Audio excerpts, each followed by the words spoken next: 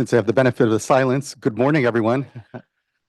My name is Joaquin Esquivel. I'm chair here at the State Water Resources Control Board. Today is Wednesday, September 17th. It is 9:06 a.m., and I'd like to call this meeting to order.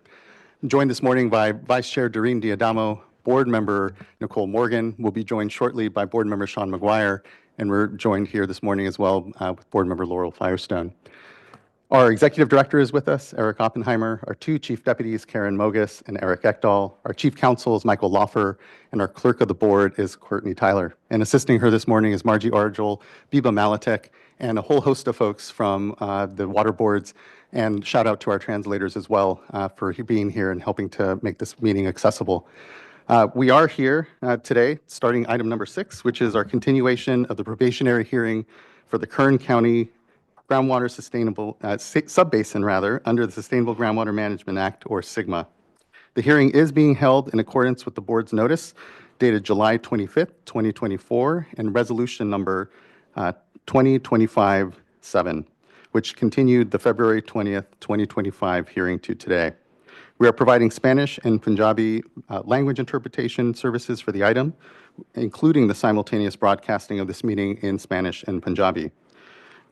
For in-person participants here, if you are present in the meeting room and require Spanish or Punjabi interpretation services, headsets are available at the table just outside the room.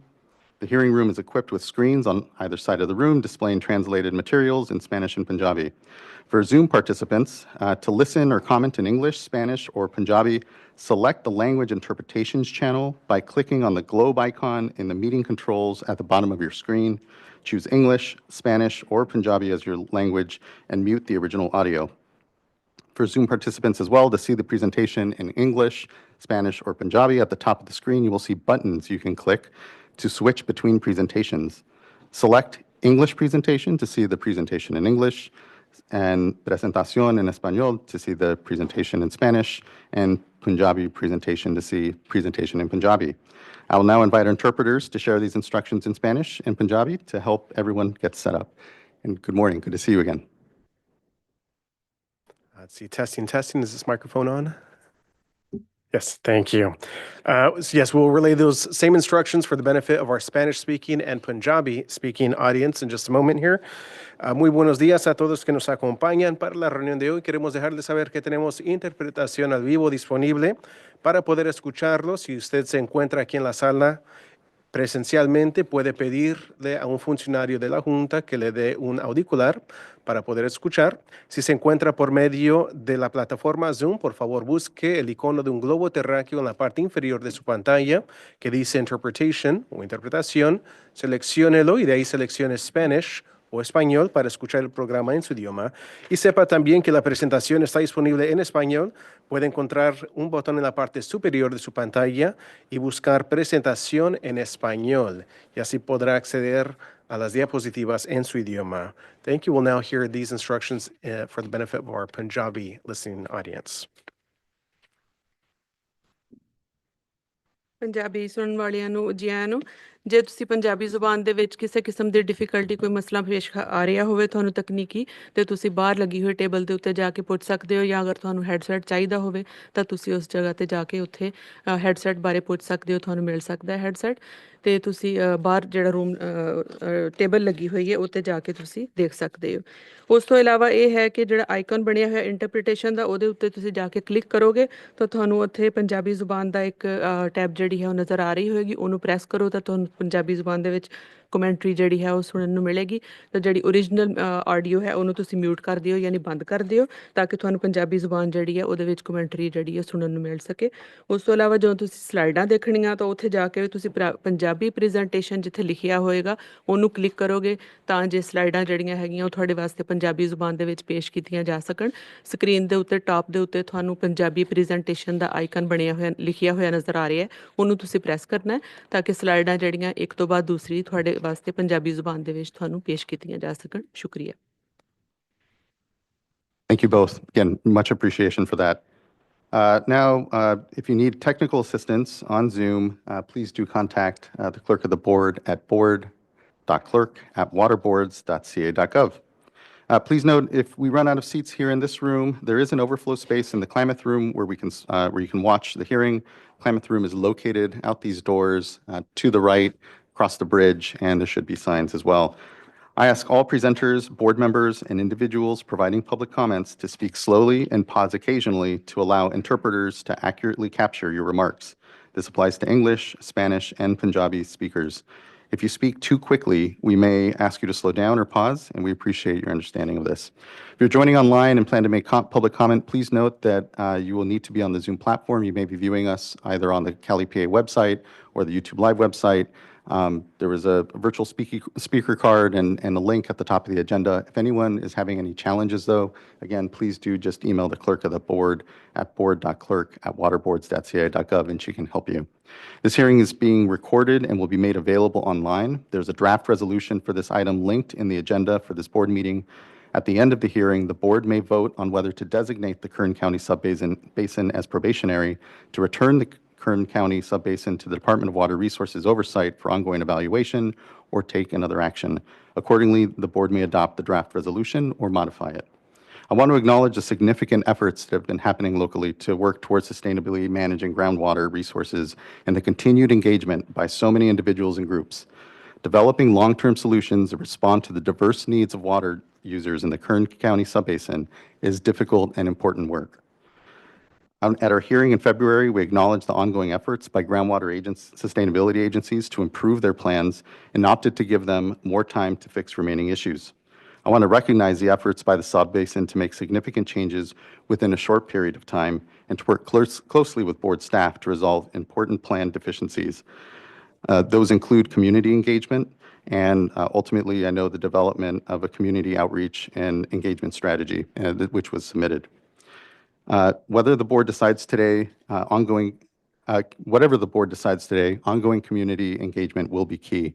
It's essential for the people in the Kern County Subbasin and as much of the rest of the state as well, that the Subbasin water managers continue to work collaboratively to refine and implement plans for the long-term local management of this critical shared resource.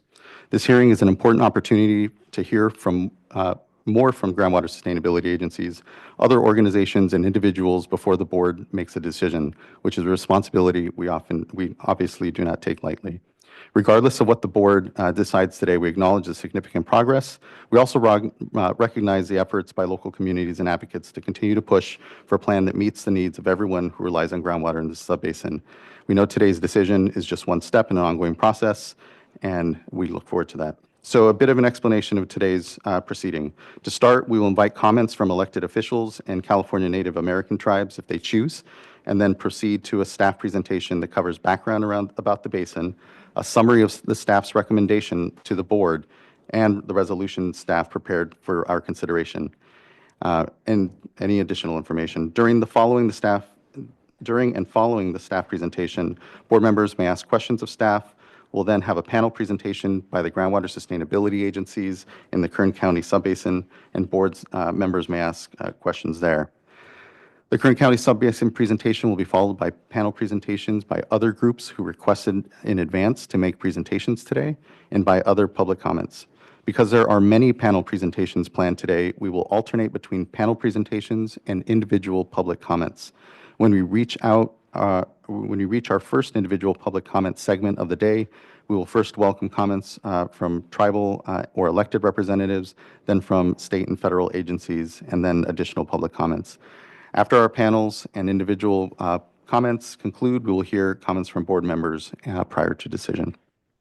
We have a very full agenda for the day, so we ask for your patience as you wait for your turn to speak, and that all speakers be succinct as possible.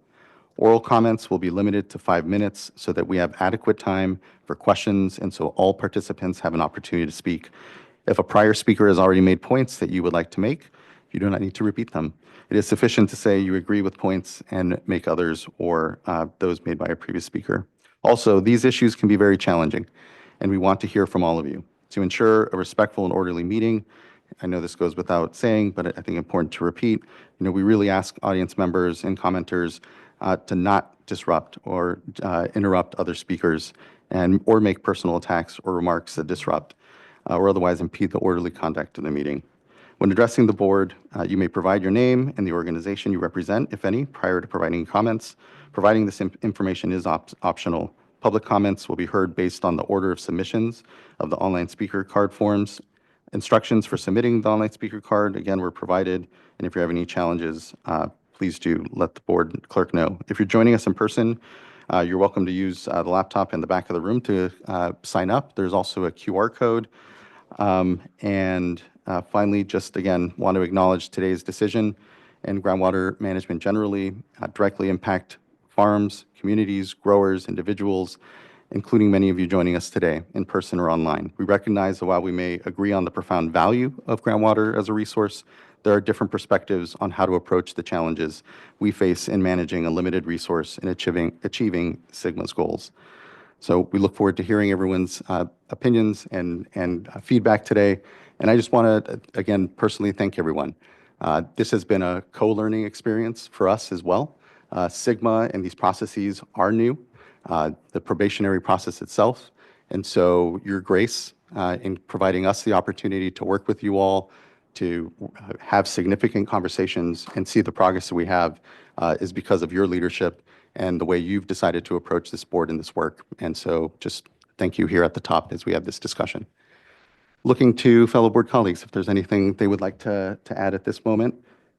And seeing none, we can first hear, are there any tribal leaders here, any elected officials that would like to make any statements or comments? That goes for in-person and online. If you're online, please do just raise your hand. I'm not on the platform yet, but we will be able to call on you.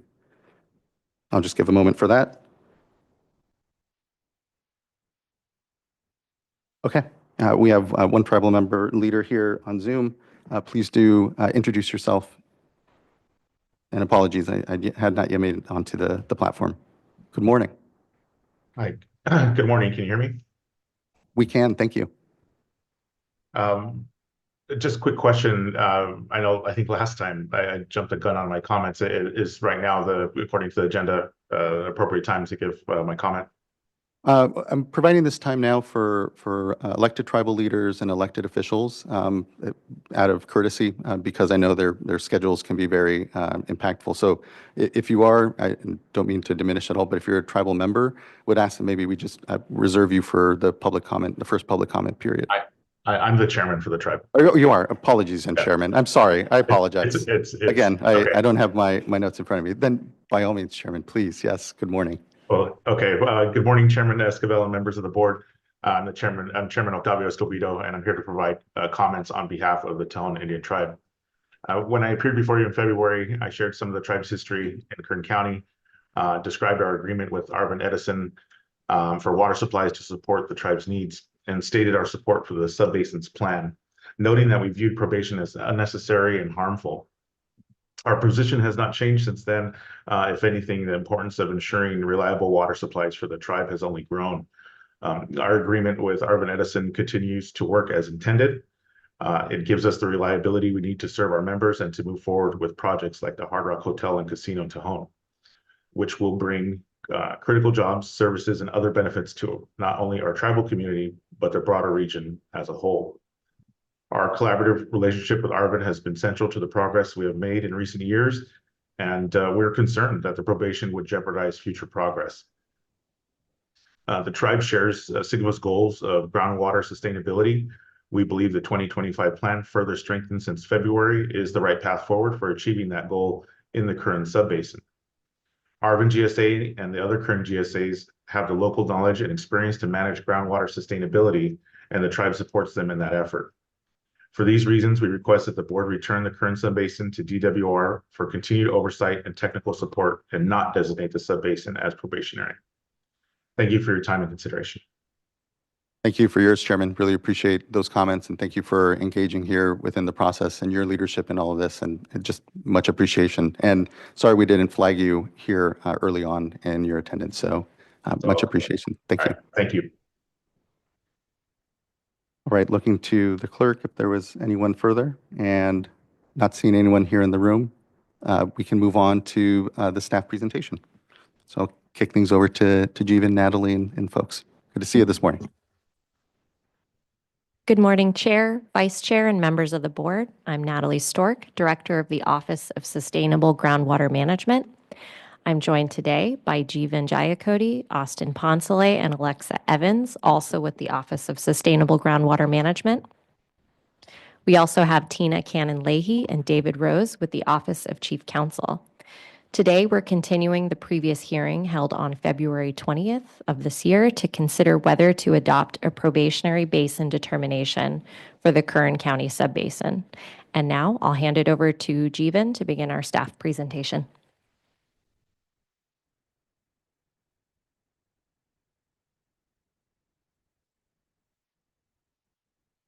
Good morning, everyone. Here's our staff presentation agenda. Austin, Alexa, and I will present the following. First, we will provide some basic information on State Water Board SGMA intervention. Then we will present some background information about the Kern County Subbasin. This will be followed by information on the SGMA process in the Kern County Subbasin. We will then go over the Kern County Subbasin GSP developments since the February 20th hearing. After that, we will discuss improvements and remaining deficiencies that staff identified in the 2025 draft GSPs and public comments the board received regarding the draft GSPs. Next, we will present recommended potential actions to address remaining deficiencies in the 2025 draft GSPs. And finally, we will provide staff recommendations to the board. Next slide, please. I will now present a brief overview of the basics of SGMA and state intervention. Next slide, please. Sustainable Groundwater Management Act, also called SGMA, enables and requires local groundwater sustainability agencies, or GSAs, to address or avoid the overconsumption of groundwater in medium priority and high priority basins and prioritized critically overdrafted basins. To achieve this, GSAs create groundwater sustainability plans, or GSPs, and clearly define key groundwater issues in the basin and strategies to correct them. GSAs must also submit annual reports that demonstrate their progress towards achieving sustainability goals. As GSAs gather more information about their basins, GSAs periodically evaluate GSPs to adaptively manage and improve corrective strategies in the basin. Finally, GSAs must achieve basin sustainability goals in 20 years. Next slide, please. So what is sustainability? Sustainability means the basin is operated within its sustainable yield and doesn't experience undesirable results. Undesirable results are significant and unreasonable occurrences of 6 indicators caused by groundwater conditions occurring throughout the basin. They are declining groundwater levels, loss of groundwater storage, seawater intrusion, degraded groundwater quality, land subsidence, and depletion of interconnected surface water. What's important is that SGMA tasks local agencies working at local level to define what is significant and unreasonable in their GSPs. Note that agencies don't have to address undesirable results already occurring before 2015. SGMA focuses on conditions from 2015 forward. Next slide, please. SGMA prioritizes local groundwater management. However, if GSAs are unable to sustainably manage groundwater in their basin, the board may step in through a process called state intervention. Both the Department of Water Resources, or DWR, and the State Water Board have roles in state intervention. DWR conducts the initial review of GSPs and make determinations that may initiate state intervention. Also, DWR may provide technical inputs at the board's request. The State Water Board is charged with reviewing inadequate basins GSPs and determining if a probationary designation is necessary. State intervention may end when GSAs have corrected deficiencies in their GSPs. If the board designates a basin as probationary, SGMA requires that the board collects groundwater extraction information and fees from pumpers in the basin. The board may develop an interim plan to manage groundwater in the basin if GSAs do not resolve the issues after at least 1 year of probation. Next slide, please. Now we will present some information about the Kern County Subbasin. Next slide, please. The Kern County Subbasin is a critically overdrafted subbasin in the southern portion of Tulare Lake hydrologic region. It covers approximately 1.9 million acres, or about 3,040 square miles. Bakersfield is the main population center in the subbasin. There are 7 other incorporated cities and many unincorporated communities. The population in the subbasin is about 763,000. Next slide, please. Groundwater in the Kern County Subbasin is currently managed by 20 groundwater sustainability agencies. In 2025, similar to 2024, all 20 GSAs collaborated to write a main GSP for the subbasin.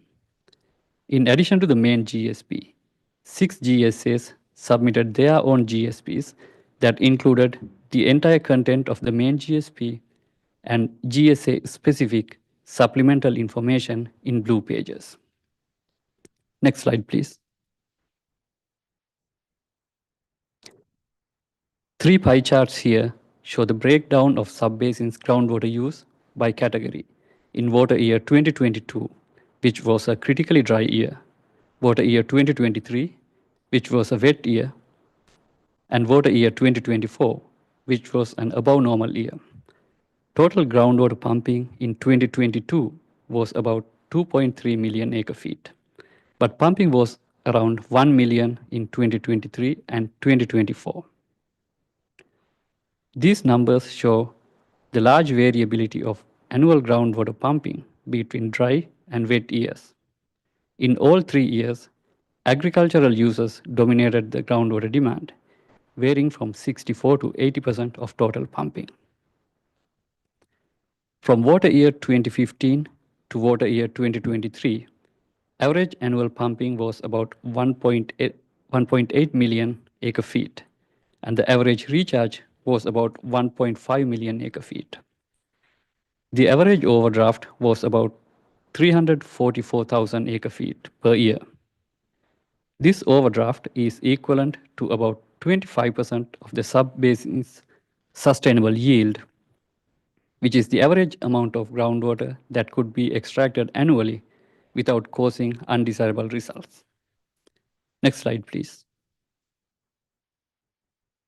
In March of 2023, DWR determined that the subbasin's 2022 GSPs were inadequate. This inadequate determination initiated the State Water Board's intervention role, and GSAs started technical consultation meetings with the board staff. In an effort to address the deficiencies identified by DWR, the GSAs submitted 7 draft GSPs to the board in May of 2024. In July of 2024, the board staff released the draft Kern County Subbasin staff report based on their review of the subbasin's 2022 GSPs and draft 2024 GSPs. The GSAs incorporated additional revisions and submitted the 2024 final GSPs to the board in December of 2024.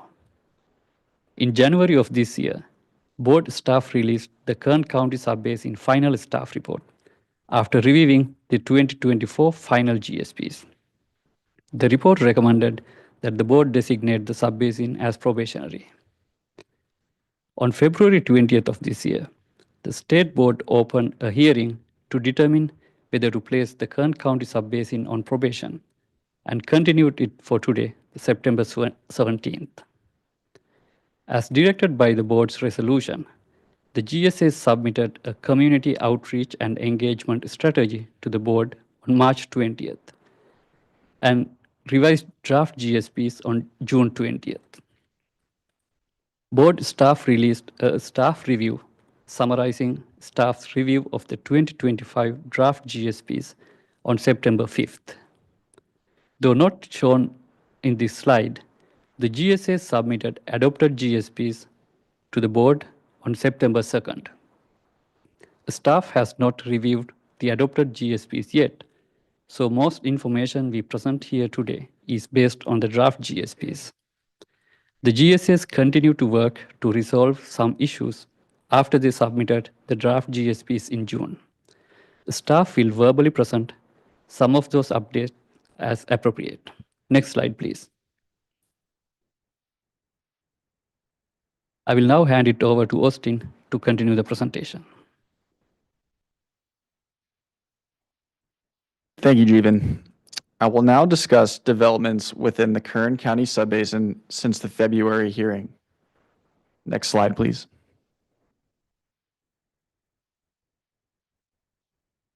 At the direction of the board and the February 20th resolution, the Kern County GSAs submitted their community outreach and engagement strategy to the board on March 20th of this year. The GSA's community engagement strategy includes in-person workshops, improved language services, and commitments to coordinate and build relationships and coordinate with community members. Board staff reviewed the community outreach and engagement strategy and attended in-person workshops held by the GSAs. Next slide, please. Board staff were given the opportunity to provide comments on the community outreach and engagement strategy, and staff submitted comments to the GSAs on June 6th of this year. Staff generally agreed with the approach set forth by the GSAs for community outreach and engagement. However, staff noted that the GSAs should continue to focus on engagement past the adoption of the GSPs and ensure GSAs verify local linguistic needs with community partners and make good faith efforts to provide language services to meet those needs. Next slide, please.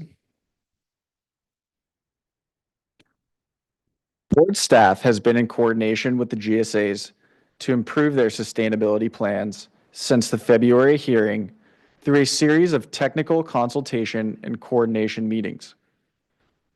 These meetings covered essential topics related to addressing gaps in groundwater level and groundwater quality monitoring networks, ensuring sustainable management criteria were adequately protective of beneficial uses and users, and accounting for local variations in the subbasin's hydrogeology when establishing monitoring networks and sustainable management criteria. Mitigation plans to address impacts of declining water levels, groundwater quality degradation, and subsidence were also frequent discussion topics. Next slide, please. We will now go over how the 2025 draft GSPs address previously identified deficiencies and deficiencies that are not completely resolved in the 2025 draft GSPs. In the following slides, we will use a green check to indicate a deficiency that appears to be adequately addressed in the 2025 draft plans. An orange exclamation point is used to indicate a deficiency that appears to be partially addressed in the 2025 draft plans. Board staff recommends potential actions to resolve partially addressed deficiencies. First, we will discuss a high-level review of coordination among the subbasin GSAs in the 2025 draft plans. Next slide, please. Upon review of the 2025 plans and its respective coordination agreement, staff determined that the subbasin fixed the coordination deficiencies among the GSAs. In the 2024 GSPs, most coordination issues were related to sustainable management criteria and undesirable results that were defined based on 5 hydrogeological conceptual model areas in the basin. In the 2025 plans, GSAs use consistent methods to define undesirable results and sustainable management criteria across the basin. GSAs also developed a basin-wide minimum threshold exceedance policy for water levels, groundwater quality, and subsidence. A qualified professional will conduct an investigation anytime a minimum threshold for any sustainability indicator is exceeded. Investigation reports will be included in the GSP annual reports. During the review of the 2025 plans, staff identified an issue regarding the stability of the Kern Non-Districted Land Authority, GSA. The Kern Non-Districted Land Authority covers non-districted areas in the entire subbasin. Staff noticed that the joint exercise of powers agreement among the Kern County Water Agency and member agencies of the Kern Non-Districted Land Authority would terminate in May 2026. This could result in certain areas in the subbasin becoming unmanaged, which is a potential basis for state intervention. The GSA's fourth amended joint exercise of powers agreement, which we received with adopted GSPs, does not have a specific termination. Therefore, this deficiency appears to be resolved now. Next slide, please. We'll now discuss staff's review of groundwater level sustainability in the 2025 draft plans. Next slide, please. GSAs made significant improvements related to the groundwater level sustainability indicator. First, GSAs identified gaps in the groundwater level monitoring network. It now incorporates 187 representative monitoring wells. Most gaps in the monitoring network are a result of some existing monitoring wells not representing local hydrogeologic conditions, such as confining and semi-confining aquifer conditions.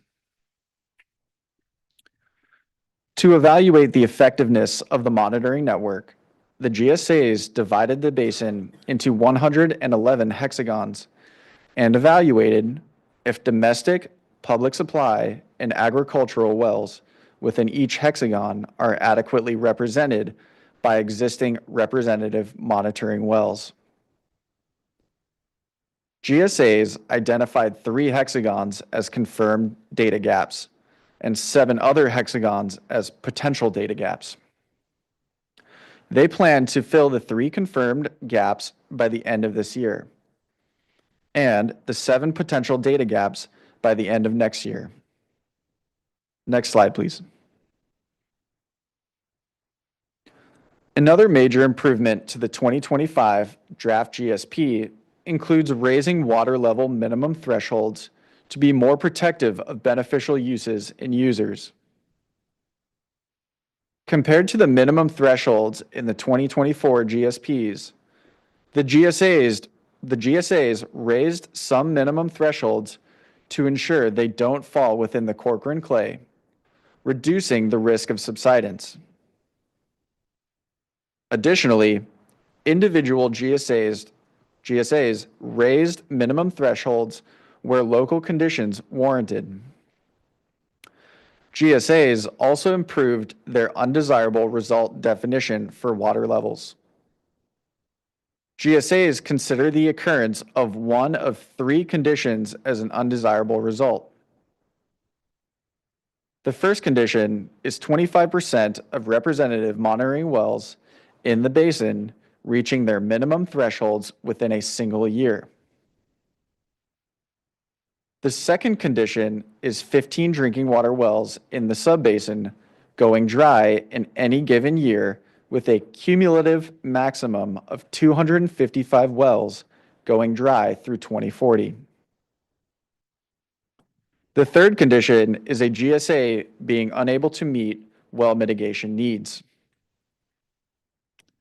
Overall, the updated sustainable management criteria and the undesirable result definitions are collectively more protective of groundwater uses and users in the basin. Next slide, please. As of February of this year, the subbasin's well inventory included about 2,300 domestic wells, 300 public and small community supply wells, and 4,200 agricultural wells. Using this well inventory, the GSAs conducted a well impact analysis to assess the effectiveness of the minimum thresholds and the feasibility of their proposed well impact mitigation plan. GSAs found that if all representative monitoring wells reach their minimum thresholds, about 185 drinking water wells may go dry. That is about 8% of domestic wells in the basin.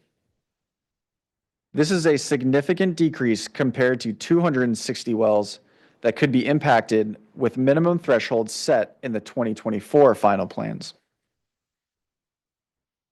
If 25% of monitoring wells reach their minimum thresholds, which is the first condition that defines an undesirable result, up to 165 domestic wells may go dry. This is a decrease from 220 wells that could be impacted with thresholds in the 2024 final plans. Using the well impact analysis, the GSAs were able to assess the sufficiency of their proposed dry well mitigation plan. Next slide, please.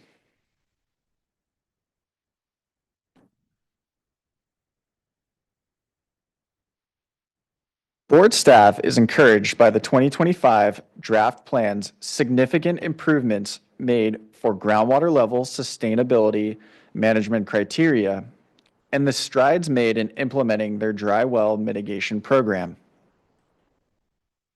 The GSA's dry well mitigation program operates on 2 tracks for assistance, and GSAs will collaborate with self-help enterprises to run the mitigation program. The first track is the mitigation track and applies to domestic wells with less than 5 service connections. This track offers up to $90,000 per well for mitigation, including well replacement. Impacted well users will also get emergency water supplies. The second track is the technical assistance track and applies to public supply wells.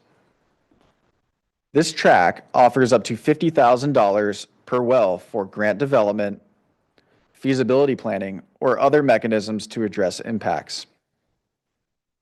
However, board staff is still concerned about mitigation of state small water systems, which include wells with more than 4 service connections, currently categorized as domestic wells in the GSA's well inventory. According to the current plan, these wells qualify for the technical assistance track, which only offers up to $50,000 per well. Staff understands that the GSAs are currently developing a new funding assistance track for state small water system wells to fund up to $100,000 per well and provide emergency drinking water to impacted users. Next slide, please. Staff also has concerns about some revised minimum thresholds in the 2025 draft plans. After the GSAs set minimum thresholds based on a basin-wide method, including the local adjustments that were previously discussed, staff noticed some minimum thresholds needed further adjustments considering historical water level trends and the basin's future water demand. We recommended raising minimum thresholds for 26 wells in 7 GSAs. Based on these recommendations, 6 GSAs significantly raised minimum thresholds in 21 wells. The 5 remaining wells are in the Henry Miller Water District GSA. The Henry Miller GSA is shown in a red outline on this map, and it covers about 1.5% of the subbasin. The minimum thresholds for all 5 of its monitoring wells appear too deep for local conditions and are not supported by historical trends. Next slide, please. I'll hand it over to Alexa now to continue the presentation. Thank you, Austin. We'll now discuss staff's review of subsidence updates in the 2025 draft plans. Next slide, please. Before discussing deficiencies related to subsidence, I will briefly present essential details about the subsidence in the Kern County subbasin. The GSPs state that no area within the subbasin exhibited more than 3 feet of cumulative subsidence from 2015 to 2023.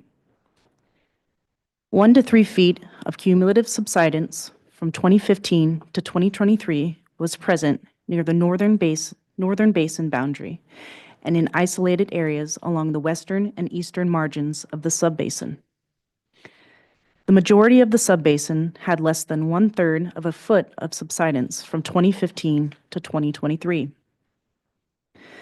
The GSA's plan to ramp down subsidence from now through 2040 with no additional subsidence caused by groundwater management activities to occur after 2040. Sustainable management criteria in the 2025 GSPs have not changed significantly from the 2024 final GSPs. The minimum thresholds along the California Aqueduct and the Friant-Kern Canal are set in such a way that subsidence would not lead to loss of conveyance capacity. The GSAs expect that only a section along the Friant-Kern Canal could be impacted by future subsidence caused by GSA-related activities. Applicable GSAs are collaborating with the Friant Water Authority on establishing a subsidence mitigation cost-sharing framework. Some potential impacts to local canals will be managed by the GSAs through ongoing maintenance and improvements to facilities. The GSAs have developed a subsidence minimum threshold exceedance policy and an action plan to avoid undesirable results before they occur. The exceedance policy and action plan are initiated if any of the following occur. First, a single annual interim milestone or minimum threshold exceedance occurs along the California Aqueduct and the Friant-Kern Canal. Or, second, 6 quarterly consecutive measurements exceed interim milestones or minimum thresholds in other areas of the subbasin. Under the action plan, a qualified professional will conduct an investigation to evaluate potential root causes for the exceedance. If the cause of the exceedance is related to GSA's activities, the GSA will evaluate the need for targeted projects and management actions.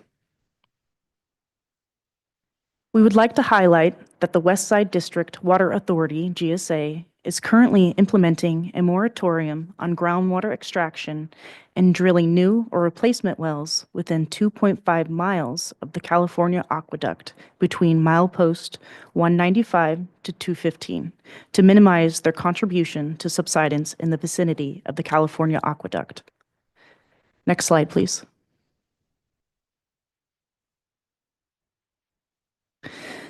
Board staff agree with the sustainable management criteria set by the GSAs for land subsidence. However, there are remaining concerns that relate to mitigation for land subsidence.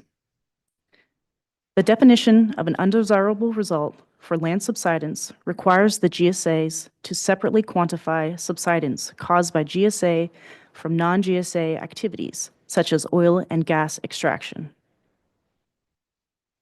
However, it is unclear how the GSAs will accurately quantify and attribute this, particularly along certain sections of the California Aqueduct where both groundwater extraction and oil extraction activities occur in the vicinity.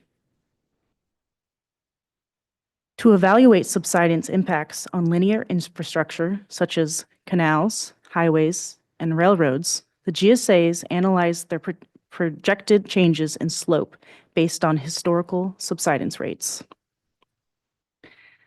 However, board staff are concerned by the lack of projects and management actions that are based on the critical heads of the aquifer system and the magnitude of the subsidence at which various infrastructure can withstand.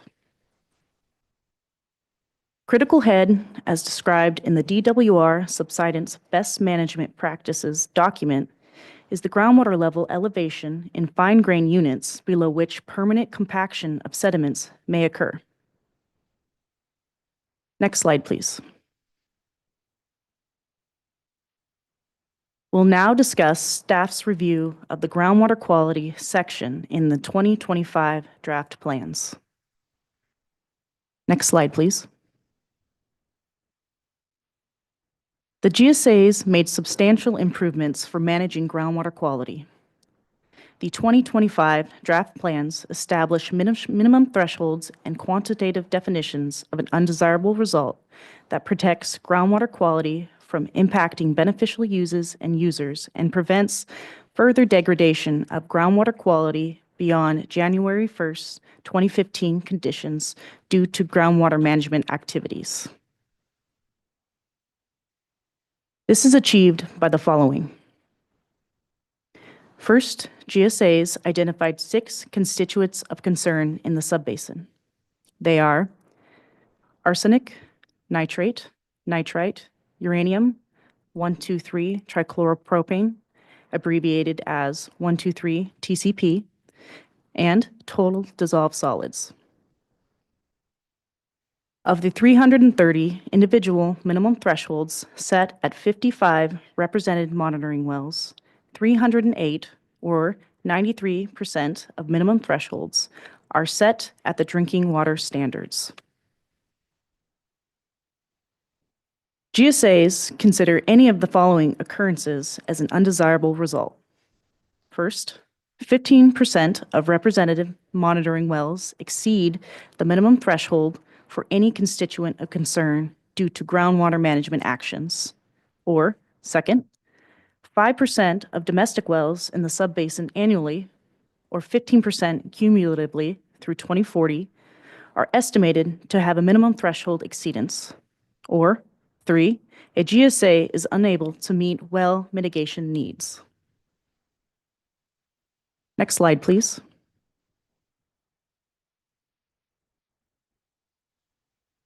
Board staff had substantial concerns regarding the adequacy of the groundwater quality monitoring network and the mitigation program in the 2024 plans. However, through the GSA's continued technical efforts and engagement with board staff, most of these concerns have been resolved. The current groundwater quality monitoring network only consists of 55 wells, which is significantly less than the 187 wells in the groundwater level monitoring network. Similar to the analysis of the groundwater level monitoring network, the GSAs divided the basin into 111 hexagons and evaluated if wells within each hexagon, with an emphasis on domestic wells, were adequately represented by the existing monitoring wells. A total of 32 hexagons were identified as confirmed data gaps. GSAs plan to fill these data gaps using existing wells and plan to install new monitoring wells if needed by the end of 2026. Additionally, GSAs improved their groundwater quality minimum threshold action plan and exceedance investigation methodology. The action plan outlines when and how GSAs will notify drinking water well owners of an exceedance at a nearby monitoring well. The action plan also describes who will conduct the exceedance investigation, which tasks will be completed during the investigation, and which factors will be evaluated, including potential driving mechanisms that can lead to groundwater quality degradation. Next slide, please.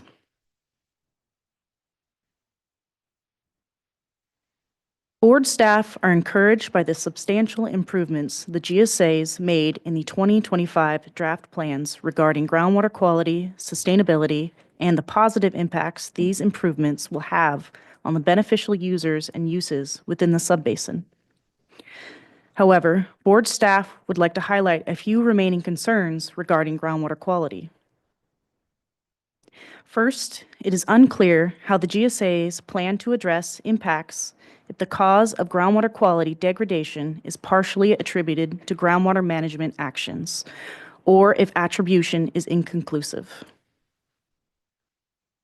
Second, staff is concerned that the GSA's reliance on reverse osmosis systems to address 123 TCP because these systems only partially remove the constituent of concern from water.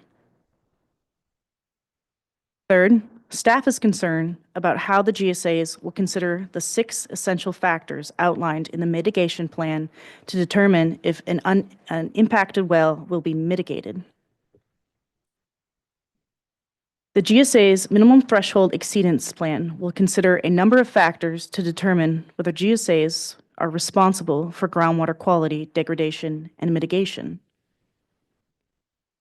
Among those factors are whether the GSA's activities are standard operations established prior to 2015, and if non-GSA parties are likely responsible for the origin of the constituent of concern.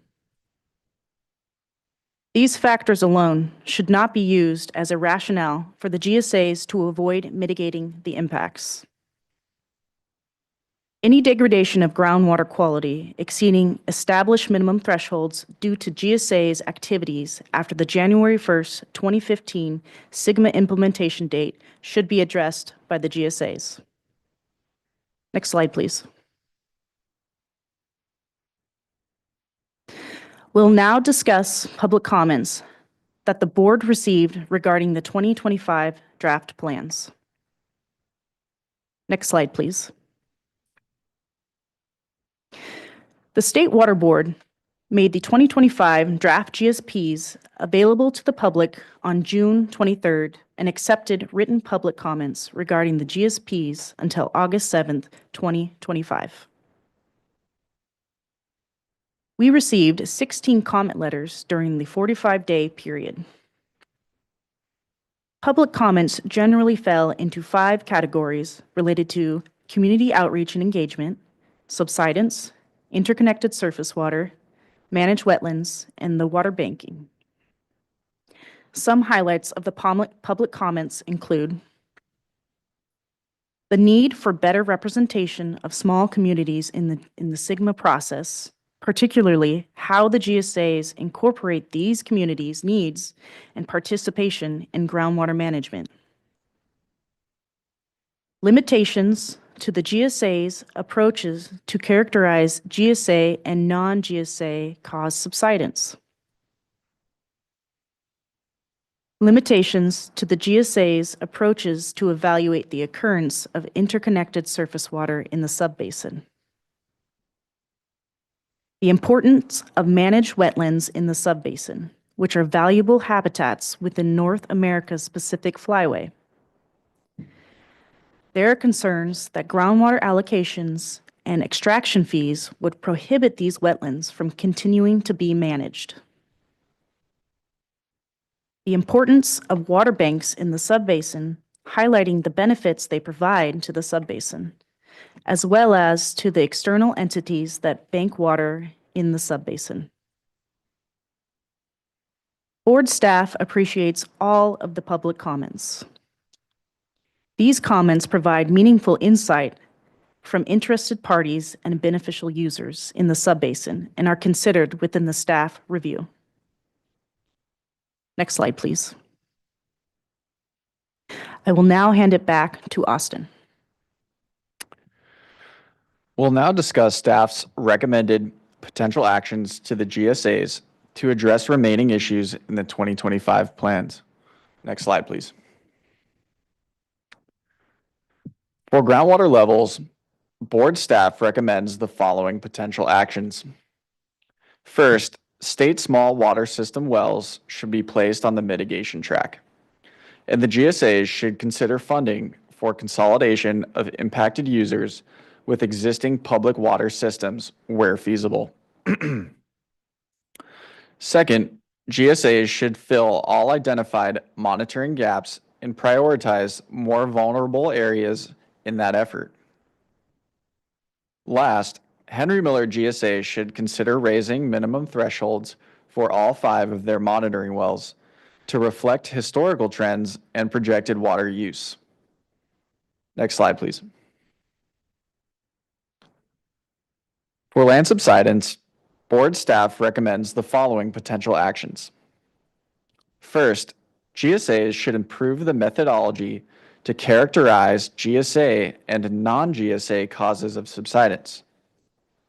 Second, GSAs should aim to improve coordination with government agencies like DWR's California Aqueduct Subsidence Program and California Geologic Energy Management Division, as well as oil and gas extraction companies that have operations in the subbasin to ensure accurate assessment of GSA and non-GSA contributions to subsidence.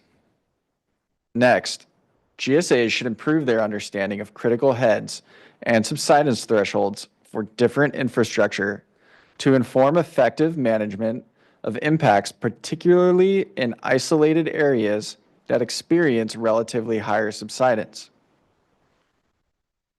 And last, the GSAs should develop targeted projects and management actions and mitigation plans to address the impacts of subsidence. Next slide, please. For groundwater quality, board staff recommends the following potential actions. First, GSAs should clarify how they plan to address impacts if the cause of groundwater quality degradation is partially attributed to groundwater management actions or attribution is inconclusive. Second, the GSAs should clearly describe a plan to effectively mitigate impacts caused by increasing concentrations of any constituent for which a minimum threshold is established in the GSPs and attributed to groundwater management activities, including 123 TCP. Additionally, the GSAs should ensure their groundwater management activities do not exacerbate groundwater quality issues by moving contaminants that exist in some portions of the aquifer system to areas that are unimpacted. Next slide, please. We will now present staff recommendations for you, the board, regarding a potential probationary determination for the Kern County Subbasin. Next slide, please. Previously, staff concluded that the 2025 draft plans appear to address many deficiencies, and staff notes that groundwater sustainability agencies have continued constructive engagement with board staff to improve the plans. In the staff review of the 2025 draft GSPs released on September 5th, staff recommended returning the subbasin to DWR for review of the updated GSPs pursuant to Water Code Section 10733.4 if the GSAs resolve 3 of the remaining issues as follows. First, GSAs should provide an adequate mitigation program for drinking water wells impacted by any constituent for which a minimum threshold is established in the GSPs, including 123 TCP, where groundwater management activities cause concentrations to exceed those minimum thresholds. Second, GSAs should provide an adequate mitigation program for state small water system wells or domestic wells with more than 4 service connections that are impacted by groundwater management activities. Finally, the Kern Non-Districted Land Authority GSA should eliminate the May 2026 sunset provision in its joint exercise of power agreement with the Kern County Water Agency. The GSAs have advised staff that the remaining priority deficiencies are addressed as follows. The GSAs clarified that they would mitigate for domestic wells impacted by any constituent for which a minimum threshold is established in the GSPs, including 123 TCP, where groundwater management activities cause concentrations to exceed those minimum thresholds. The GSAs plan to install point of use or point of entry treatment systems depending on the level and presence of primary MCLs in impacted wells. The GSAs are currently planning a funding assistance track for state small water system wells impacted by groundwater management activities.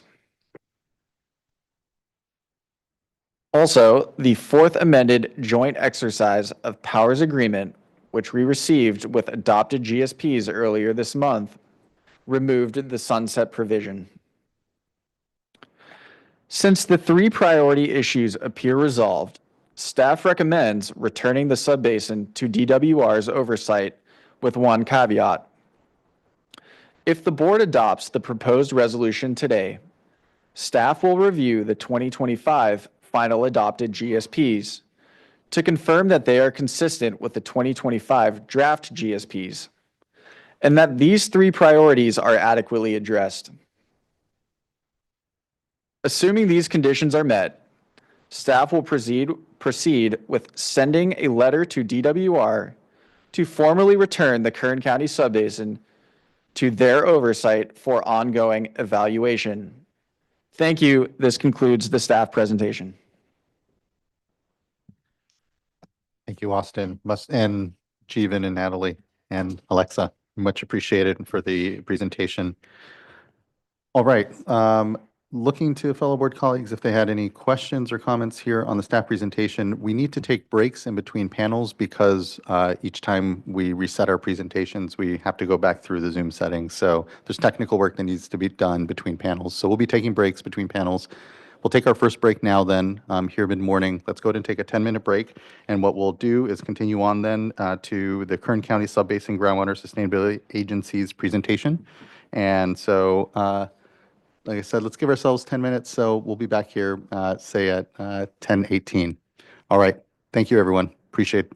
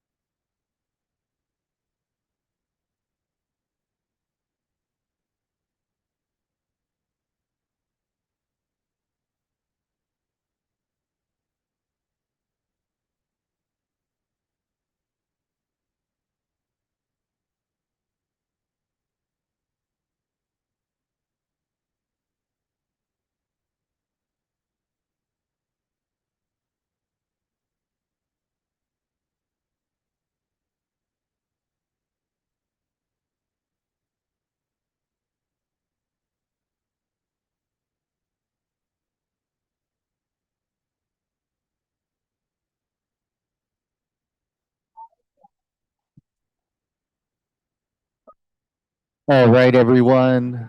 If we can start to wrap up our conversations and get ourselves seated, we can begin.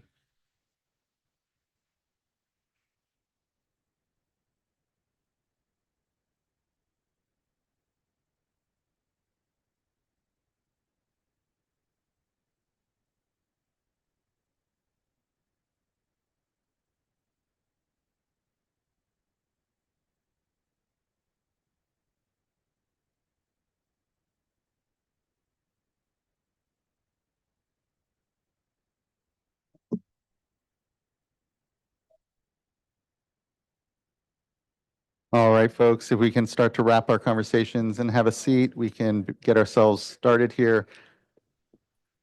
I know the best part is actually the conversations between the presentations here, and glad that folks are actually here gathered. So now we are moving on to our panel from the groundwater sustainability agencies within the Kern County Subbasin.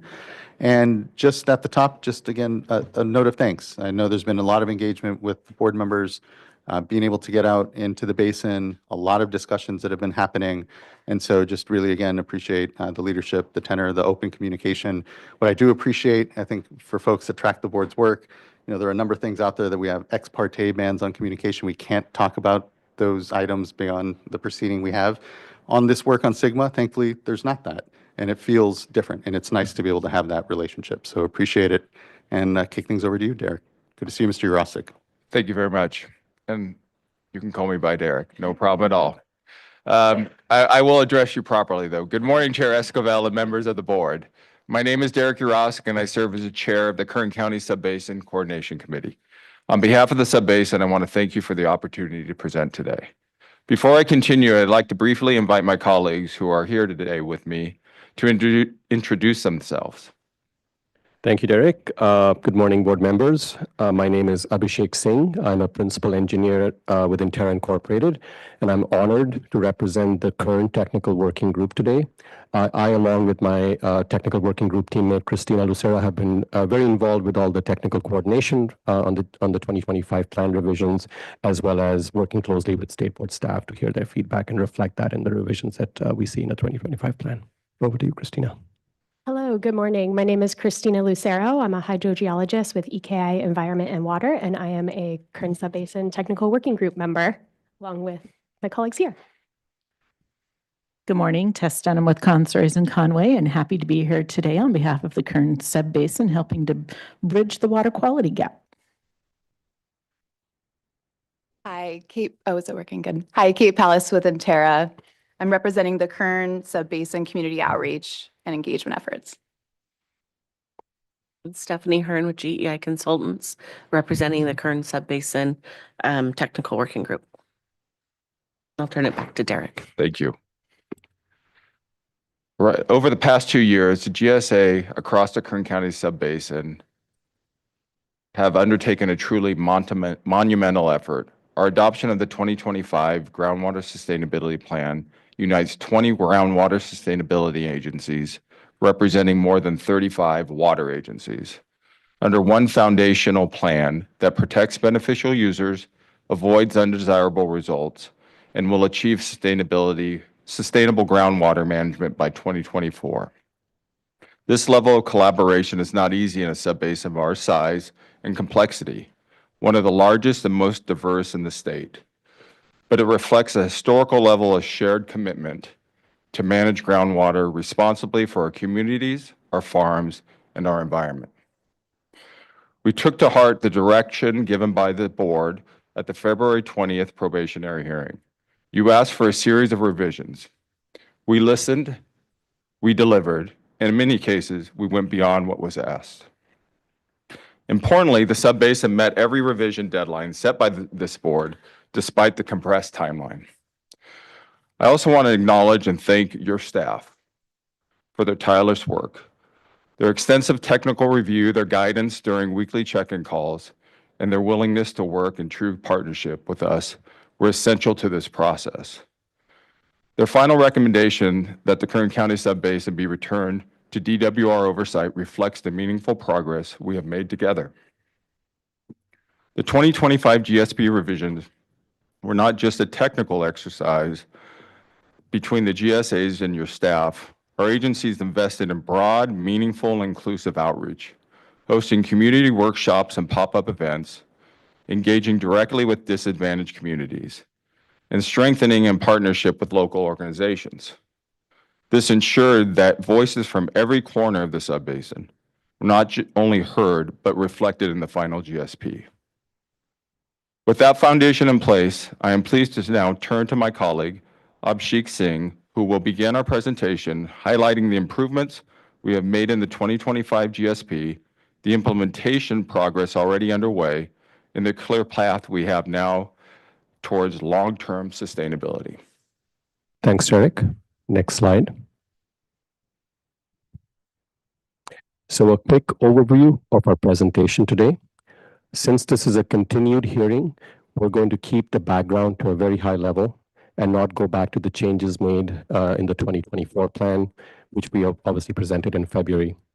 We will highlight the collaborative process that Kern and the State Board staff team have been on over the last 8 months, which has resulted in the revised 2025 plan. We will discuss key revisions made to the 2025 plan and how these have resolved remaining State Board staff concerns, and wrap things up by highlighting the tremendous progress Kern continues to make on stakeholder outreach and implementation as we move the Kern Subbasin towards groundwater sustainability. I and my fellow technical working group team members will be stepping through each of these sections through this presentation. Before diving into the presentation, I just want to second Derek's word of appreciation. Just want to take a moment to sincerely thank the State Board staff team for their thoughtful and very thorough review of our plan and the feedback process. Back in February, both the State Board and the Kern Subbasin teams set a very ambitious goal to collaborate closely and finalize the draft plan by June 2025. Achieving this milestone would not have been possible without the dedication, time, and expertise of everyone involved, both on the review and feedback process, as well as the response and revision made by Kern. We extend our heartfelt gratitude to the State Board staff team, the Kern Subbasin team, and the families who supported them through this rather arduous process. The time, care, and commitment they have given to the 2025 plan have made it stronger, more resilient, and better positioned to guide the Kern Subbasin towards long-term groundwater sustainability. I also want to highlight that a lot of the material that we have in our slides was already covered by Jeevan, Austin, and Alexa. So we will try our best not to repeat that material, but again, happy to answer any questions that board members have. All right, next slide. Yes, and this is an example of a slide that Jeevan already covered.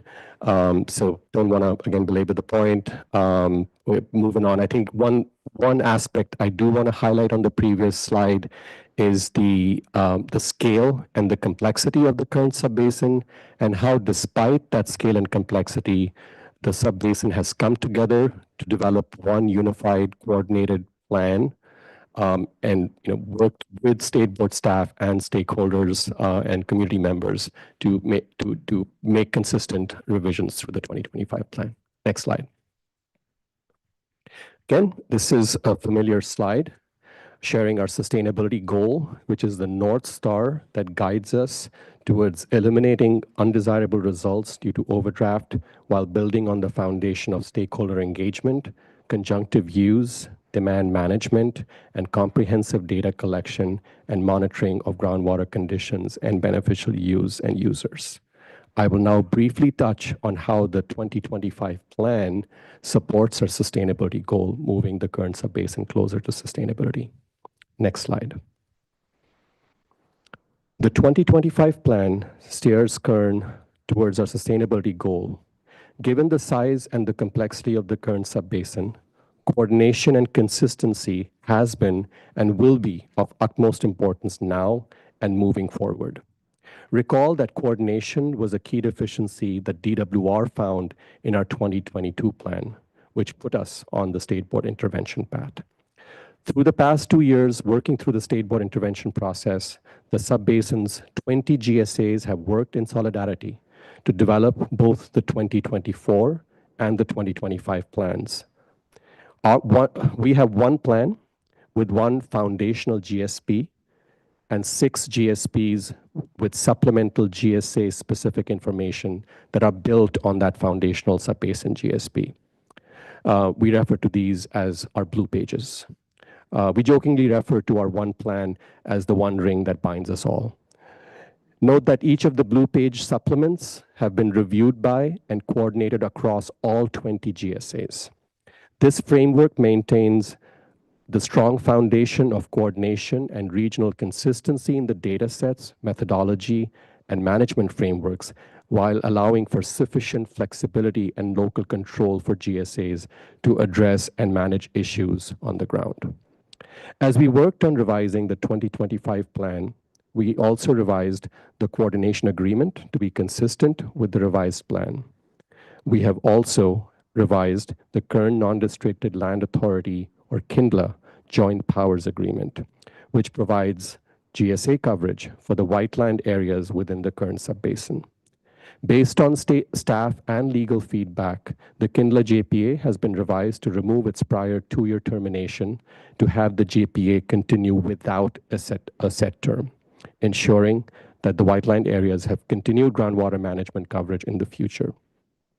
As staff highlighted, this revision addresses one of the 3 remaining deficiencies or issues that were identified based on the review of the draft 2025 plan. Next slide. As mentioned before, the quality of a plan is in its ability to drive implementation. As such, the 2025 plan further enhances implementation by going above and beyond a typical plan. The 2025 plan now provides a lot more detail related to implementation, making our path to sustainability more real, more tangible. This slide lists all the comprehensive refinements and implementation details that we have added to the 2025 plan. I will not step through each one of these, but my co-panelists today will highlight these in their respective sections later on in the presentation. Next slide.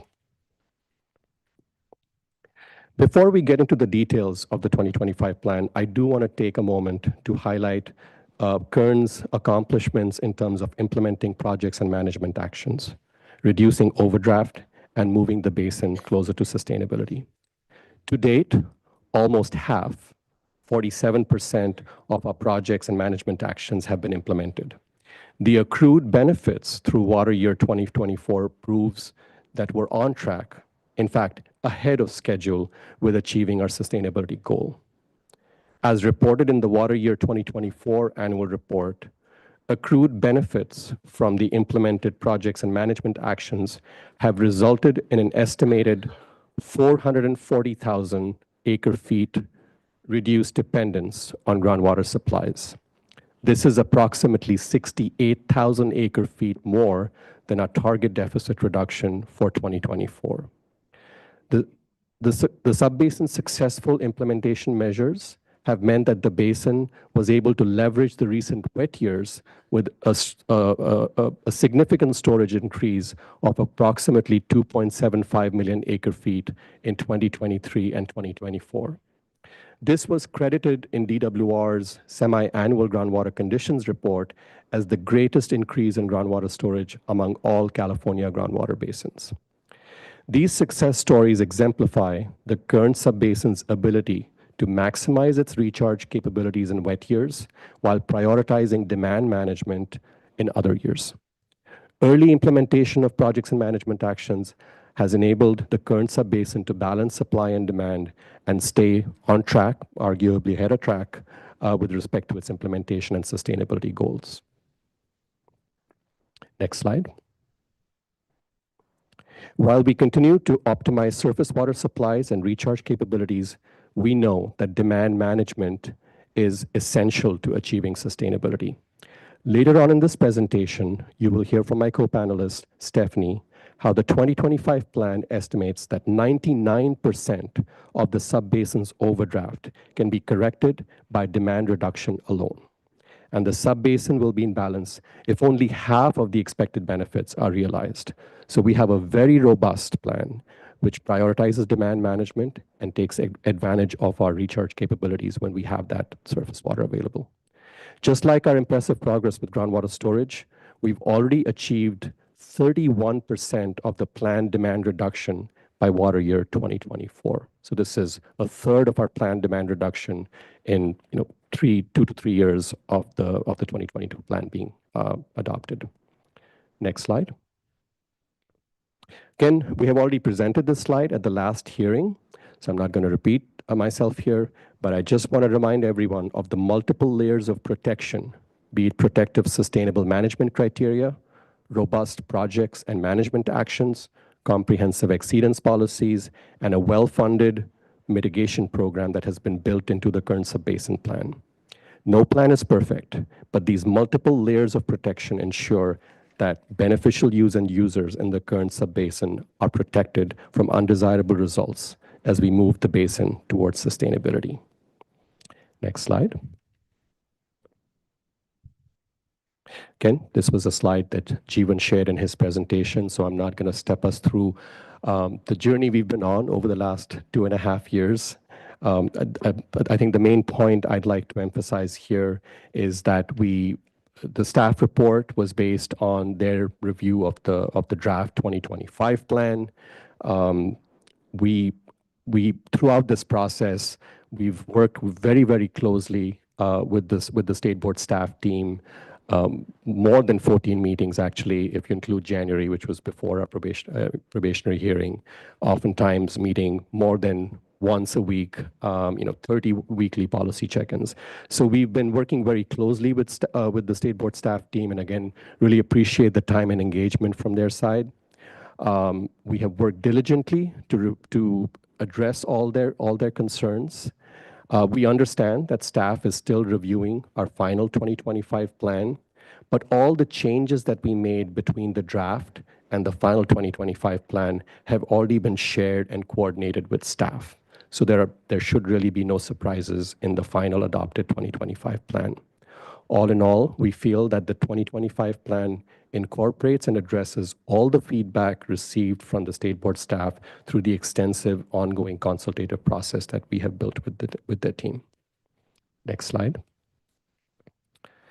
As we embarked on this final stretch of plan revisions, we set up a comprehensive, transparent, collaborative, and data-driven process of communication between the state board staff and Kern teams.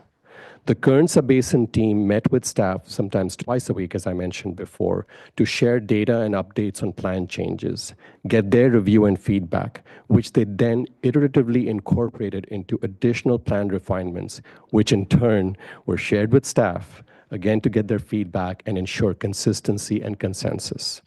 As we collaborated with staff on the plan refinements, based on board direction, we amped up our stakeholder outreach and engagement efforts. We heard directly from our community members and stakeholders, and their feedback were all key considerations that went into our 2025 plan revisions. Finally, throughout this process, Kern maintained strong coordination and consistency across the subbasin, with GSA, technical, manager, and policy groups meeting several times a week to ensure that we were all walking in lockstep as we revised our plan. Next slide. So here are all the commitments we made through the state board consultative process and the outcome in terms of plan revisions. As you heard today from staff, Kern committed to doing an exhaustive data gap analysis to improve and expand our representative monitoring network.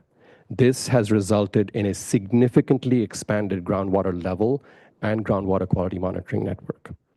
We committed to more protective groundwater level and groundwater quality sustainable management criteria, and this was reflected in the revised minimum thresholds and undesirable results definition for both these sustainability indicators, and a dedicated groundwater quality mitigation track for domestic and multi-user drinking water wells. We committed to providing a lot more implementation details, and this was reflected in revamped and highly detailed exceedance action plans and implementation provisions that step through multiple scenarios of exceedances and responses by the current GSAs. And finally, we addressed the remaining state board comments on subsidence while communicating closely with DWR's California Aqueduct Subsidence Program team. My co-panelists will be stepping through these revisions in their respective parts of the presentation. Next slide. All these revisions were acknowledged by staff in their September staff report, which states that the 2025 plan has made substantial improvements with most state board deficiencies resolved. We appreciate the detailed review, and we also appreciate the additional potential actions recommended by staff, which will be key considerations as we move into implementation and future plan revisions. Based on their review of the draft 2025 plan, staff did identify 3 remaining issues related to 123 TCP exceedance investigations and mitigation of dry state small wells, and the KINLA JPA term limits. As you've already heard from us and the staff, since the draft 2025 plan, we firmly believe that with our adopted plans and the subsequent discussions we have had with the state board team, each of these 3 remaining issues has been addressed to staff satisfaction. To summarize, all 6 COCs, including 123 TCP, have protective sustainable management criteria and are covered under our comprehensive exceedance policy and groundwater quality mitigation program, which includes consideration for both point of use and point of entry treatment systems based on the COC. Regarding state smalls, GSAs are developing a funding assistance mitigation track dedicated to these wells, and you'll hear more about this program that we're developing. And I've already mentioned our coverage on the KINLA JPA. So with those 3 issues resolved, we're hoping that the board can find our 2025 plan favorable and move us back onto the DWR track. With that, I will hand it over to Christina, who will get us kickstarted in all the GSP revisions, focusing on filling data gaps and the refinements made to the groundwater level and subsidence sections of the plan. Thanks, Abhi. Next slide. Data gaps were a key concern in State Board staff's review of the 2024 plan. As such, the Kern GSAs embarked on a comprehensive data gaps analysis. Through a collaborative and iterative process with State Board staff, we've identified priority data gap areas based on vulnerable beneficial users. As a result, our groundwater level and groundwater quality representative monitoring networks will significantly expand. Next slide. This map shows the expanded groundwater level monitoring network coverage, which will increase from 187 to up to 197 monitoring wells, including 7 shallow monitoring wells where needed to fill monitoring gaps in areas with shallow domestic wells. The shaded blue circles show that most domestic wells are within 5 miles of a representative monitoring well in the current monitoring network. But once the data gaps, which are shown in green and purple, are filled, more than 99% of the domestic wells in the subbasin will be represented, ensuring both spatial and vertical monitoring coverage. Next slide. This map shows the expanded groundwater quality monitoring network coverage. The 2024 plan included 52 groundwater quality representative monitoring wells, and the 2025 plan proposes adding up to 30 additional groundwater quality representative monitoring wells, a more than 50% increase. I am happy to report that the GSAs have already been able to fill 3 of these. Similar to the last slide, the shaded blue circles on the map show coverage within 3 miles of the 2024 plan network. And once the data gaps, which are shown in green, are filled, 95% of the domestic wells in the subbasin will fall within a monitored area, ensuring broad and representative water quality monitoring coverage. Next slide. With the data gaps identified, Kern GSAs have now embarked on the process to further validate our well inventory to verify these data gaps and add either existing wells to the network or drill new monitoring wells to fill the data gaps. The GSAs have committed to an aggressive timeline. By the end of this year, existing wells will be used wherever access is possible. And by the end of next year, any remaining gaps will be filled with new dedicated monitoring wells. This timeline demonstrates the GSA's strong commitments to closing data gaps quickly and efficiently. Next slide. I will now, I will now dive into some of the 2025 plan revisions for each sustainability indicator, the first of which is groundwater levels.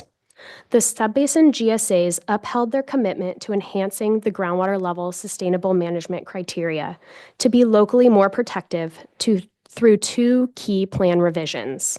First, the GSAs raised minimum thresholds, and second, the GSAs expanded the definition of undesirable results to include a dry well mitigation backstop. Next slide. Minimum thresholds were raised at 35 wells, or 19% of the network, on average by 29 feet, and in some instances by more than 100 feet. Minimum thresholds were raised through three separate considerations listed here.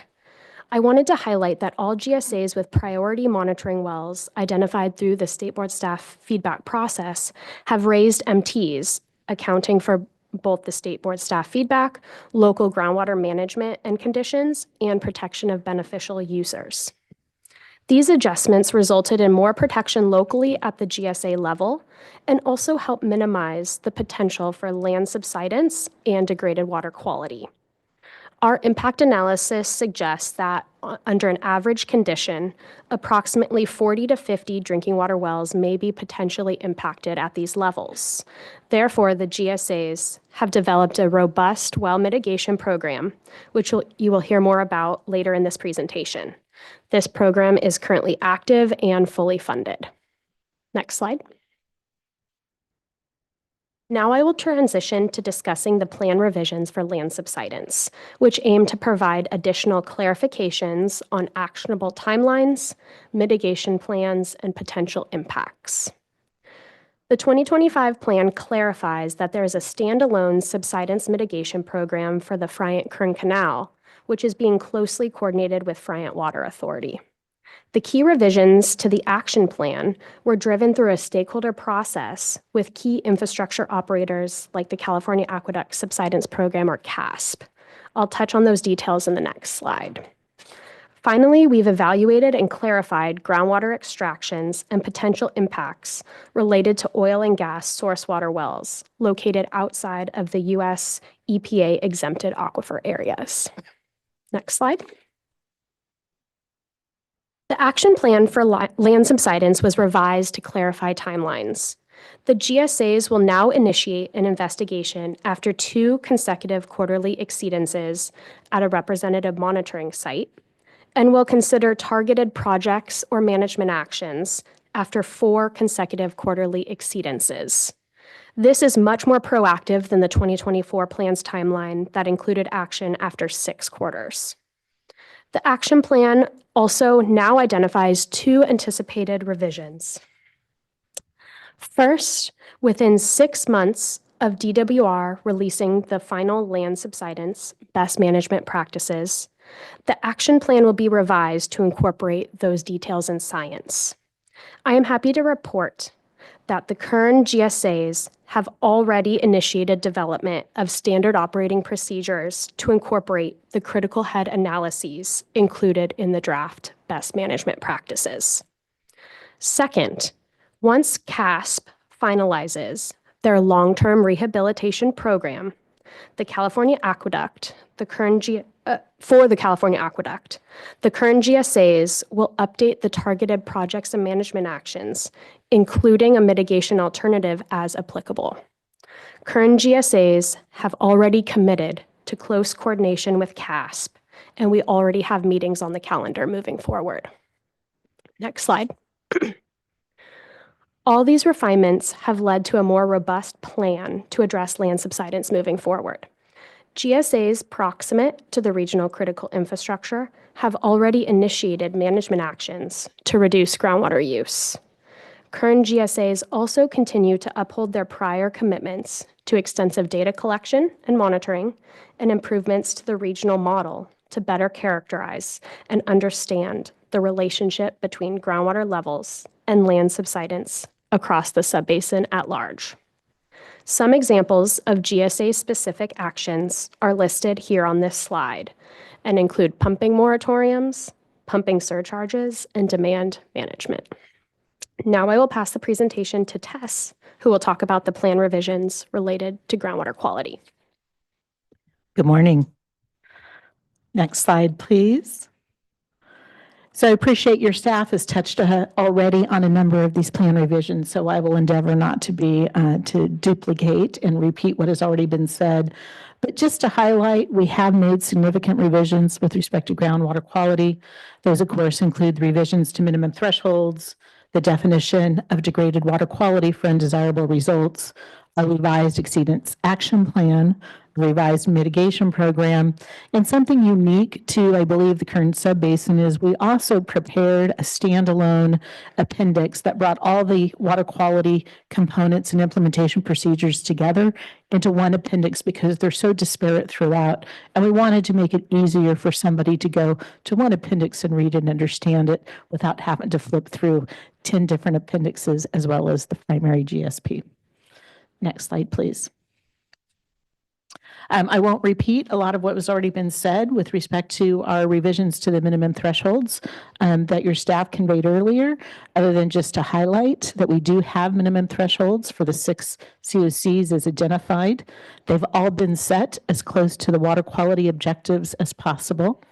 When you consider our 55 representative monitoring wells, that means we have 330 minimum thresholds across the basin, and that will increase as additional wells are added.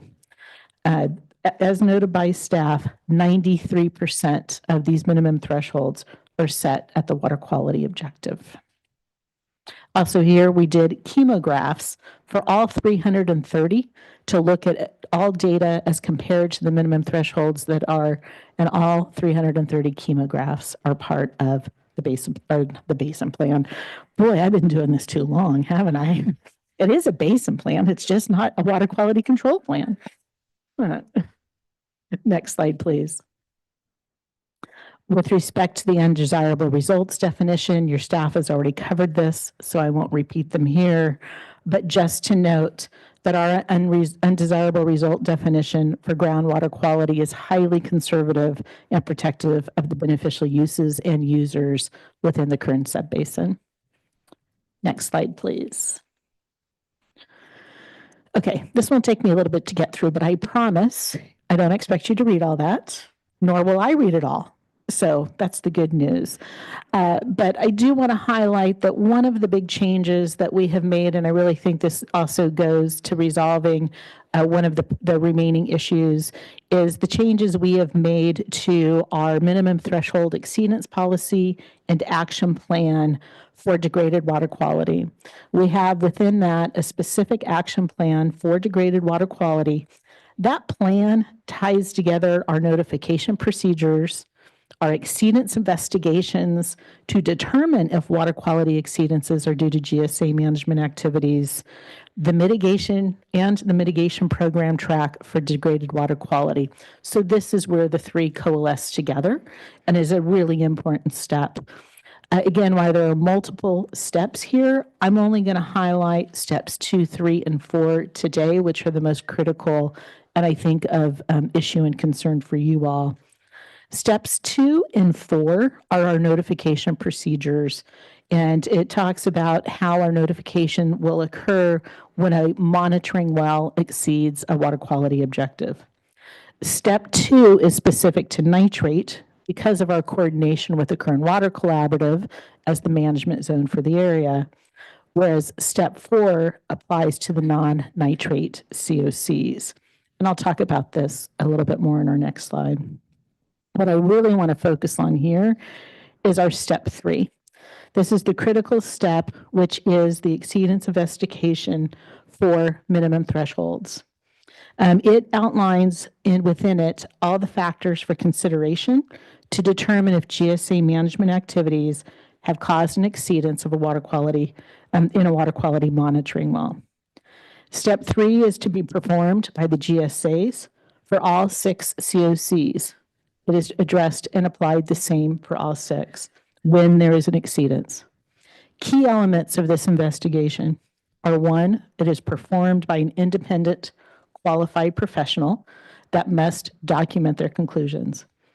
There are 14 different factors that the qualified professional must consider as part of their investigation, including evaluating land use, operations, all available data and information, hydrology, you name it, all of those.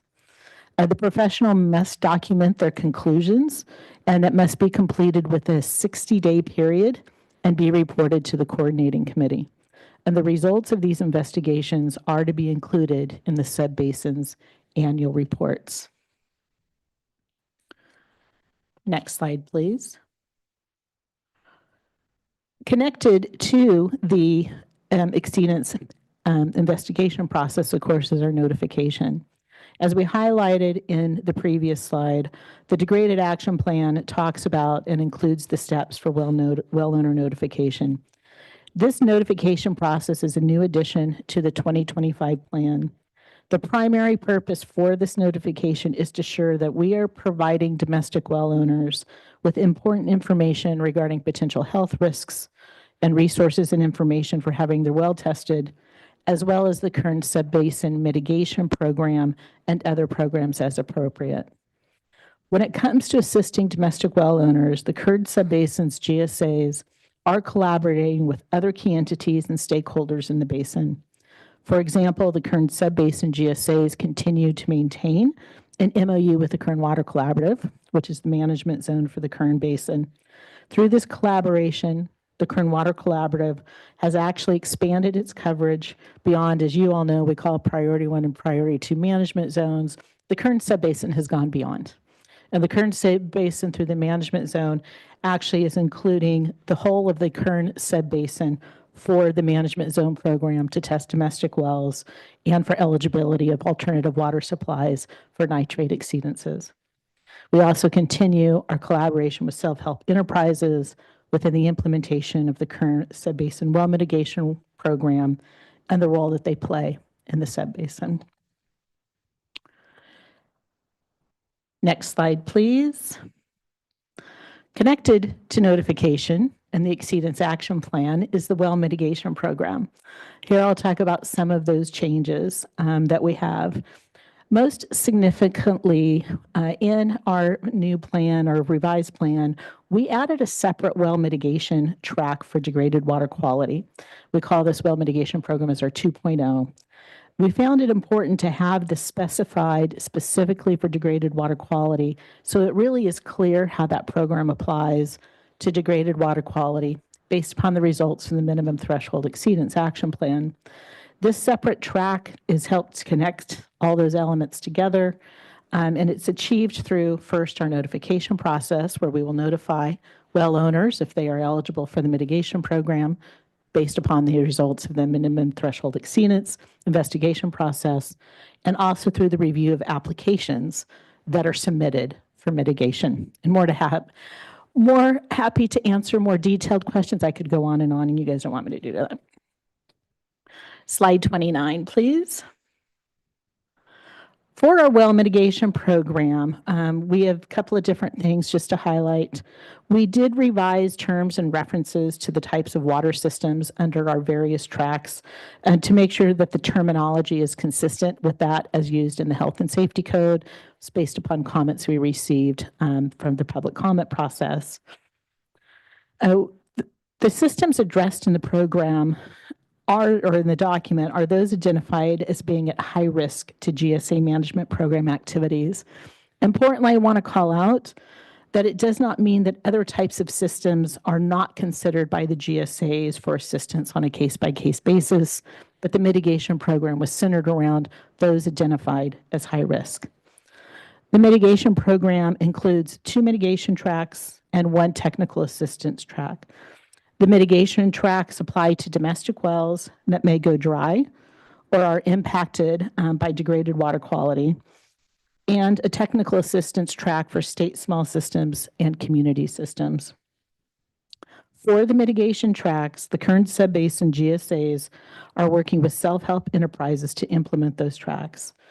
This means that applications for mitigation would be submitted to self-help, who would then review and process the application through their normal course of evaluation, which includes well testing, a field inspection, and identifying the appropriate type of mitigation for that well, depending upon the constituents that may exceed relevant drinking water standards. We apply this process and will be applied as the same for all COCs. It is not applied differently for any. In summary, the Exceedance Action Plan, as we talked about, and the Degraded Water Quality Mitigation Program, we believe collectively addresses the State Board staff's remaining issue number 1 with respect to 123 TCP as identified in the September 5th, 2025 staff report.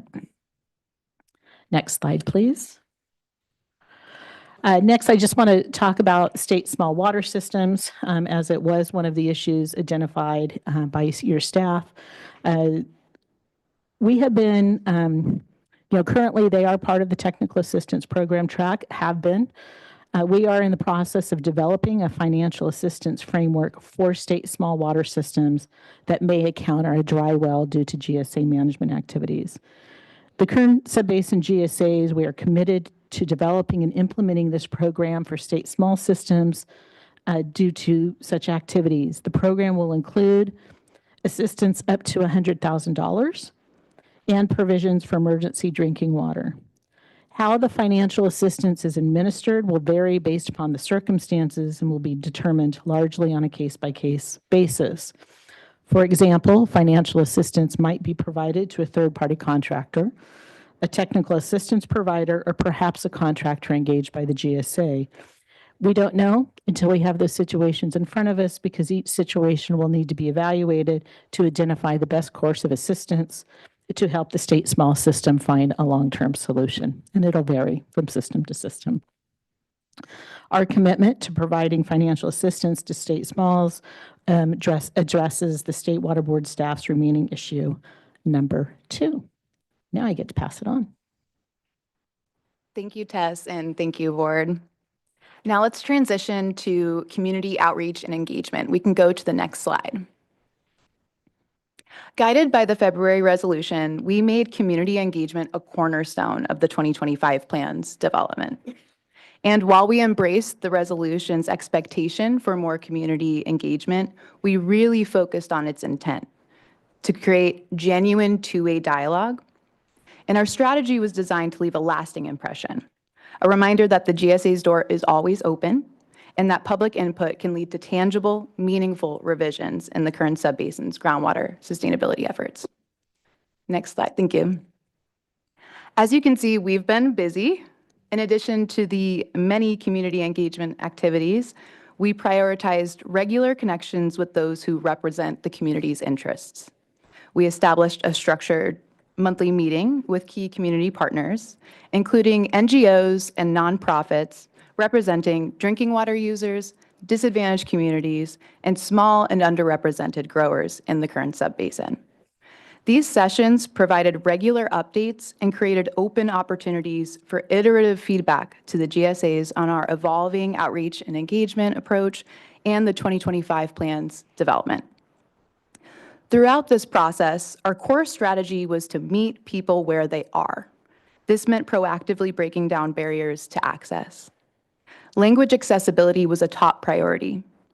We provided full translation of all materials in Spanish and Punjabi and offered live interpretation at events based on our preparatory demographic analyses.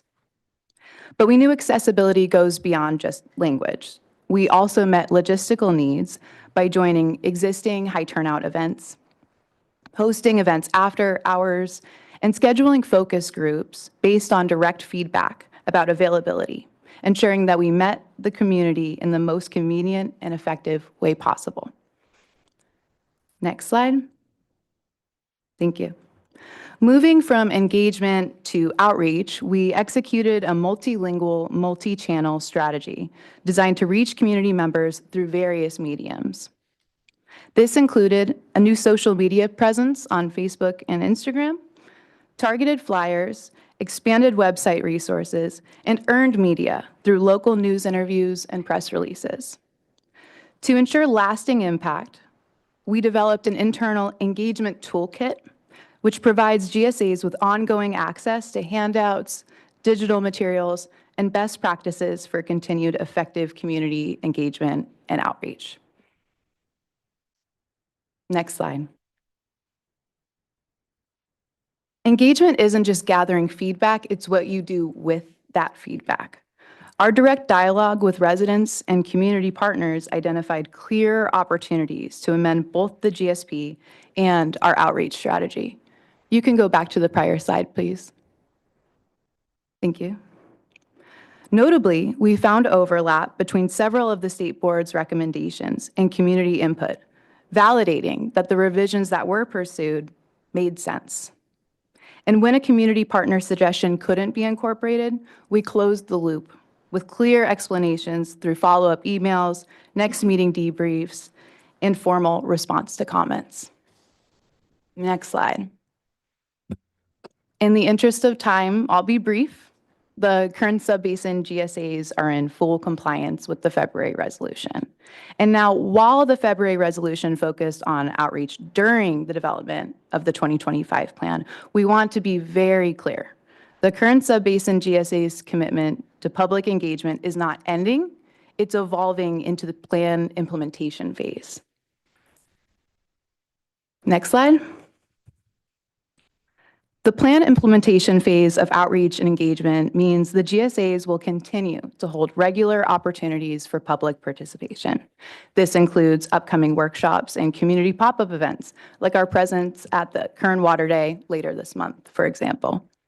We'd also like to take this opportunity to emphasize that the public is always welcome at any of the many GSA board meetings available monthly. They provide a direct line to the latest information on the GSA and Subbasin at large, and an opportunity to ask questions and provide public comments. It's worth noting that during the thick of the 2025 plan's development, which was brief, over 70 public meetings were held on the topic of the plan development. And that level of transparency will continue. Many of these meetings offer hybrid access or are scheduled outside of standard work hours to maximize public participation. We encourage those listening and interested to visit the kerngsp.com website to learn more. Next slide. And before we continue to the next section, I'd like to take a moment for a sincere thank you to all the Kern residents who took time to connect with us, as well as the community partners and Linguistica Interpretation and Translation who we worked with on this initiative. And with that, I'll hand the mic over to my teammate Stephanie to expand on what the 2025 plan's implementation entails through committed projects and management actions. As Kate mentioned, my portion of the presentation is focused on implementation of projects and management actions. One of the board staff's key concerns with the Kern Subbasin was the volume of overdraft and the GSA's ability to develop a feasible path for halting chronic lowering of groundwater levels. Earlier in our presentation, Abby touched on the subbasin's impressive progress to date. The Kern Subbasin GSAs began implementation in 2020 and will continue along a glide path until the subbasin deficit is corrected. Admittedly, the estimated deficit of 372,120 acre-feet per year under the 2030 climate change scenario is significant. Today, I'm pleased to report the staff's review of the draft 2025 plan documents that this issue appears to be addressed. Next slide, please. The team has already presented on quite a few of the subbasin's projects and management actions. However, to this point, we've mostly focused on management actions associated with avoiding undesirable results and mitigation programs to protect beneficial users that may be impacted through the course of implementation. As Tess mentioned, those management actions are intended to serve as a backstop. The subbasin also has an impressive set of projects and management actions focused on demand reduction and water supply augmentation. Earlier, Abby reported that 47% of projects and management actions have already been implemented and are accruing significant benefits. We've already achieved 31% of the planned demand reduction target by water year 2024. While we're reporting impressive results with supply augmentation, 99% of the overdraft can be corrected by demand reduction. These documented results demonstrate the Kern Subbasin's projects and management actions are realistic and will achieve the sustainability goal. Next slide, please. This graph highlights the safety factors built into the GSA's collective set of projects and management actions. The glide path is represented by the green dots.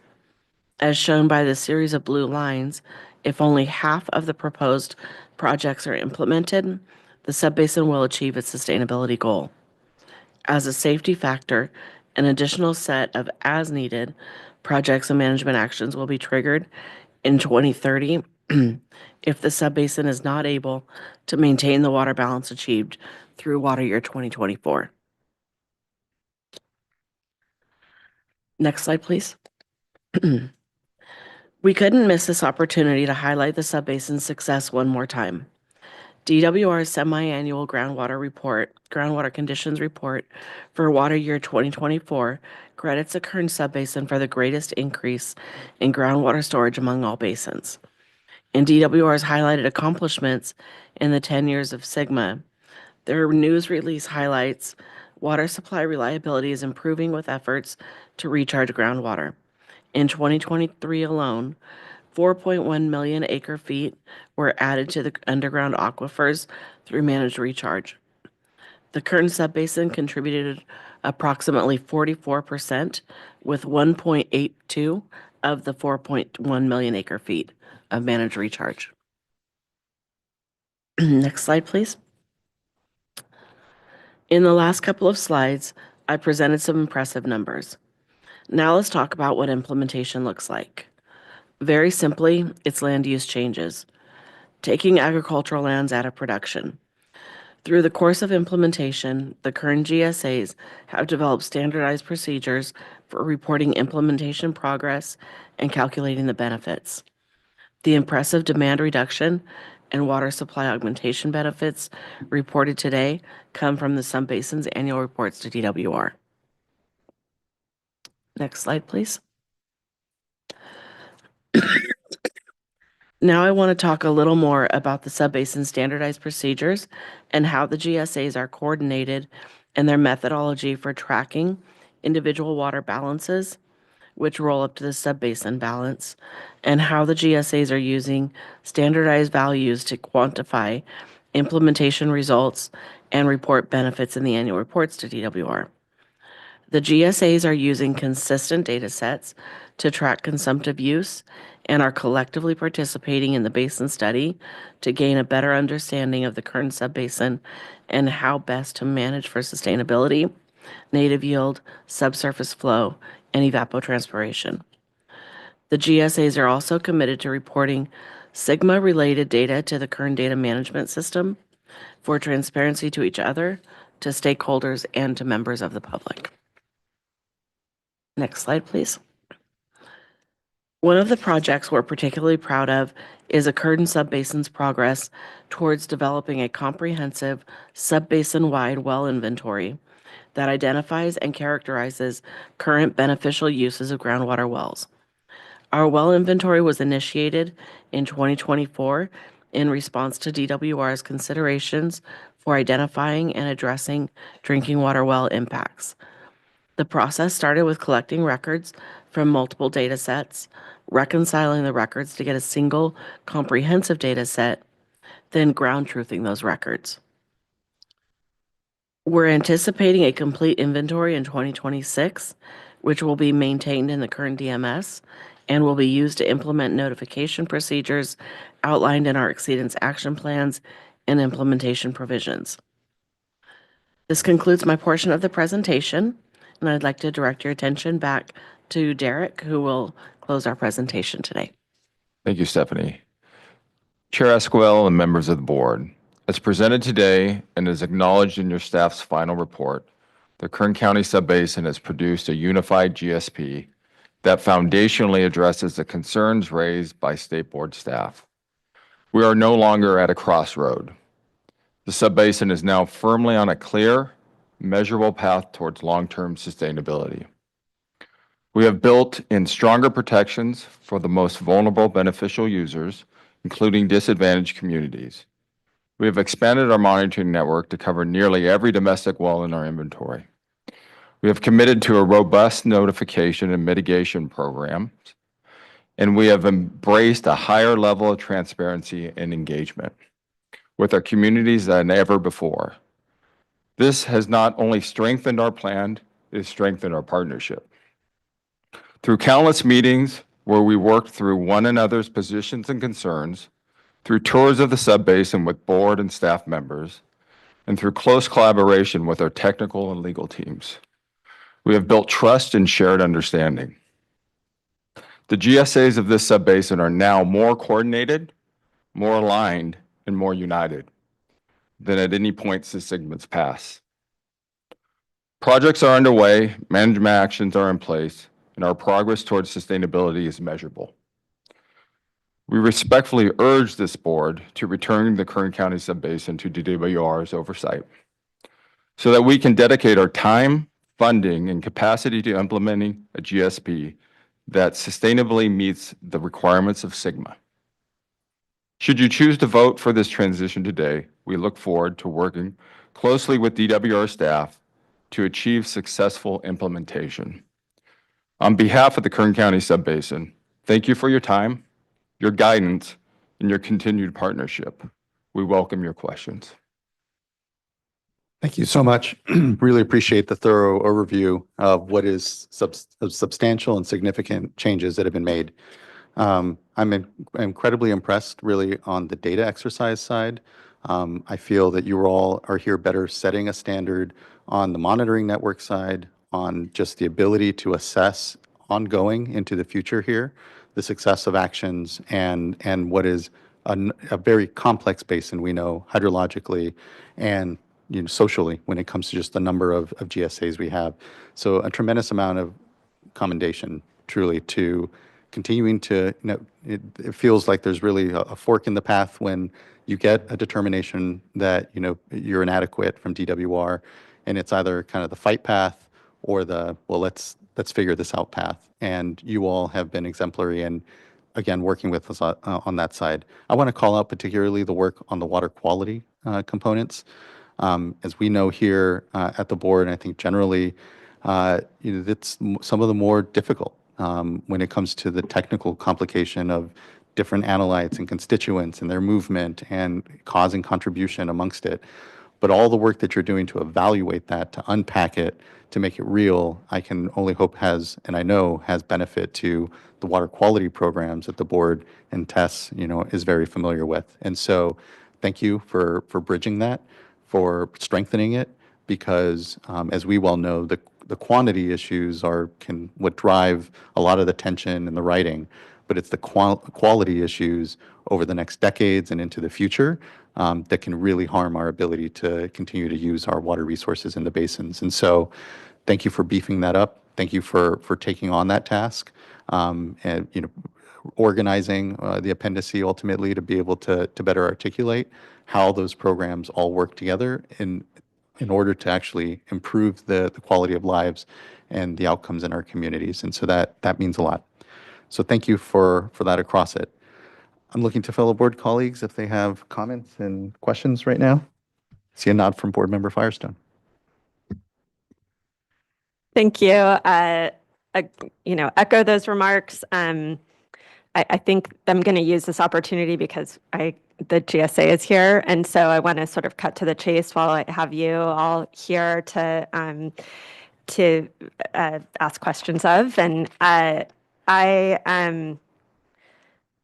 think that you all overall there are severe impacts if the basin doesn't change its current, its existing practices because of overdraft. And what you all have done over the past year or so has been remarkable in terms of taking that challenge seriously, doing incredibly hard work, both technically, institutionally, socially, to wrestle with how to navigate that in this incredibly complex basin.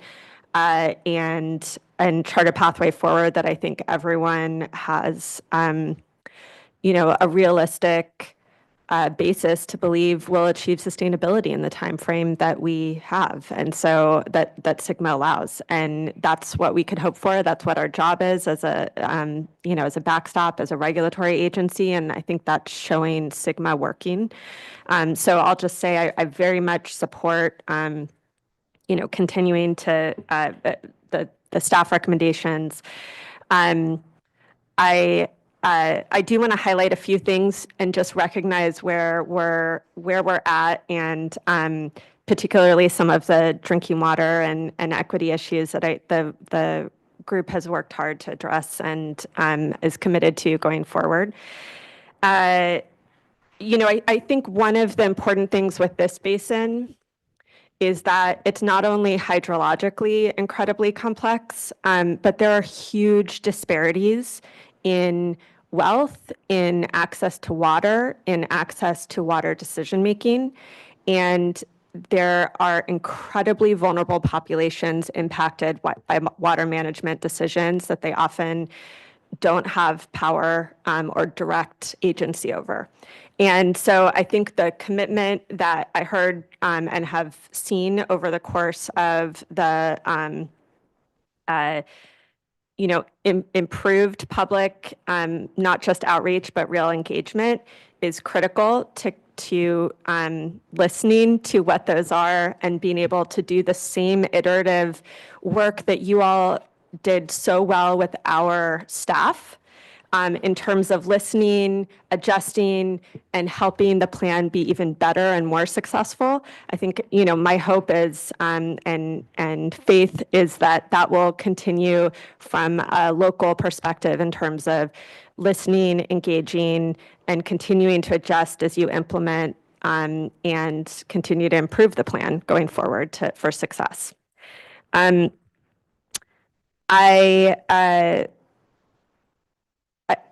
So there's a few issues I want to highlight. One is, and I think this is the easiest one. Well, so first of all, overall, what I heard from the public engagement, and I know we're going to have a panel on that, is that for communities, the top priorities were water quality, affordability, access to safe drinking water. And as the chair mentioned, I think the incredible improvements that you all have done from where we started to where we're at now on water quality are responsive to that in terms of water quality monitoring, in terms of improving thresholds, mitigation programs, and notification. I want to recognize that because I think this is an area that Sigma has evolved in its in GSA understanding, and I also think it's an area that we need to continue to evolve and expand as a state. Even as you go back to DWR and for others that are still within our process. So in particular, I'll just say we want to, first of all, of course, prevent contamination. And where we have water that is good, that is meeting standards, we don't want to let that water get all the way up to the MCL before there's action taken. And I think where things are at right now in terms of water quality protection in these plans isn't quite where it needs to be for that. I think it's understandable and just such a huge improvement from where we started that I'm comfortable moving forward. But I would look to and use this time to talk with this board about just recognizing as you all are implementing this.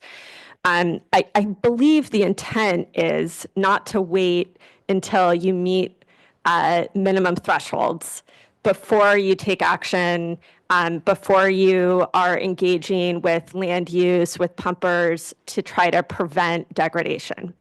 And degradation doesn't just mean pollution over an MCL. It means if you have good water quality, we're not allowing it to get all the way up to pollution. And so we're not quite, I'm comfortable with where we are right now, but I want to flag that for, and I know we have DWR in the room and, our staff as we continue to evolve our guidance around water quality and work with GSAs. And most importantly, as GSAs are implementing their plans and working with local stakeholders, just to be really aware of the need for that to continue to evolve. Another issue I wanted to address is, again, these are, I think, easier in terms of appreciating the changes to the mitigation program to address really the most vulnerable populations and systems.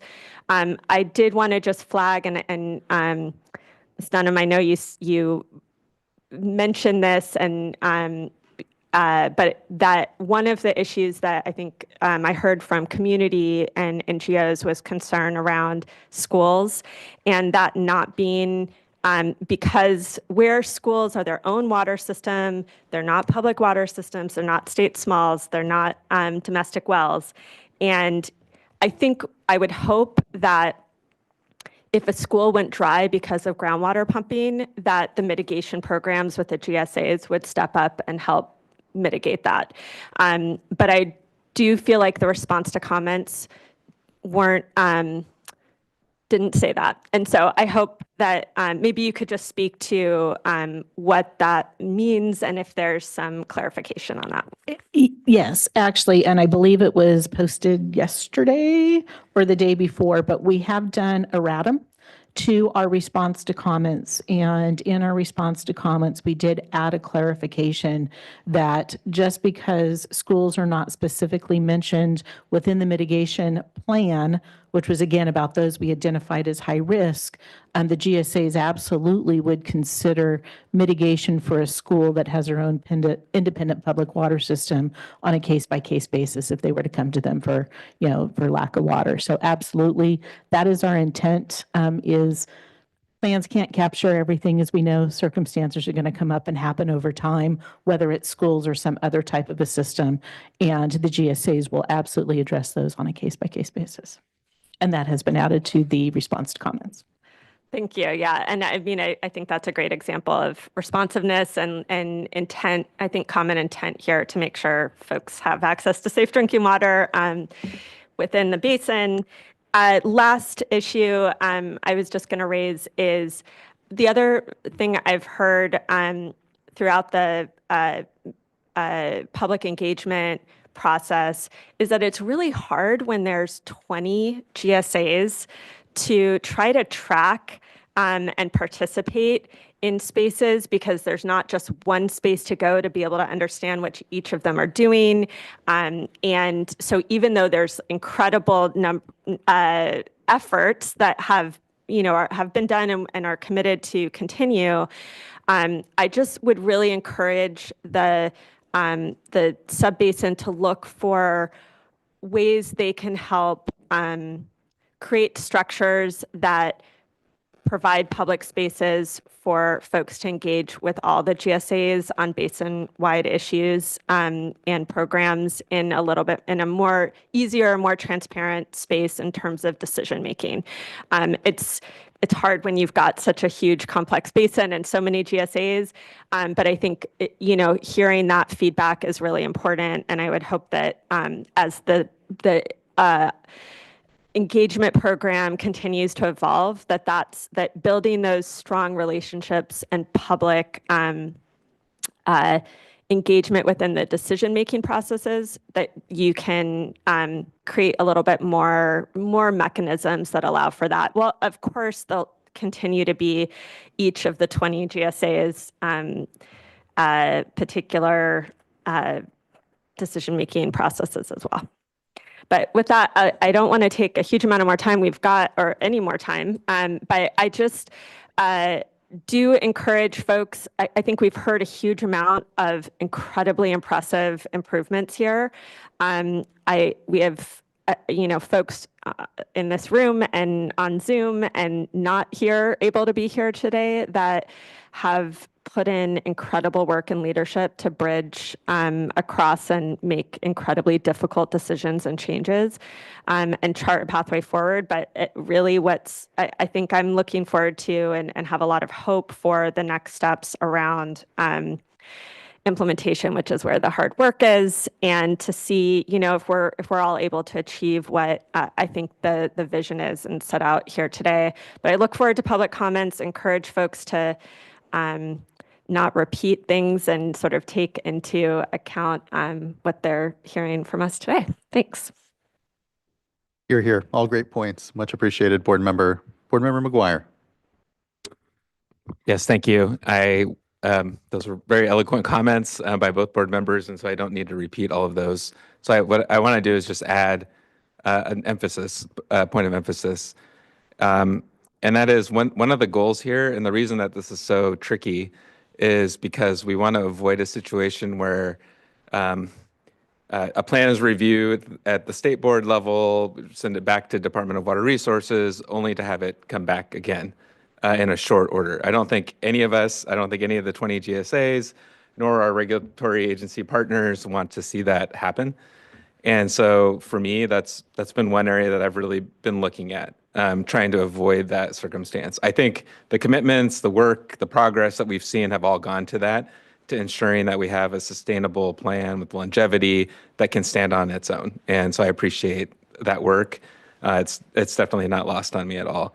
But there's a couple of areas that continue to evolve in our understanding and the expectations about what may be needed down the road. And a couple, one in particular was flagged, and so I just wanted to bring that up, and that's on subsidence. Our staff had flagged that as an area of where additional clarity and understanding is needed to better understand the causes of subsidence, who's responsible, and then any potential actions that might be needed to address the subsidence. And we know that DWR has released their draft best management practice on that to get a better sense statewide in the basins as to what actions may be needed and measures in place to address that. So I appreciated the acknowledgement that that's out there now. It's not final, but that the basin's already taking steps to understand what that might mean within the basin, and if that translates into any course corrections or adjustments in terms of the approach. I think that's the kind of dynamic, adaptive management spirit that we're all going to have to embrace going forward here. And so as good as the plan is today, I think you've experienced that changes sometimes are needed, and that you continue to make and are committed to addressing those challenges as they come up. And subsidence, I think, is one of those big ones that we're all going to need to lean in on as we go forward here. And another area I just wanted to flag that we're continuing to evolve our understanding on, and the implications as they relate to SGMA is on interconnected groundwater. And again, that's an area that I think we're all, as the oversight agencies, still working to understand what that means and what those expectations need to be, and also on the basin level as well. I know there's a lot of fact-finding and gaps still to address over time to better have a sense for where those issues may be popping up in different basins, and yours included there. So I just wanted to flag those two areas as just topics that I think your commitment to help continuing to address those undesirable results and willingness to continue to adapt and make adjustments as you go forward, whether, hopefully under DWR's purview, but again, trying to avoid that situation where then we put DWR in a difficult spot of having to send it back to us once again. So thank you for those commitments and all the work that you've done so far. It's really been remarkable. You're here. Thank you as well, board member. Very well said. Looking to see if there's additional comment, and not seeing any for now. I just have to note, I know, California came late, if you will, to groundwater space. We're behind, if you will, a decade ago, other Western states. And I say were because looking at this work, it's substantial technical advancing and understanding of our basins. I feel we're quickly catching up, if not getting beyond some of the topics that other Western states have been managing and dealing with. So there's a lot to be proud of here, I guess, is what to be said. So with that, we'll wrap up this panel. We will take a lunch. We're a little early currently on our schedule. We're looking at lunch more closer around noon. We will have our community panel after lunch. I know that they won't be into their room until about 12. So I'm going to give us a little more than an hour just to make sure that folks on the community panel are situated and ready to engage. And so after that community panel, we'll take our first block of general public comments. That's slated to currently be around 150 just for folks' planning purposes. And then after that, we'll get into then the municipalities and urban water purveyors panel. So just a little bit of scheduling for you all as you plan the day here. Let's go ahead and give ourselves then an early lunch. We'll come back at 12:50. At that point, like I said, we'll continue on to the community panel. Thank you, everyone, for the morning so far. I really appreciate the space and discussion. Have a good lunch. We'll see you all here back at 12:50. Thank you.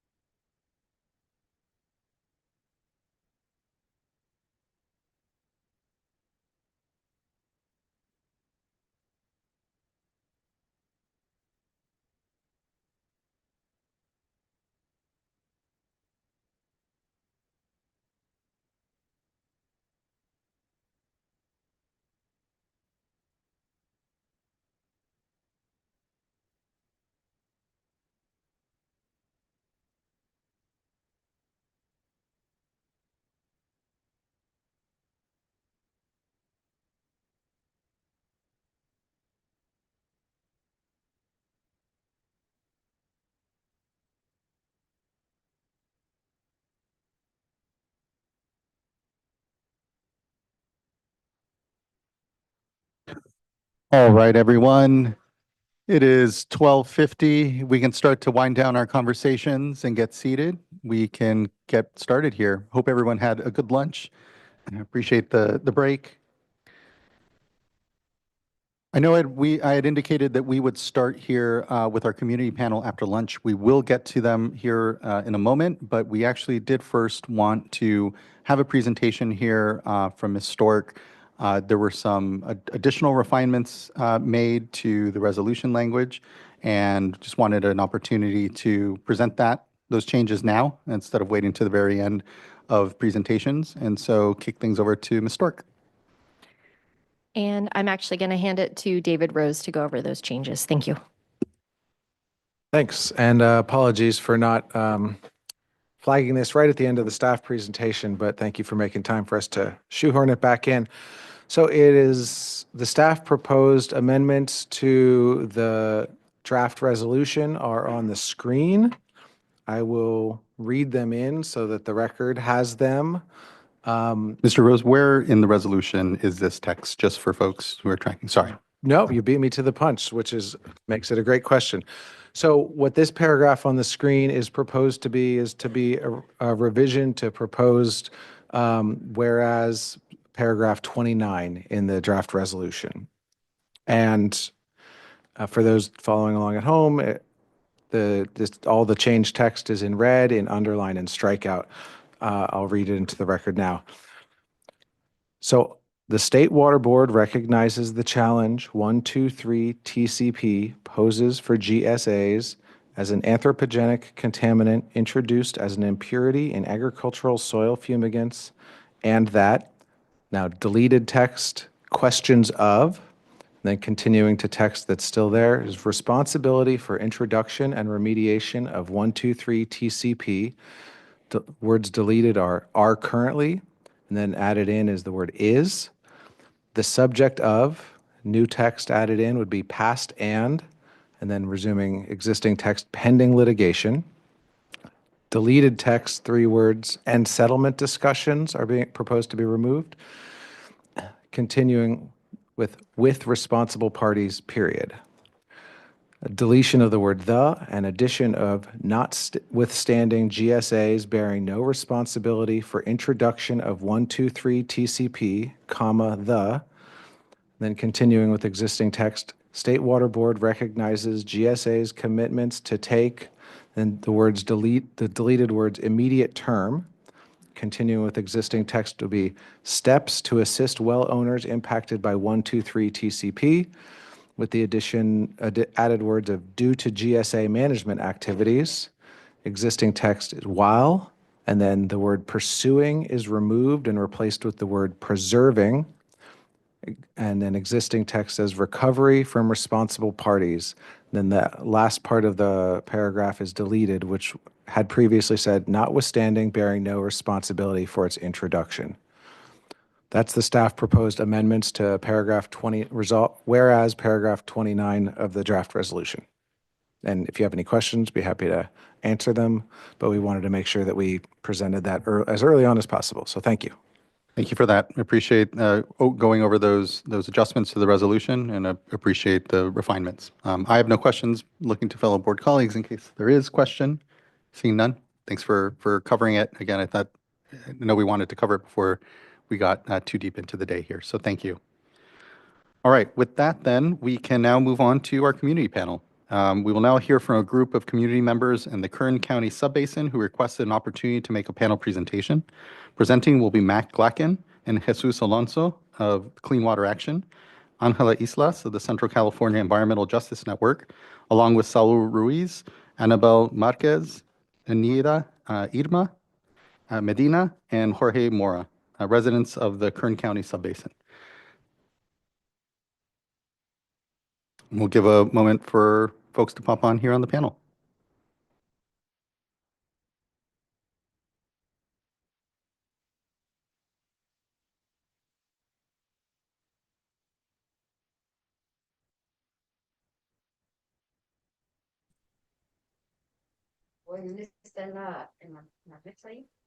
Hello. Gracias. All right.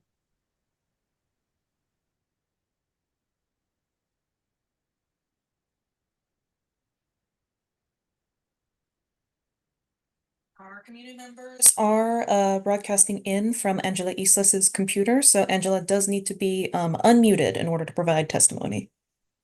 Thank you for that. We'll make sure Angela is unmuted.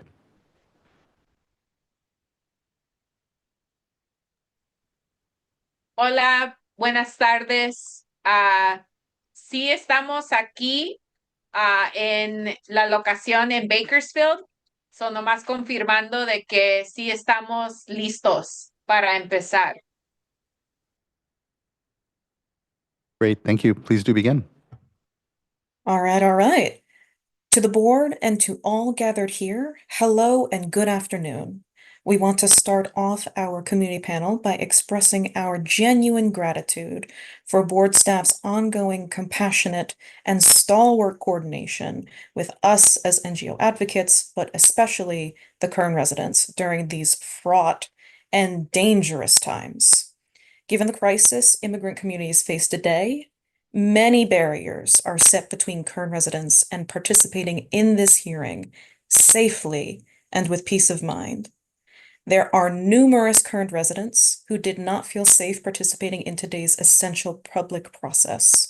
So we must draw to your attention the community-led petition with over 100 signatures, which advocates for probation submitted to the public record for this hearing.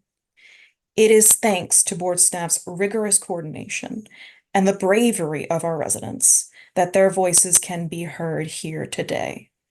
For the duration of this hearing, we ask that you keep in mind those who cannot be heard today. Next slide, please. We will now introduce our community panel speakers, starting off with community members and then advocates. I will pass it over to the Bakersfield office to introduce our community panelists.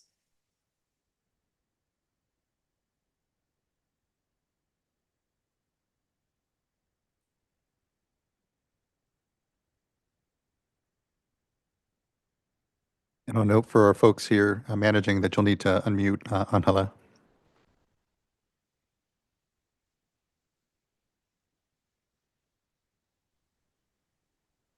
Muchísimas gracias a Mac por introducir la presentación. Sí voy a continuar para nomás presentar a las panelistas que están hoy con nosotros. Primeramente me presento que soy Ángela Islas, coordinadora de proyectos de agua para la Red Justicia Ambiental de Centro California. También estamos aquí con Jesús Alonso, que es parte de la Acción para Agua Limpia. También aquí con nosotros está Saúl Ruiz, de la comunidad de Los Hills, Anabel Márquez, de la comunidad de Shafter, y Irma Medina, de la comunidad de Los Hills. Hoy sí vamos a dar testimonio escrito de la señora Eneida, que es también residente de Los Hills, y también clarificar de que hoy no pudo acompañarnos el señor Jorge Mora de Los Hills. Ahora le voy a pasar la palabra a Mac para continuar. Thank you, Angela. Angela already introduced the other advocates on this panel, being Jesus Alonso at Clean Water Action and herself. That just leaves me, Mac Lacken, an associate with Clean Water Action. We will now move on to the viewing and showing of our community panelists' own testimony. Next slide, please. Take it away.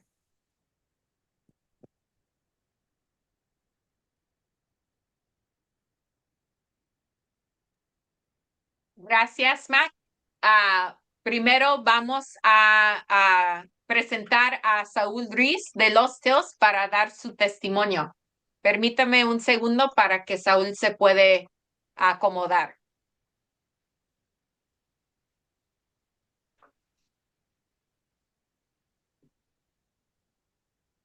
Ahora empezamos con Saúl con su testimonio. Buenos días o buenas tardes. Mi nombre es Saúl Ruiz. Vengo de la comunidad de Los Cios. He vivido por 40 años en esta comunidad. Allí formé mi familia y hemos vivido yo y mi familia en la comunidad de Los Gil y de allí nacieron todos mis hijos. A pasar el tiempo entre el 2008 y 2010. Anteriormente del 2008 se podía tomar el agua de los ríos de la llave y después del 2010 ya no pudimos tomar el agua porque salía de color café, amarilla y teníamos problemas con el agua, pero hemos estado trabajando sobre esto pues sin ningún beneficio ni teníamos ninguna persona que nos ayudara. Hemos hablado con Sigma y hemos tenido juntas con Sigma a través de nuestra agua, pero gracias a Dios Sigma nos ha podido estar ayudando, pero seguimos con el mismo problema. El problema cada día más se está agravando más. El problema de nuestra agua, tenemos recortes de agua y no estoy de acuerdo con el distrito de Semi-tropic que nos tenga el recorte del agua si somos una comunidad y sabemos que la comunidad de los Gios, para ellos el agua es vital, como a todo ser humano, el agua es vital. Podemos decir que nuestra agua está contaminada nos damos cuenta porque nosotros en la comunidad tenemos fan coolers y se junta demasiada sal en los fan coolers. Las tuberías de las casas se deshacen al tiempo de 3 o 4 años. Ya la mayoría de casas tuvimos que cambiar de metal a PVC porque la agua deshace las llaves y todo. Y al bañarnos, nuestra comunidad también sufre de enfermedades como resequedad de la piel, granos en la cabeza. Hay muchas enfermedades, especialmente como el cáncer. Hay, hay muchas. El año pasado tenemos una baja de un niño de 5 años, que eso fue lo que más me conmovió en mi comunidad. Un niño de 5 años morir de cáncer, empezando a vivir su vida. Y más personas que han perdido la vida a causa de cáncer y otras enfermedades como diabetes, resequedad de la piel. Hay muchas cosas que está el agua y los recortes de agua que tenemos porque el distrito de Los Gios le vende agua como a compañías grandes como es Wonderful, Chevron, Aera, y otras compañías petroleras y a nuestra comunidad la tienen en recorte, no le pueden dar agua para construir una casa. Hay personas que tienen sus terrenos para construir una casa, pero están en espera de que les den la oportunidad de darles el agua. Además, el costo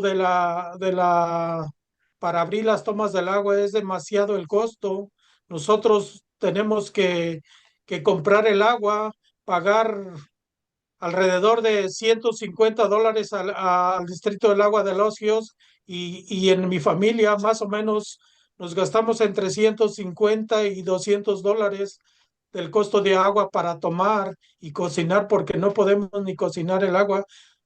Además, hay muchas familias que por cuestiones de lo que está pasando, de redadas de migración y todo, nosotros vivimos apartados alrededor de 20 millas de Huasco, que es la comunidad más cercana. o tenemos que venir a Beckerfield, donde podemos agarrar el agua más barata para poder sobrevivir. Y la agua es vital y la salud de los residentes de Lost Hills para mí tiene que ser más importante de saber que nosotros gastamos demasiado en agua. Hay familias que alrededor de 300 o $350 para sostener el agua. Se me hace demasiado, pero ellos, cuando hablamos de esto en Lost Hills, en el distrito, en juntas que acudemos, nos dicen que de todos modos tenemos que gastar. Y no estoy en acuerdo yo con el distrito del agua, que hay familias que tienen que tomar el agua de allí de la llave, nomás la hierven por, por no salir a buscar el agua por miedo a las redadas que están en nuestras comunidades. No estoy de acuerdo ni con el distrito de Semi-tropic, que nosotros como comunidad tengamos que pagar en caso de que se dañe el pozo de nuestras comunidades, en vez de que le cobren a compañías grandes como es Chevron y Wonderful, Aera, Shell, todas las compañías petroleras que reciben el agua en Los Ríos, mejor dársela a las comunidades, reconocer que sabemos que hace falta viviendas y nuestra comunidad no puede crecer por falta de agua. Tuvimos un recorte hace 2 o 3 años que nos impactó demasiado. Concluye todo lo que está pasando en nuestras vidas, en nuestras familias. Es un impacto muy grande y doy gracias a Sigma que está poniendo en práctica todas nuestras comunidades y gracias por la ayuda que él nos está brindando, pero nosotros necesitamos la ayuda del agua que sea vital para las familias. El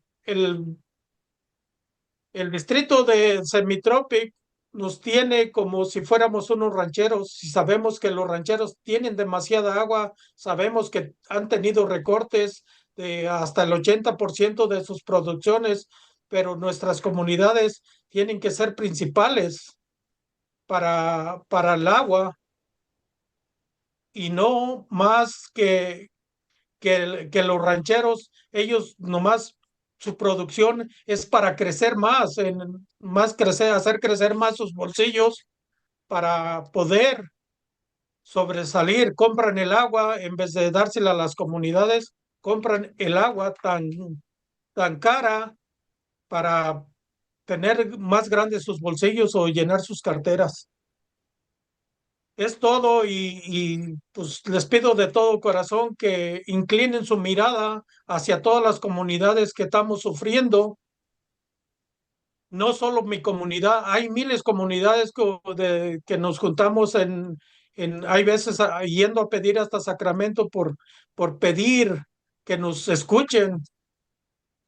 Y les doy muchísimas gracias a ustedes y que Dios me los bendiga y que Dios nos guíe por lo que estamos haciendo. Gracias.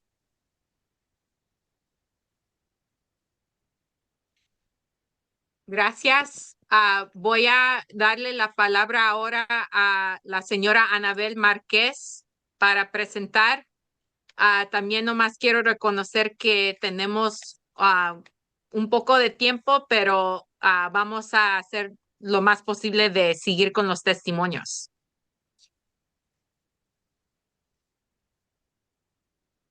Ok, ahora le voy a dar la palabra a la señora Anabel Márquez. Muy buenas tardes, mi nombre es Anabel Márquez. Yo soy residente de la ciudad de Shafter. Al igual que mi compañero de Rose Hills, tenemos esas necesidades, esos problemas. Yo miré a una señora este 5 de mayo, a una presentadora del agua, que en mi vida yo me había dado cuenta de que tenemos, no, tenemos agua subterránea, tenemos norias, yo no sabía nada de eso. Ella me empezó a presentar todo lo que están haciendo, que nos deberíamos de informar de nuestra agua, del uso del agua. Sabemos que los rancheros y el petróleo gastan demasiada agua, billones de galones de agua. Y nosotros como comunidad, este proceso no se nos informó debido a como debería de ser. Para mí esto es negativo al que ella me dijo que nosotros deberíamos de saber que todo eso se está haciendo a favor de nosotros. Pero para mí no se me hizo muy productivo para nosotros en la comunidad. Nunca se nos había hablado de eso. Nosotros sabemos que nos restringen el uso de agua. Nos dan permiso nomás 3 días a la semana. El agua es deplorable, el agua no sirve de nada. No podemos lavarnos los dientes, tan siquiera eso, porque la encía se echa a perder con el agua, de tanto sarro o cloro o no sé qué le ponen al agua. A mí no me gustaría estar en el cuerpo o en la ciudad de Los Hills. Yo no quiero que eso suceda en mi comunidad. Por eso estoy alzando la voz a nombre de mi comunidad de Shafter.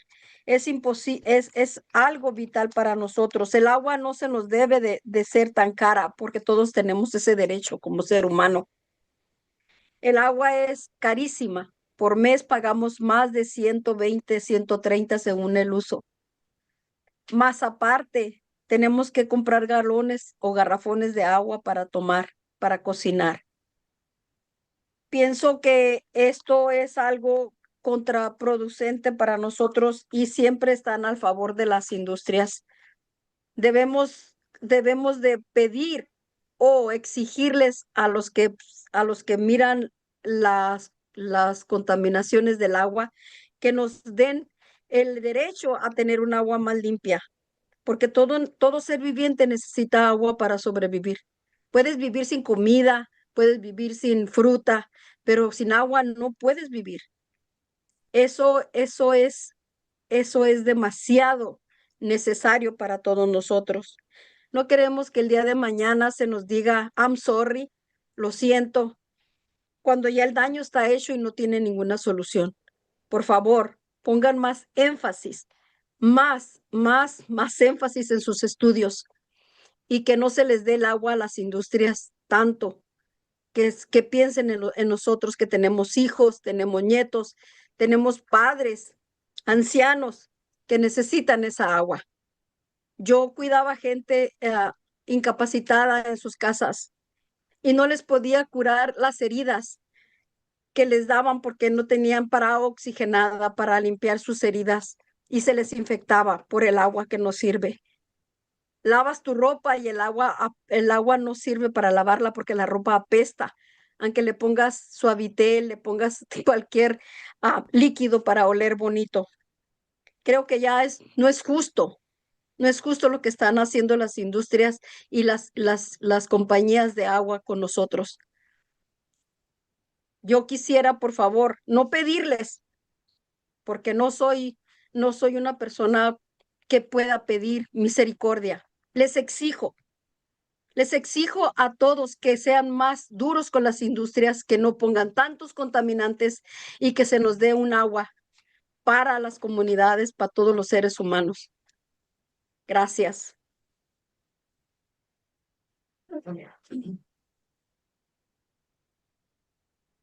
Ahora vamos a cambiar para respetar tiempo.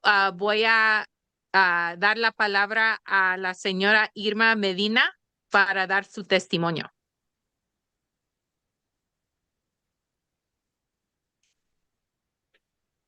Buenas tardes, mi nombre es Irma Medina.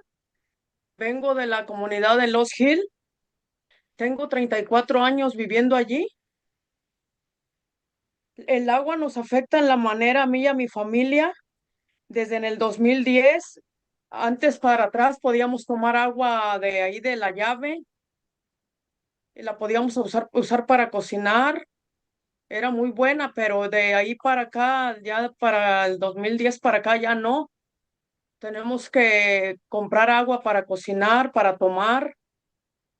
Y aparte, pues es muy cara, nos llega el bill caro y pagamos como 130 de agua por mes y aparte lo que tenemos que comprar agua de botella o de galón. Y aparte el agua de ahí de la llave deshace deshace las tuberías con el tiempo. Se deshacen las llaves tenemos que cambiarla, por ejemplo, cada 3 años porque ya comprar una llave nueva porque no, por el salitre se acaban las llaves, las tuberías. Y al bañarnos nos salen granos en la cabeza y se nos reseca la piel. También cuando regamos nuestras plantas, con el tiempo también se secan las plantas. El agua a veces huele, tiene malos olores, huele feo, sale amarilla, sale café. Cuando lavamos la ropa se nos despinta. Yo estoy aquí hoy presente porque no estoy de acuerdo con el distrito, porque no nos avisa a la gente de la comunidad de cada situación que nos afecta por este recorte de agua que nos quieren hacer y nosotros como comunidad no tenemos que pagar por ese daño o a veces nos quieren cobrar porque se daña el pozo o cualquier problema que pasa con el distrito del agua. Nosotros como comité de Los Hill tenemos tiempo luchando por un agua mejor y esto nos afecta económicamente y humanamente. También porque al pueblo de Los Hill nos tienen como un ranchero y nosotros no somos rancheros, somos comunidad. Necesitamos que Semi-tropic y el distrito nos tengan como comunidad. Recaudamos más de 100 firmas de la gente del pueblo que no están de acuerdo con este recorte o aumento del costo de agua. Aparte de eso, hay mucha gente en el pueblo que no tienen para comprar agua de botella o de galón y cocinan y toman de ahí de la llave. Y también hay mucho cáncer en la comunidad y hay muchas enfermedades a causa del agua. Y aparte es muy cara y está más caro todo. En mi casa nomás yo trabajo. Mi esposo está en seguro social y mis hijos, tengo 3 hijos chicos que todavía viven en mi casa y nomás yo trabajo y pues no nos alcanza económicamente el dinero y pues se estresa a uno porque no tiene para comprar, que tiene que comprar el agua, no nos alcanza. Y les pido que por favor hagan algo por la comunidad de Los Hill. Gracias a Sigma supimos que teníamos este recorte de agua y necesitamos agua limpia y accesible para futuras generaciones. Les pido que por favor nos pongan atención, no hagan caso de este recorte de agua que nosotros no estamos de acuerdo con eso. Muchas gracias.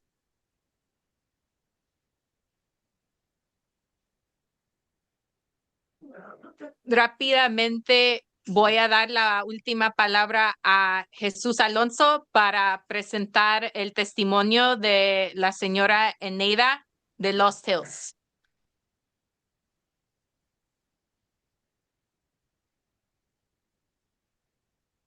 Buenas tardes, voy a leer el testimonio de la señora Eneida. Buenas tardes, mi nombre es Eneida, yo vivo en la comunidad de Los Hills por ya 40 años. Hace poco tiempo nos enteramos que no tenemos agua segura y me quedé impactada.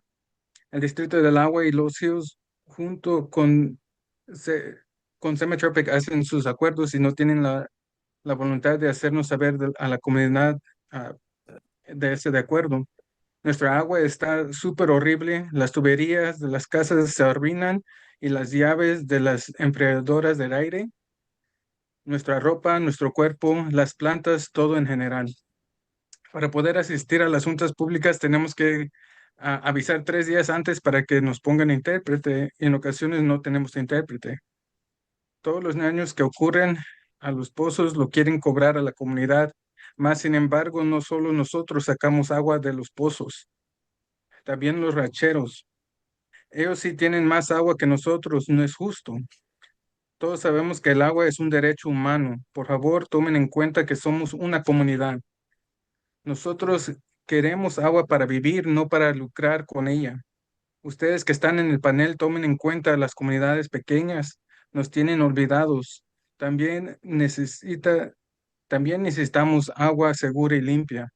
Todos, sab- todos sabemos que el agua tiene una contaminante que puede causar cáncer y nuestra comunidad está sufriendo por el cáncer. Por favor, ustedes pueden hacer algo. No se queden de brazos cruzados. Gracias.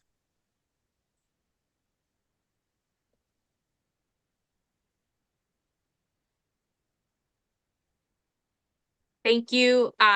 We can move on to the next slide now. That concludes the community testimonies.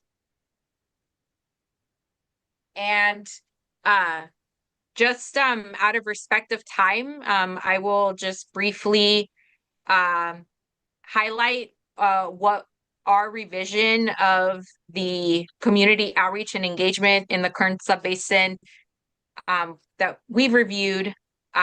We acknowledge most definitely that the Subbasin consultants did work in a great way to meet with us monthly and to be able to provide feedback like pre the pop-up events and also the workshops so that we were able to effectively provide the opportunities for communities to engage in these different activities. We acknowledge that they had done tremendous work to really get the outreach and engagement for the communities to participate in the GSP revisions. But, you know, I think ultimately seeing the outreach and engagement being coordinated within the 3 to 4 month period, recognizing that there is more work to be done to fill in the gap of 8 years that outreach and engagement had not been coordinated efficiently. So I also want to acknowledge that definitely during the presentation, it is, you know, we recognize that the consultants as well as the agencies were able to incorporate substantially what community had provided feedback during the pop-up events as well as the workshops. Unfortunately, we're not seeing this within the project management actions reflecting community needs. We still see a deficiency where we want to have community feedback really provide the project management actions that will meet the community needs for groundwater access, for groundwater quality protections. But also we're not seeing this within the public participation with GSA board meetings and also public workshop meetings. So there is still more to be done, is, you know, a conclusion that we've reached with this. It is still important, it is still vital, but more still needs to be accomplished in order to have community feedback be reflected for plan changes. And then I'm going to pass it to Mac for the next slide. Next slide, please. Thank you, Angela. I will be quick and concise given the time we have left. Our remaining concerns on coordination stem primarily from these key issues. First, there is no consistent, clear policy to ensure small water systems across the subbasin will receive a fair allocation and fee assessments. Under this plan, no community will know its situation until specifically approached by their GSA. Second, Changes to the coordination agreement, by our review, we believe do not reflect the needs of small communities in Kern. And most importantly, these communities are not equitably represented in decision-making. Third, we believe the Subbasin Coordination Committee is in violation of the Brown Act, which aims to increase access, transparency, and accountability by requiring meetings of legislative bodies be conducted in a manner that is open and public.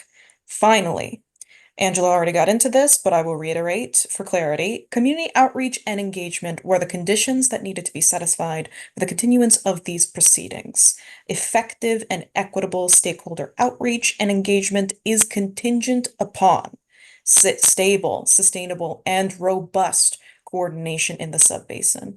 We do not believe the Kern GSAs have effectively applied the feedback gathered from Kern communities since February to satisfy the conditions placed by the board on their resolution. Next slide, please.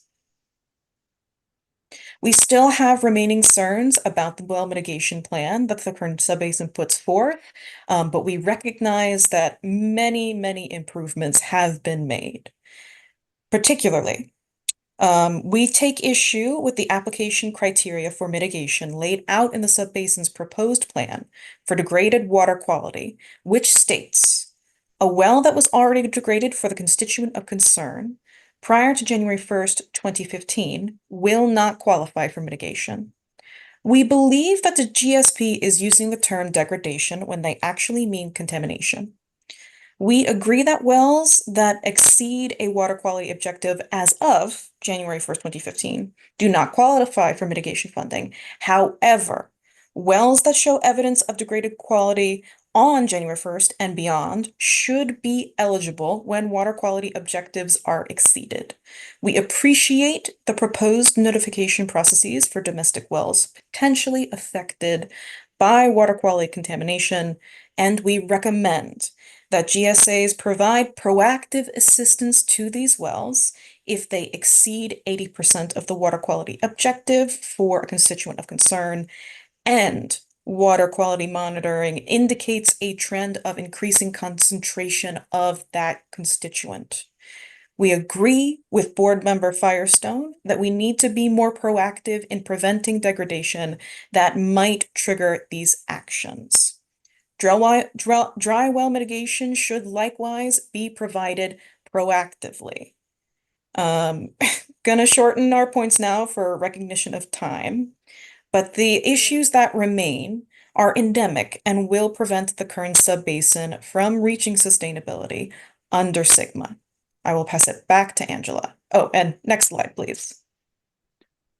Thank you, Meg. And just a quick note on timing. If you all need a few more minutes here on the back end, don't worry about hitting, the clock right on the nose, by all means. We appreciate that, Chair Escobar. Thank you, Chair Esquivel. Thanks, Mac. I don't think I need to add any more substantial information other than seconding Mac's comments in the previous slide regarding water quality mitigation, but also respectfully like to acknowledge Board Member Firestone for her earlier comments around groundwater quality. I definitely do want to highlight in this particular slide that within our revisions of the pop-up event surveys, and definitely our communications with the agency staff as well as the consultants, it was determined that groundwater quality was the #1 concern that Kern residents expressed within the community engagement process. And the need here is to honor that concern, to honor the community residents that feel or may still have irrational fears that their water is not safe to consume. And so, expressing that we don't want this to occur at a point where, we're still trying to figure out what the costs will ultimately be to mitigate if, one's well is automatically impacted by poor water quality. I think, respectfully, we still need to mitigate early, and we still need to put actions early so that in the future we do not see, many communities, many domestic wells having to wait in line for a service to be able to get access to clean water. So just wanted to express that with the slide. And so I will hand the mic over to Mac to be Thank able you, to Angela. And if I may add, if we have a little more wiggle room for our testimony, we know from the last drought that when water levels drop, the rush to drill new wells can mean waits for months or years for the folks that need water. Repairing or replacing vulnerable wells in advance of drought emergencies can reduce water supply interruptions for communities and actually save money for GSAs. Mitigation costs, in addition, for state small and community water systems are limited to costs of preparing grant applications or studies needed to qualify for public funding. We don't believe that the taxpayers should pay for impacts created. Local GSAs do have a responsibility to provide mitigation for drinking water impacted by an exceedance of a constituent in the past decade. We do agree with the board staff's assessment that state small water system wells should receive full mitigation rather than technical assistance. Next slide, please. In conclusion, probation is necessary. Probation is an essential step to achieving sustainability under SGMA and necessary for the Kern County Subbasin to build and maintain healthy management across the subbasin. It is imperative to uphold the human right to water in groundwater management. If we're late to the party, we gotta be proactive. Otherwise, there will be no real sustainability under SGMA. Next slide, please. To our esteemed board members, we thank you for your time.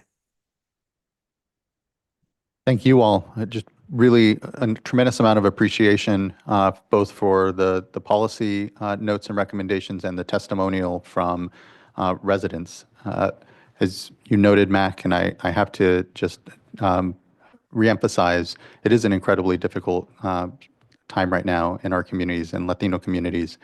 And the voices of folks in those communities are incredibly important to the decision-making of this board. So all the coordination that went on to be able to ensure that we had those voices here, even given those these difficult circumstances, is just really appreciated. And so thank you for that leadership. And as we've heard, there are a number of issues that communities that have experienced historic inequities here have concerns around. And I feel that this process, the Sustainable Groundwater Management Act, the work that you all have been doing here, is that opportunity to start to ultimately do well by what is a lot of work before us when it comes to undoing those inequities in our communities. And so I appreciate the notes ultimately around the improvement on the engagement. And I think we can all agree that it is somewhat of a start. And that this is going to be an ongoing process, and that we can all acknowledge that collectively we have a lot that we're coming from behind on in SGMA generally, but again on these really difficult issues in our communities more broadly as well. And so I just really again appreciate the voices.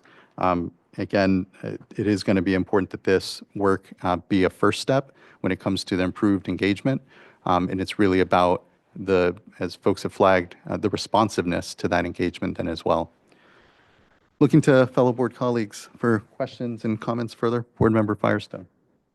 Thanks. I'll add, and I don't know if it's appropriate, but my understanding from all of the documents and analysis is that the mitigation, that degradation in the context of the mitigation programs means pollution basically over the MCL. So not just degraded water quality over baseline. And I would just encourage somebody from the GSA to come up if that is not the case. But I believe that's, or staff. But that's my understanding from what was brought up. And so that does, in other words, if you, if water's degraded but not yet over the MCL, and then gets over the MCL, you're eligible for mitigation. So just to clarify, because that was brought up, if that's not the case, please speak now so that that can be clarified. Sorry. Recognizing Tess Dunham. Me? Mike is live. Okay, so just to clarify that under the mitigation program and the exceedance action plan, if the degradation over the MCL is due to GSA activities, then they go into the mitigation track. That is correct. Right. Okay. So it's not right. And then I guess I just will say as we go, I think there are some good points made on the, do you wait until somebody is already over the MCL or the well is already dry before there's more intervention in terms of mitigation. I would hope that the GSA would be working with people before that point so that they don't have to wait till, really a family or a well owner is so impacted. I think that there's a lot of trauma of losing water altogether or having unsafe water in your home. And if we can avoid that, we want to head that off earlier. I know that's not, the threshold is set right now at the MCL, and I'm really maybe just flagging, I have faith that what you all are doing in implementation is working with and listening to folks like these comments to figure out how you avoid that. But I don't know if you can speak a little bit to how we're expecting that to be dealt with. Well, I think, there will be the general outreach program, right, that will continue forward. I think it's harder to say that, with respect to being able to go in and mitigate when it hasn't exceeded the MCL, because one doesn't know exactly if and when. And I do think, part of the problem will be knowing, because the way our program will work is the notification is triggered when the water quality objective is exceeded. And so, and the notification happens regardless whether it's due to GSA management activities or not. And it is based upon our representative monitoring well results. And so we will be notifying people, specifically homeowners within the approximate 3-mile radius, when we exceed a water quality objective for a primary MCL, regardless of whether it's due to GSA management activity. So that at least automatically gets them aware of it. But again, we're going off our well. We don't know whether their well is exceeded or not, but we will try to give them information to where they can go and have testing done to determine what's the impact on their well, right? To give them general information and as to the different programs that may be available, or they may be appropriately apply for the mitigation program, which we expect will get applications for mitigation in 2 ways. We'll get applications for mitigation from those who we have sent applications to because we had a minimum threshold exceedance, but applications can also be submitted generally. And so we have 2 different processes for those applications where a well owner may have a concern and they can still submit an application and it'll go through a review process. And that could be the instance where we don't know if their well is exceeded or not and whether, where it falls within, the application program. But there are those 2 different potential pathways. Yeah, great. Okay. Well, I guess I'll just say this is an area that I think, I personally think that this, we need to give this plan a chance to move forward. But I also think this is an area that needs continued discussion and work as you all are implementing it. And not just, I think, for this GSA, but really probably across GSAs and SGMA development. And so just encourage all of us to work on maybe some best practices and pathways to make sure that we're protecting communities. I think we all know if you've got a public supply well, once it's over 80%, that public supply well is doing really frequent testing, and often, especially if there's a trend going up, is having to do major investment in identifying other sources or treatment. And so, there's continued work needed to figure out, how to do this successfully and not, and be proactive and prevent problems before they happen. But I do feel like we're at a point where we need to let the plan move forward, focus on implementation and getting that right, and then figure out if there's adjustments that can continue to be made. And then my last thought with this panel especially is just encourage folks to, obviously continue, most importantly, to work with the GSA on implementation, but also, utilize the board. We do have at least annual updates on SGMA program overall. And I think we want to hear how things are going. And that is a public forum to continue to keep us updated. I think we're very hopeful. DWR will continue to do their process, but we really look to those public processes and leaders like those that spoke today to help us stay informed. And just one really quick note. I mean, I think we've made it pretty clear in our well mitigation program that it is adaptive and iterative, right? We're already on 2.0. When we bring in the state small program, we'll be at 3.0, probably in a very short time frame. And as we all know from our other drinking water programs that we're all involved with, we learn every day. And we have to adapt and revise as we learn for the implementation program. Thank you for your comments, Board Member Firestone. Thank you both. I appreciate the exchange. And for me, what is a shift and an important one is that no matter the cause of the exceedance, that it's being investigated, that step is being taken, and then let things shake out when it comes to, how we find out responsible party or otherwise. And so I appreciate that net is there, and agree that it's going to be continuous improvement here, and appreciate the points the board members made. So thank you. Looking to fellow colleagues as well, if there's anything further for this panel. Okay, seeing none. Again, appreciate the voices here, incredibly important. And what now can shift over to is just general public comments. I think we've provided ourselves about an hour right now in order to take just general public comments. After that, we'll take a break, and we're currently scheduled to start at 3 on the panel for municipalities and urban water purveyors. We'll see if we need this entire hour. We have less than about 16 commenters, because I believe some of these commenters were just part of our panel. And so I'm going to start to name names, and if folks are either on the platform or here, good, please do start to queue up. And if not, then we'll just skip over and we'll keep going. I think our first commenter we have here, and it was speak if necessary, but we have Greg Allen, be followed by Tien Tran, then Richard Garcia, and Bob Gore.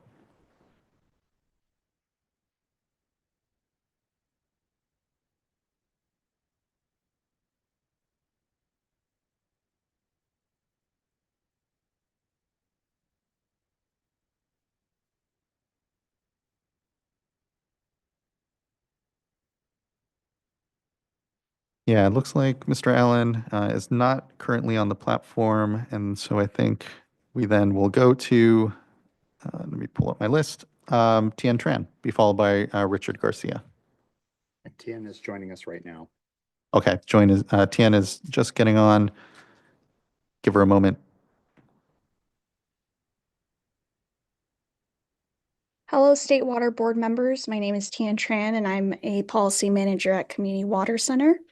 And just want to share appreciation for holding this meeting today and for being able to talk very, directly about what drinking water concerns are at the heart of community members. And I guess I just want to express, it was disappointing to see that the recommendation for the board was to return the Kern Subbasin back to the Department of Water Resources.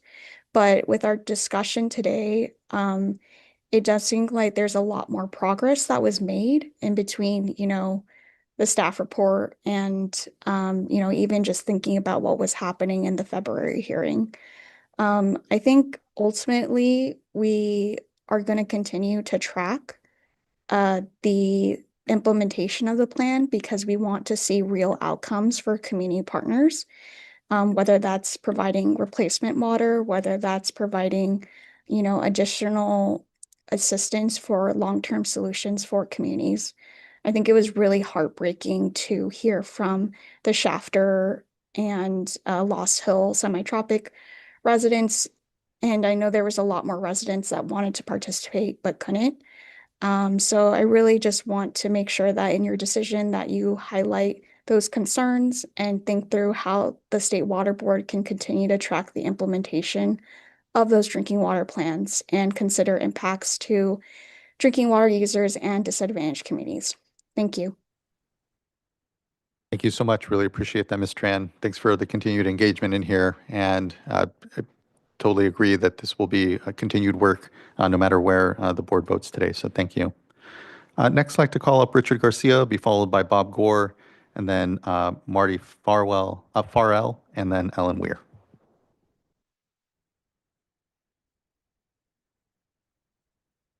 Good afternoon, Governing Board, Chairman Esquivel. My name is Richard Garcia. I'm Chairman of the Buttonwillow County Water District.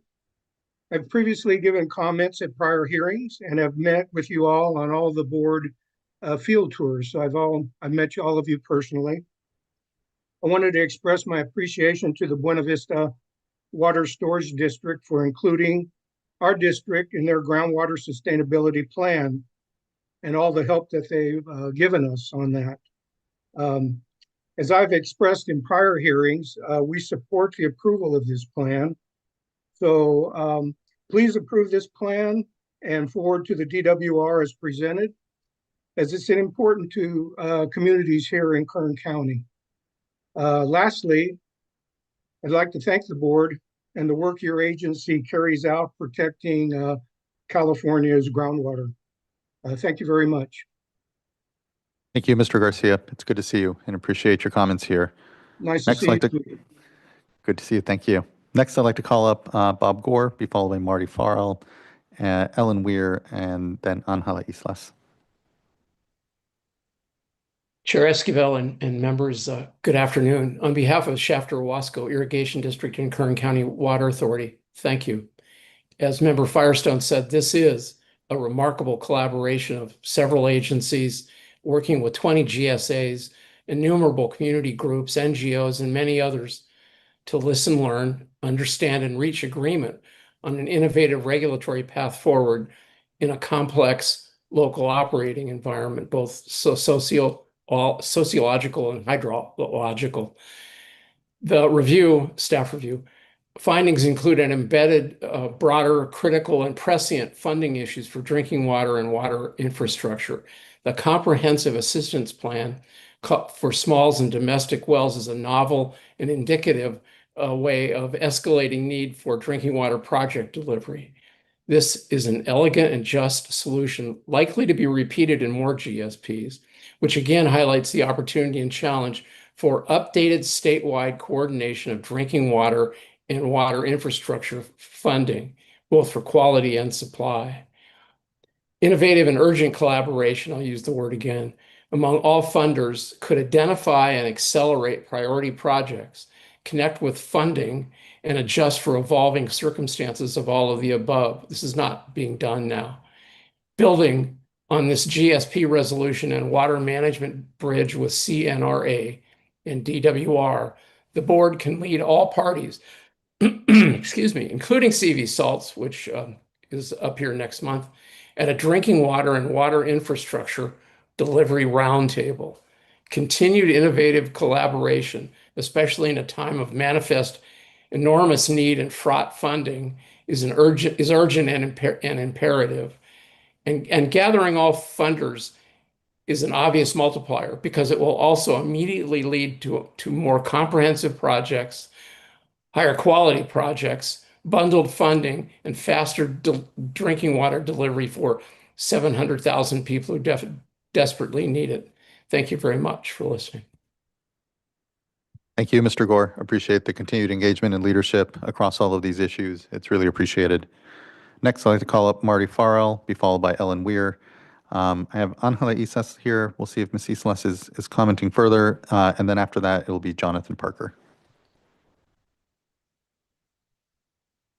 Hello, members of the board. My name is Marty Farrell, Policy Analyst for California Coastkeeper Alliance, and I want to thank the board and staff for holding this hearing today. In response to the updated Kern staff report, Coastkeeper is disappointed in the recommendation to return the Kern subbasin back to the Department of Water Resources. The major gaps in monitoring, sustainable management criteria, and drinking water mitigation across several sustainability indicators are alarming and cannot be overlooked. We strongly urge the State Water Board to set clear, enforceable timelines to ensure that these deficiencies are addressed before the subbasin is returned to DWR. This should include timelines for drinking water mitigation for domestic wells and small water systems, as well as for updates to the coordination agreement. We'd like to remind the State Water Board of its responsibility to advance the human right to water. Groundwater management is not sustainable if drinking water impacts are ignored. The board must consider all beneficial users, especially drinking water users, domestic well owners, and disadvantaged communities. Thank you so much for your time. Thank you as well, Mr. Farrell. Appreciate your comments here and engagement. Next, I'd like to call up Ellen Weir, followed by Angela Islas, and then Jonathan Parker.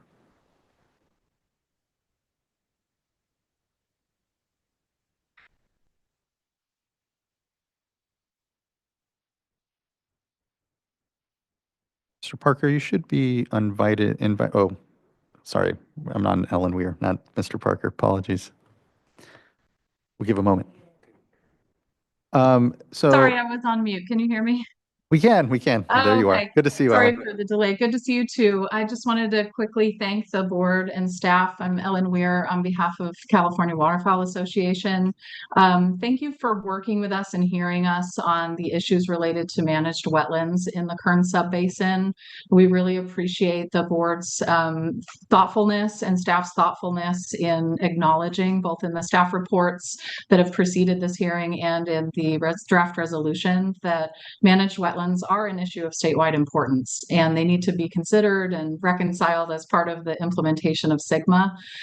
As you know, there's about 3,500 to 5,000 acres of wetlands that depend on groundwater in the Kern Subbasin, and those wetlands form an important part of the southern San Joaquin Valley's contribution to Habitat for the Pacific Flyway in meeting our goals under the joint venture treaty agreements that we have with Mexico and Canada.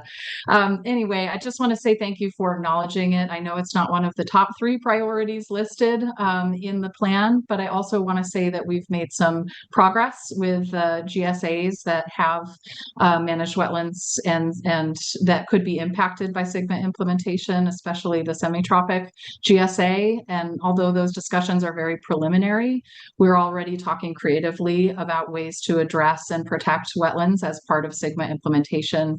We know this is a very hard issue. There are a lot of landowners affected in this basin, but we really appreciate you continuing to hold up wetlands as one of those impacted constituencies, and we will continue to keep you updated on our efforts to find creative solutions to protect wetlands going forward. Thank you.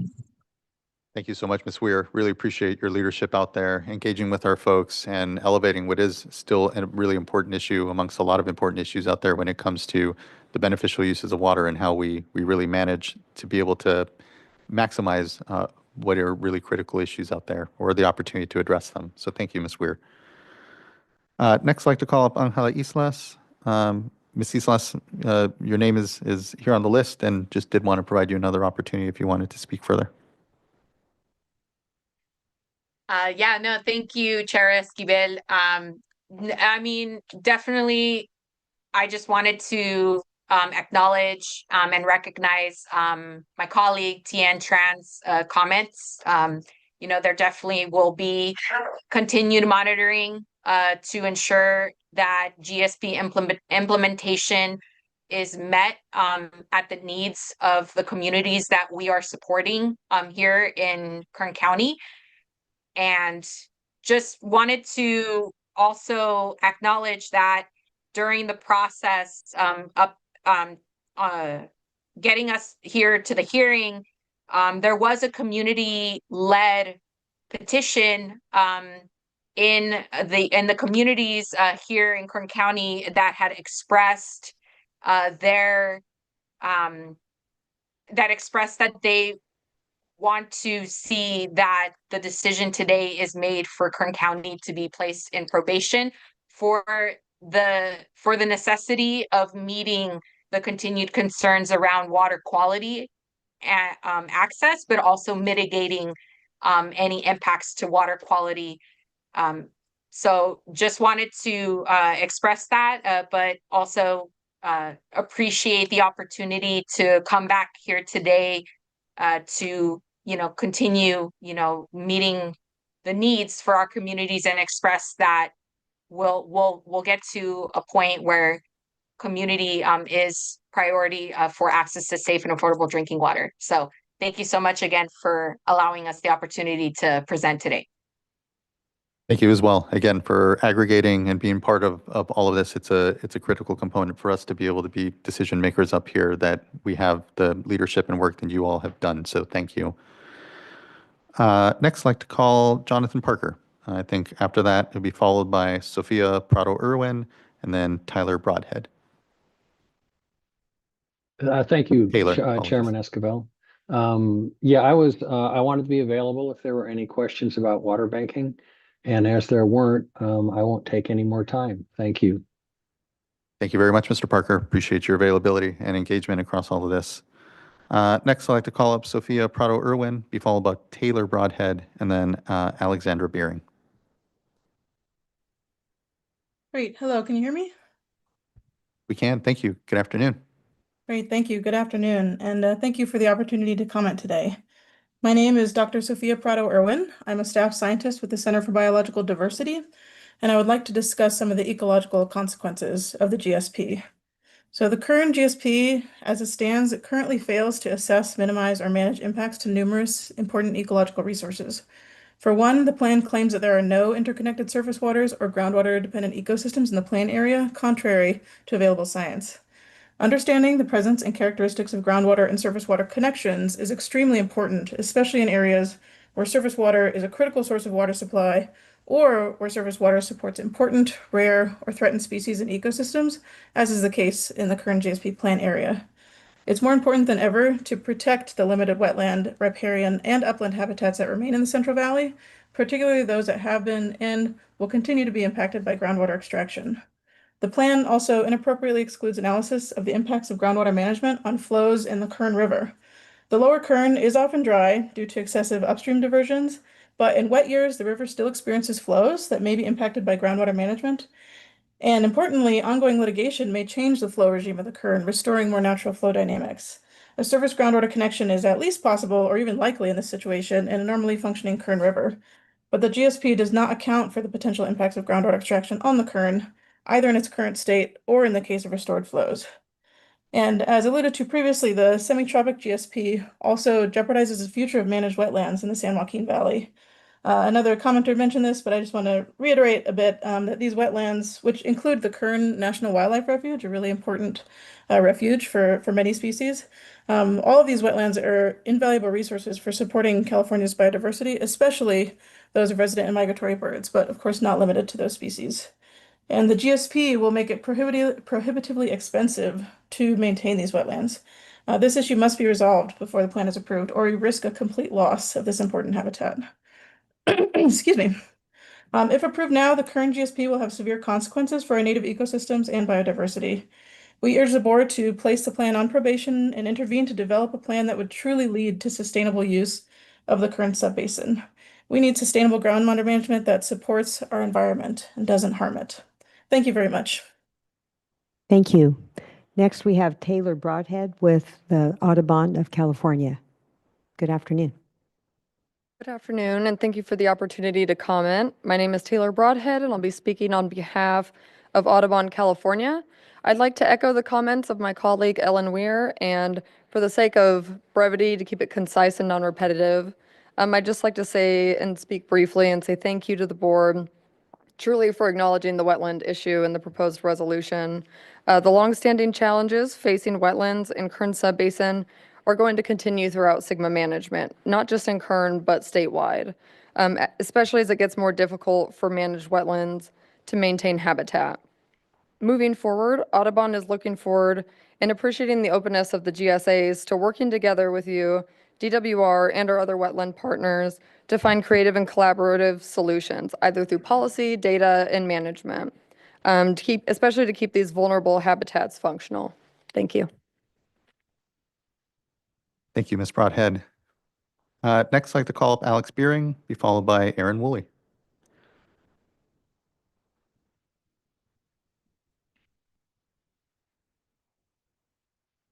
Good afternoon. Sorry, that was a long walk from all the way back there. So I'll be brief because everyone's pretty much said the things that I was going to say anyway, which is good. People are rowing in the same direction. Just wanted to say thank you to the board and to staff for allowing this more flexible iterative process with the current subbasin to come to the point that they are today and sort of resolve those deficiencies in a stepwise way that allowed them to be successful. Also, just shout out to the local groundwater managers, their staff, and this mighty band of consultants who seem to be doing all the work in all the basins for being able to really rally and get to the point that they've gotten to today with the GSP. The wetlands issue is something I wanted to touch on for a minute, though, and I was glad to hear from Ellen that there are productive conversations happening between the GSAs and between advocates on the wetlands issues, because that is really something that should be and has always been within the purview of the GSAs to determine how they want to deal with different types of groundwater pumpers and groundwater users. And so, this keeps coming up in the legislative space as well about who to carve out from SGMA. And I just want to acknowledge that if we continue down a path where we're starting to carve out different types of groundwater pumpers, then it's going to be death by 1,000 cuts. And basins like Kern are going to be even harder to get to a place of sustainability by 2040. I fully acknowledge the value of the Kern subbasins, wetlands that are of statewide importance, and I know that we've fallen short at a state and federal level for providing a lot of wetlands and refuges and adjacent wetlands with surface water over the years. So, in absence of the funding, infrastructure, or will to be able to get more surface water to those areas in the valley and elsewhere, putting that burden solely on the GSAs and on the groundwater basin to fully make up the difference seems like perhaps the wrong tactic. So anyway, just wanted to address that and thank everyone for the work that they've put in to get to this point. Thank you. Thank you for those additive comments, Ms. Beering. Appreciate your engagement here. Next, I'd like to call up Aaron Woolley. After that, followed by Annabelle Marquez, and then we'll go to Raul Barraza.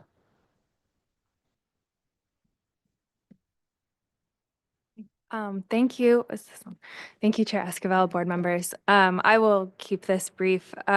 First off, I just want to thank the staff for clarifying already that the conditions included in the resolution have already been adopted by GSAs and that the board will be reviewing those to make sure that they're consistent with what was requested before referring the basin back to DWR. However, there are several issues that have not been addressed. Some of those were identified in the staff report, either as deficiencies or areas of improvement, as well as in the presentations by community members and other organizations earlier today.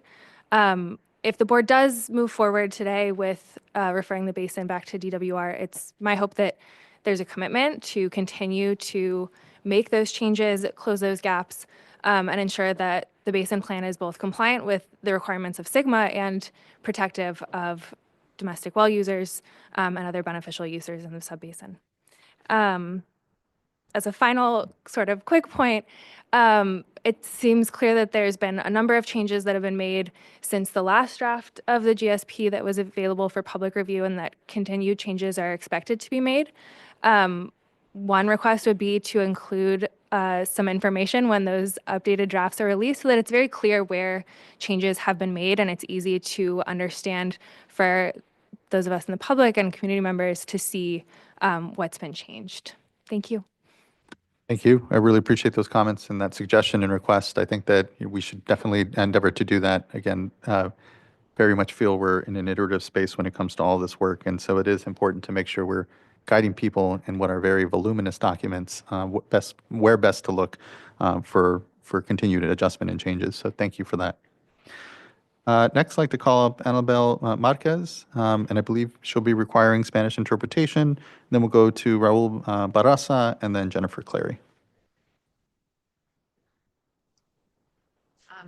Buenas tardes, mi nombre es Anabel Márquez.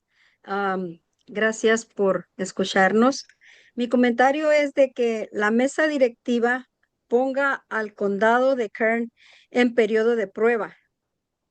Mi testimonio refleja las necesidades críticas de continuar y incluir las preocupaciones de acceso a agua potable entre el plan de agua subterránea sostenible y espero que sea tomada seriamente para tener una calidad de vida sostenible.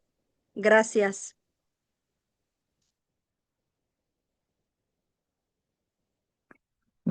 Thank you. Gracias a ti, señora Márquez, por tu voz y tu tiempo. Gracias.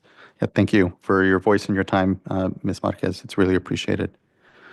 Next, I'd like to go Raul Barraza, be followed then, I believe this is our last commenter in general public comment, Jennifer Clary.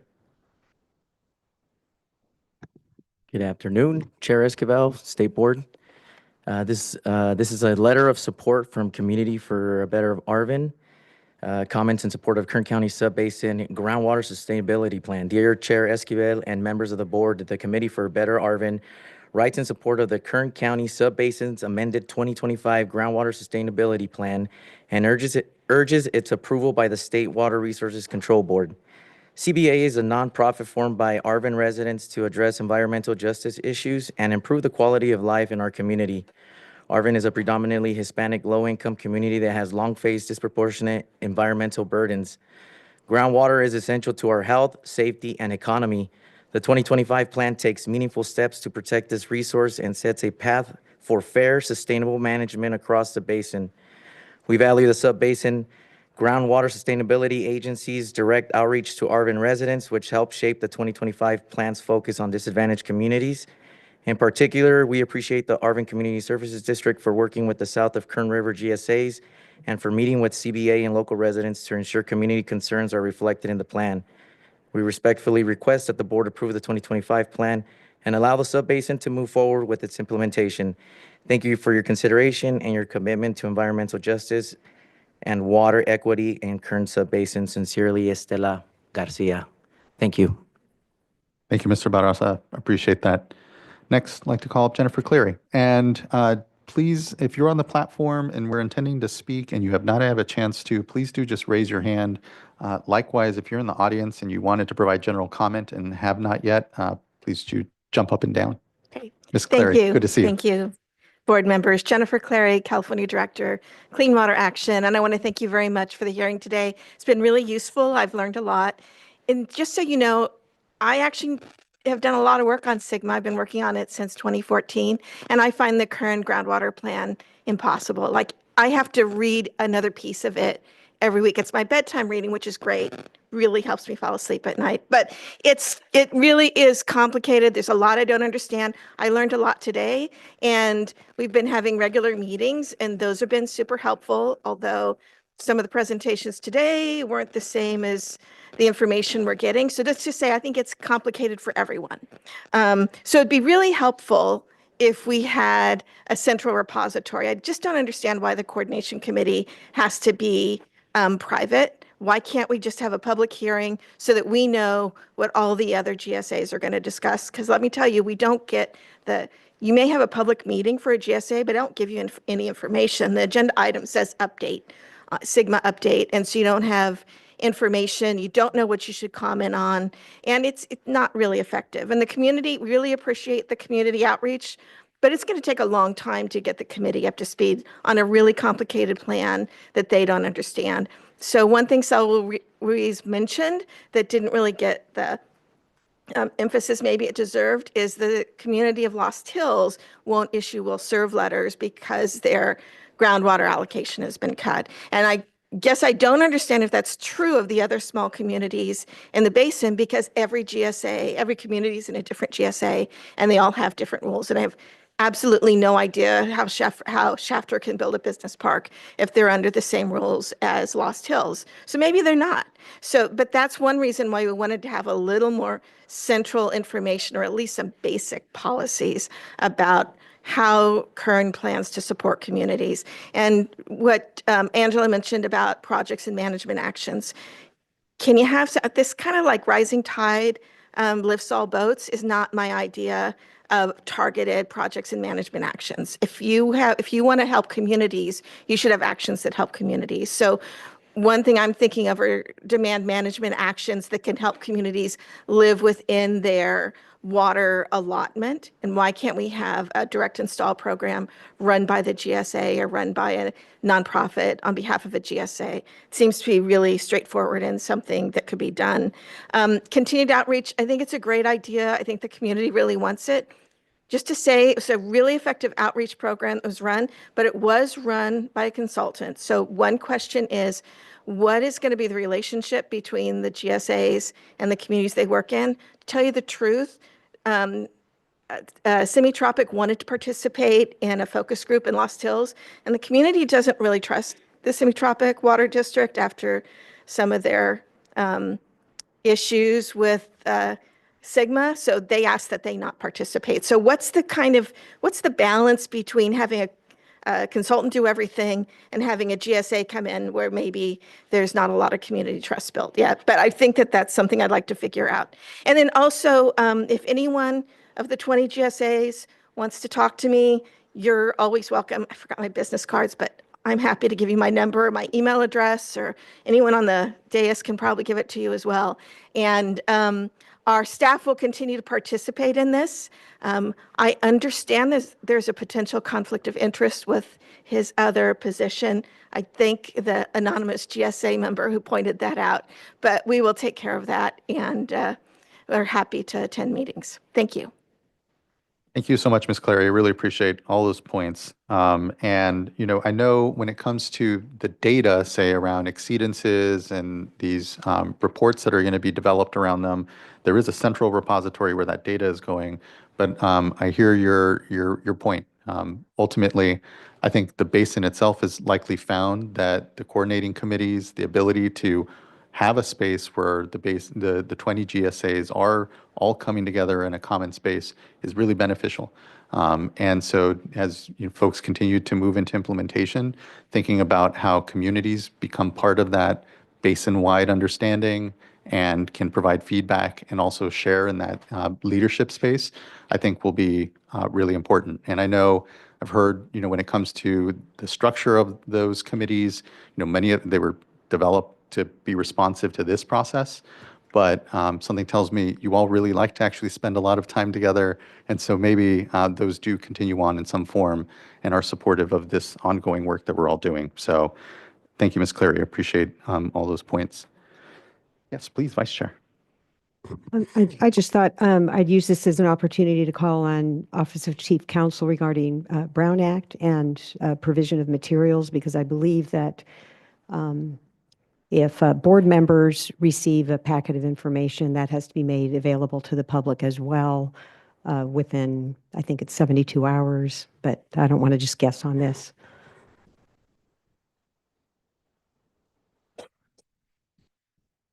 So maybe during one of the breaks, we'll take a closer look at the Brown Act provisions. The one thing I will say is that generally we don't police the compliance by the GSAs with whatever local restrictions apply, including those from the government code that govern their meetings, including the Brown Act. But we can certainly look at that. That is a general principle, but I'd have to go back and double check the specific hours in terms of when the agendas or the materials that are provided to board members need to be made available to the public. Yeah, thank For those you. entities covered by the Brown Act. And in light of what we're trying to do with, community outreach and all that, just even providing that information so that the NGOs are aware, and a gentle reminder of requirements would be helpful. Thank you for that, Vice Chair. All right, that brings us to the end of, I believe, our general commenters. And so we now have just two panels that we need to make our way through. Let's give ourselves a 10-minute break here, mid-afternoon break. We will come back at 2:26, and we'll go ahead and continue on. The next panel will be municipalities and urban water purveyors. Thank you, everyone.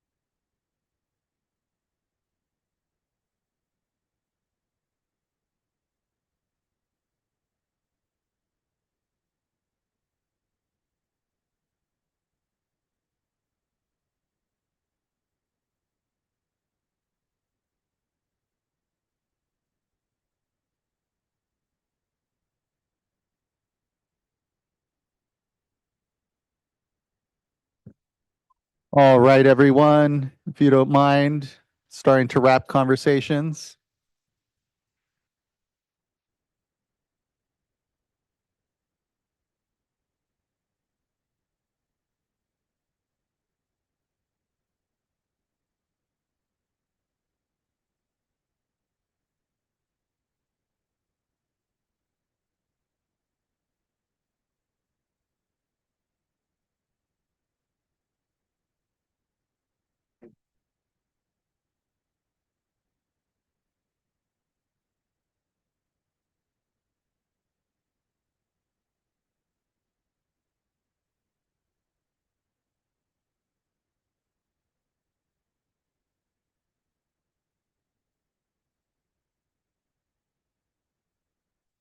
All right, everyone, we can wrap up discussions and take a seat. We can begin here.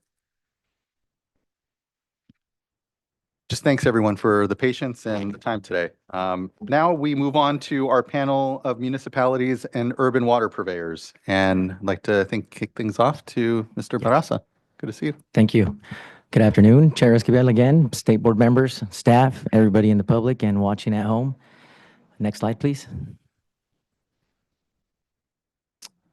My name is Raul Barraza Jr. I am the General Manager for Arvin Community Services District. Joining me today on this panel are representatives from City of Wasco, City of Shafter, City of Bakersfield, and Cal Water. Next slide, please. Our joint support statement is also on behalf of 8 other urban water providers. We have here a map showing everybody in the Subbasin and demonstrating their location, indicating the differences within the hydrogeologic zones. Next slide. However, we have more similarities than differences as we all provide water to severely disadvantaged communities. We have a mission to provide clean and affordable drinking water. We want to ensure State Board and our public to understand our role, involvement, and coordination to benefit the communities we serve and the potential impact a probationary designation can have. Next slide. A little about Arvin CSD. We provide water services to 22,000 customers using 4,350 connections. 38% of our population lives within the poverty line and 45% of the residents are agriculture employed. ACSD has always had a seat at the table when we were with the Kern GSA, now with the South of Kern River GSA, and we were also selected to be part of the Well Mitigation Committee. We participated in the creation of the urban plan, allowing us to choose one of our most vulnerable wells for the well monitoring network. And SGMA has also opened up doors to opportunities that were not available to us in the past. And now with the implementation of SGMA, we can participate in things such as water banking, which is a spreading works coordination project that we're working with Arvin Edison. Next slide. With SGMA implementation, we've been working on that. You know, you heard that 47% of the plans have already been implemented. One of the things that we take on is being able to consolidate smaller communities that are close to us. We understand that is feasibly more economic for the state to provide funding for such a project. And so on top of Edmonton Acres, which we consolidated 10 years ago with 120 connections, we're looking to do the Sunshine properties, which will entail a system pressure rezoning for the north portion of Arvin, and that would allow us to also consolidate Di Giorgio Elementary School, being able to provide clean and safe drinking water to those communities. We're now doing water facility infrastructure investments, participating in water banking. And so that's something new for the district where Arvin Edison is partnering with us in that coordination and now allowing us to access the $100 billion worth of water infrastructure from Shasta Dam all the way down to Arvin. Outreach and community engagement. I'll finish my slides with saying that if the public has an issue with the water coming out of their tap, their local water purveyor is the person or the people that they have to contact.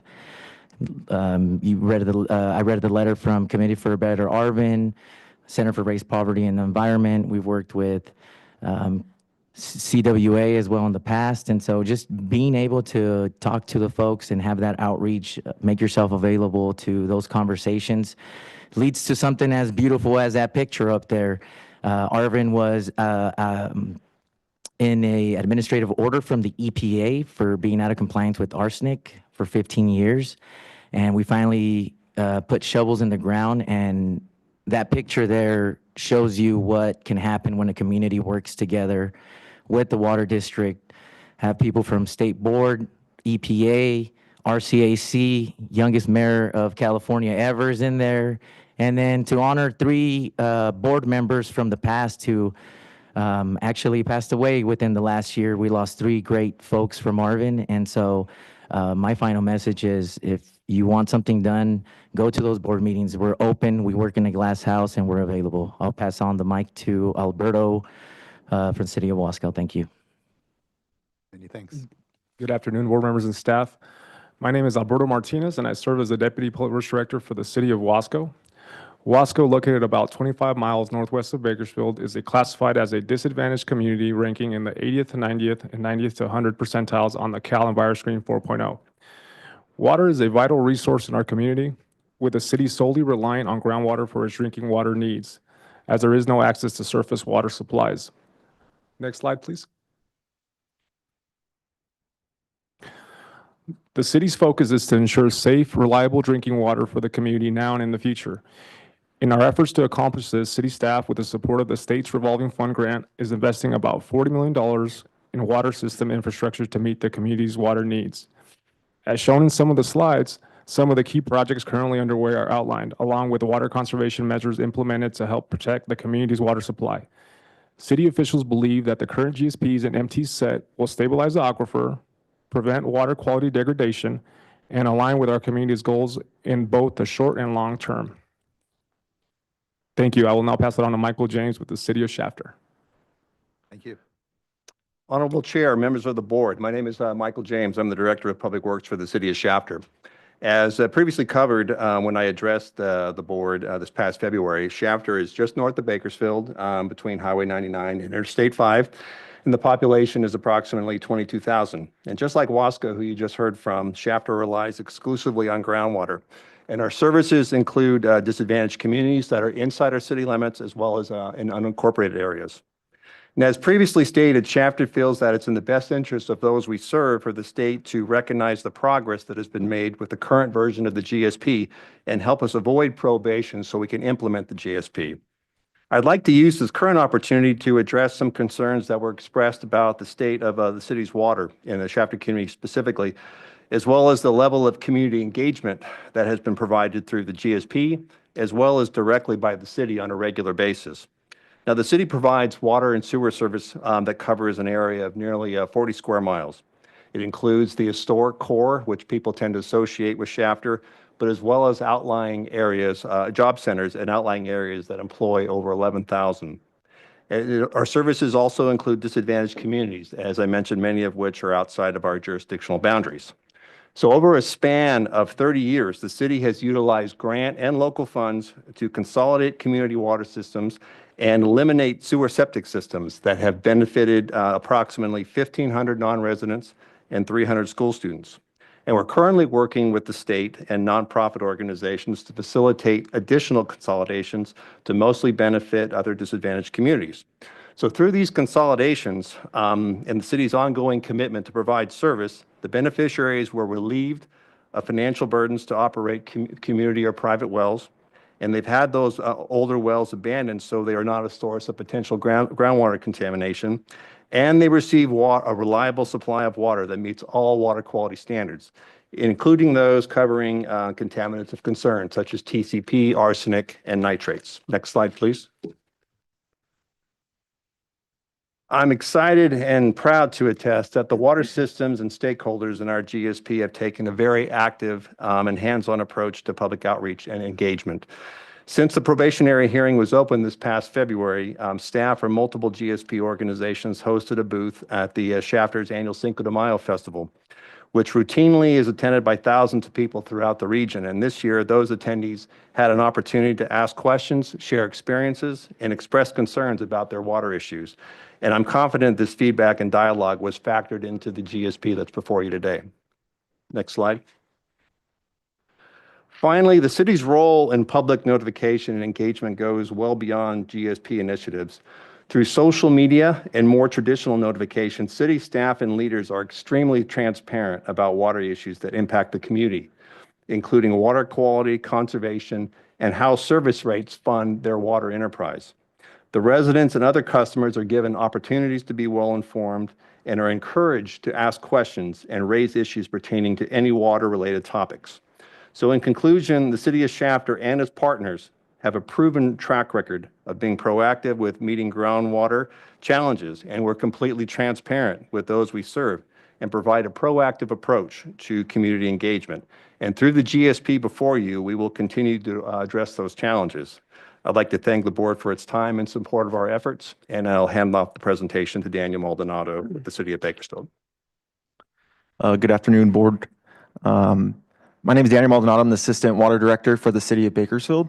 A little background on the City of Bakersfield. It is the 9th largest city in California with a population over 400,000 residents. Within Bakersfield, there's a significant areas that are considered disadvantaged communities as well.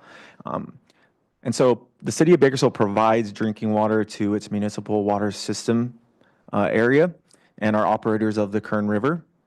And with SGMA, we are also a member agency of the Kern River GSA.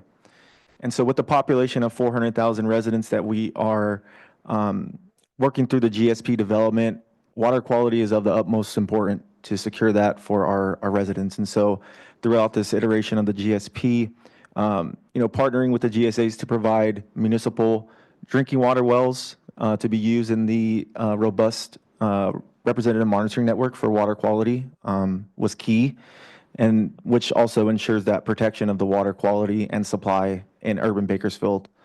Next slide, please. And so we also have SGMA implementation, and so some of the projects and management that the City of Bakersfield is undergoing. And so we recently bolstered our robust water conservation rebate program to focus on demand reduction in urban Bakersfield. We also have consolidation efforts for 2 disadvantaged communities underway to provide safe, clean, reliable drinking water to about 40 connections. And then also just an investment in water facility infrastructure to support water quality and surface water, treatment facilities, as well as river infrastructure to support the surface water recharge that is Kern County is known for. The outreach and community engagement, the city's been able to participate in these community outreach events and public workshops. There's been significant strides in that outreach and community engagement. And just keeping our residents apprised to what's going on is of the utmost importance. And with that, I will turn it over to Rafael Molina. Good afternoon, Chair Esquivel and board members. My name is Rafael Molina, and I am the district manager of Cal Water's Bakersfield District. I am a resident of Bakersfield, and I have lived in Kern County my entire life. Cal Water serves municipal water to close to 300,000 people in the Bakersfield area as part of the Kern County Subbasin. We also operate and maintain the water system owned by the City of Bakersfield. Cal Water remains diligent and consistent in our reporting on groundwater production and have communicated with local communities through multiple channels, including social media and local events, and have coordinated with 3 groundwater sustainability agencies that cover the area that we serve. Our city is continually growing, with our service area population projected to increase to 370,000 people by 2050, which highlights why having a sustainable water source is important. In addition, we are supporting bringing clean water to communities through consolidations with Palm Mutual and Casa Loma Water, which include approximately 300 residential connections. Currently, we have a very diverse water supply portfolio where we are able to strategically and sustainably manage our diverse water supply through independent usage of groundwater, surface water, and purchased imported water to meet customer demands. Lastly, we strongly invest in supply diversification and water conservation programs, including more than $8.7 million invested in conservation programs between 2011 and 2024. Next slide. The following graph represents our population compared with our water production. As you can see, over the last 20 years, our total production decreased by 28%, while the population we served has increased by 18%. This resulted in a reduction in our gallons per capita per day of more than 37%. Next slide. Cal Water strongly believes in the need for effective groundwater management, which is why we have been investing in conservation and supply diversification long before SGMA was enacted. Cal Water introduced surface water to our supply portfolio in 2003. This change represents Cal Water's forward thinking in supply diversification and investing in surface water treatment plants. Cal Water clearly understood that these investments were needed to ensure sustainability for future groundwater supplies by reduced groundwater pumping.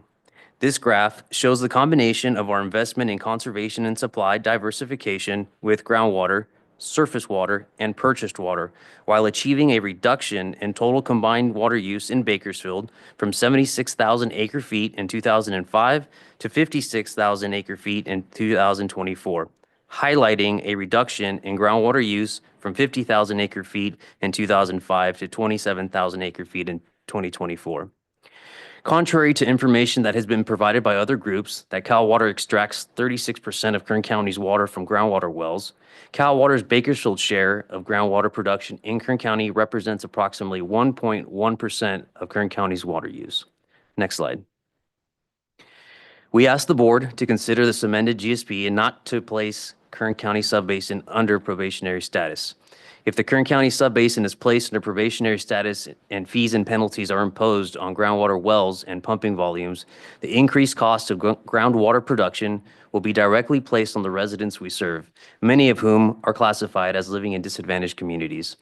This would lead to our customers being penalized after years of already significantly investing in conservation and supply diversification over a long period of time.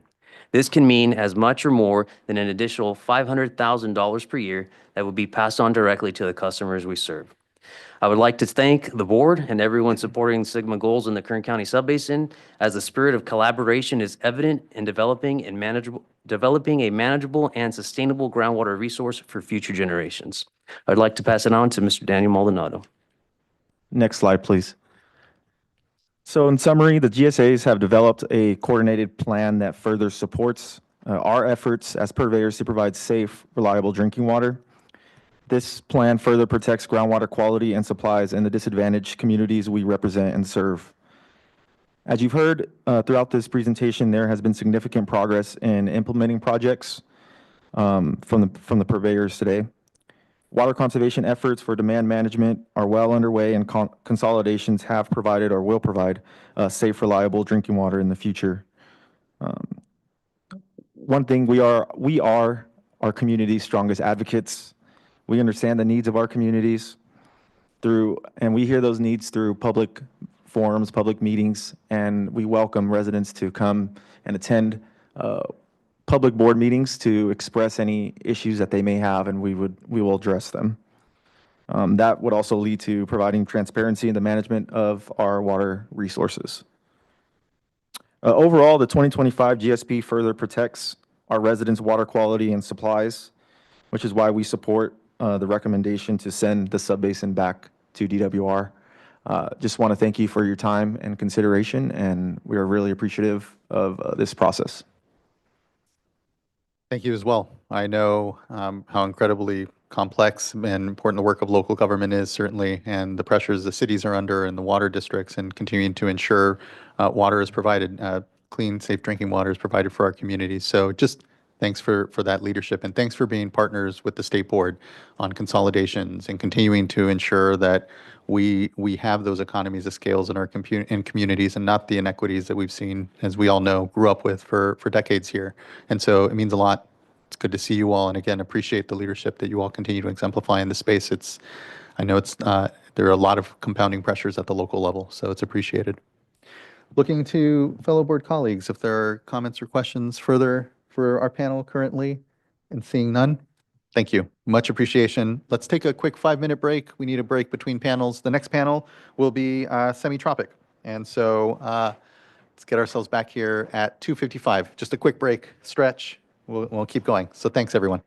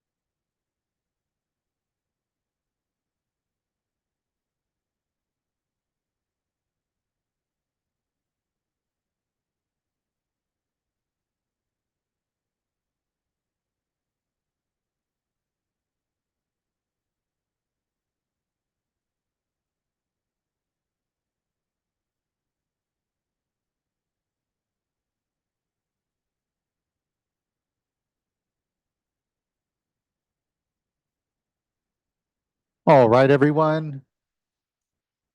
We are at 5 minutes. If you don't mind winding down your conversations and taking a seat.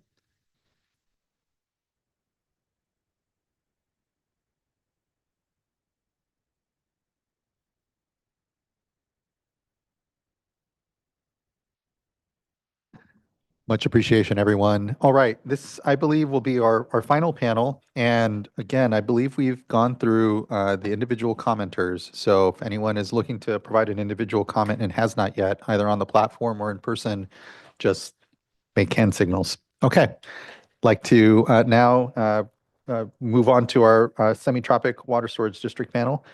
Hand things over to Mr. Gianquinto. All right, great. First off, my name is Jason Gianquinto. I'm the general manager of the Semi-tropic Water Storage District and the Semi-tropic Water Storage District GSA. First Apologies, off, you might want to make the mic a little closer. a little that's all. closer? Yeah. Okay, yeah, how's thank that? Is that better? We'll make it work. All right. So basically, with regards to the conversation today and all the great presentations, we're not going to go through all of our slides because we respect everyone's time. And since I am the last panel, I think we just want to get to a conclusion. But I do want to make a couple comments. First off, I want to really sincerely thank you, the board, and all the staff for working with Kern through this process to get to where we are today. I think it's a collective success. And look forward to kind of the next iteration as we move to DWR, if that's the pleasure of the board. Secondly, want to kind of endorse the resolution as it's basically was drafted today and amended.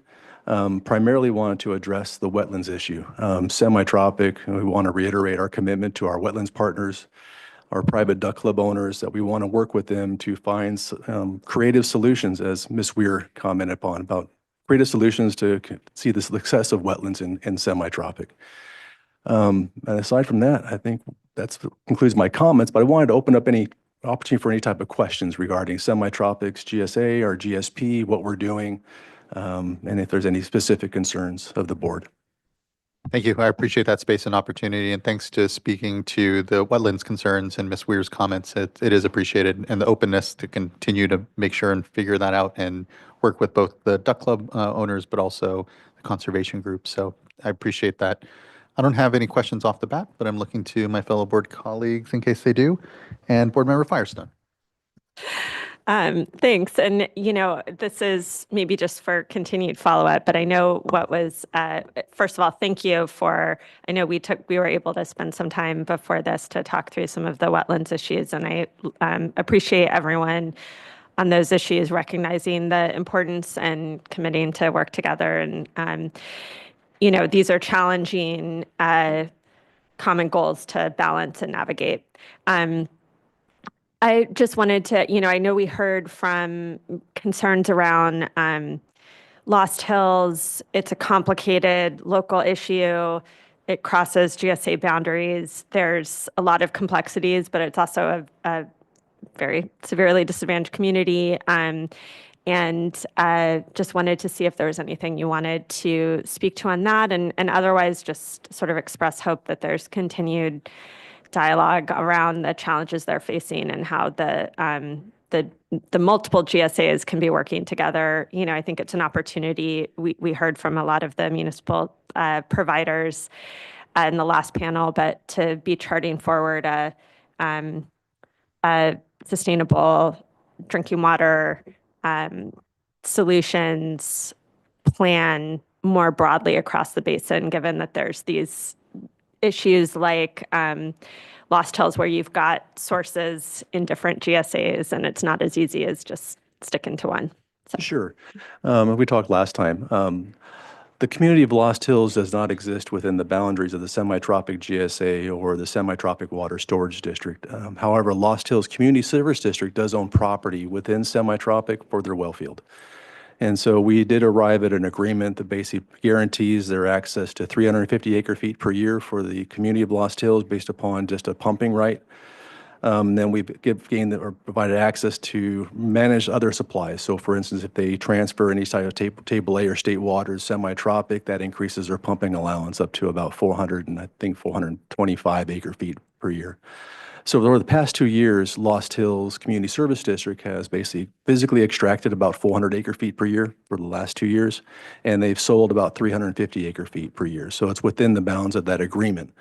And we're committed to keep with that and provide, those management opportunities that we can do for the Lost Hills CSD, which is the landowner within Semi-tropic. Thank you for that, and thank you, board member. Looking to see again if there's anything further. Not, thank you, much appreciation. And what that now leaves is board discussion here. And so I don't know if anyone would like to kick us off, but I think I'll just start by saying, again, reiterate a lot of thanks. It can feel sometimes as if, as we delve into what are very complex technical issues and do our best to do right by them, as if we're being a little nitpicky here amongst us. But I think it's important, and I know Board Member McGuire acknowledged this, our goal is to not have to be back here in a few years.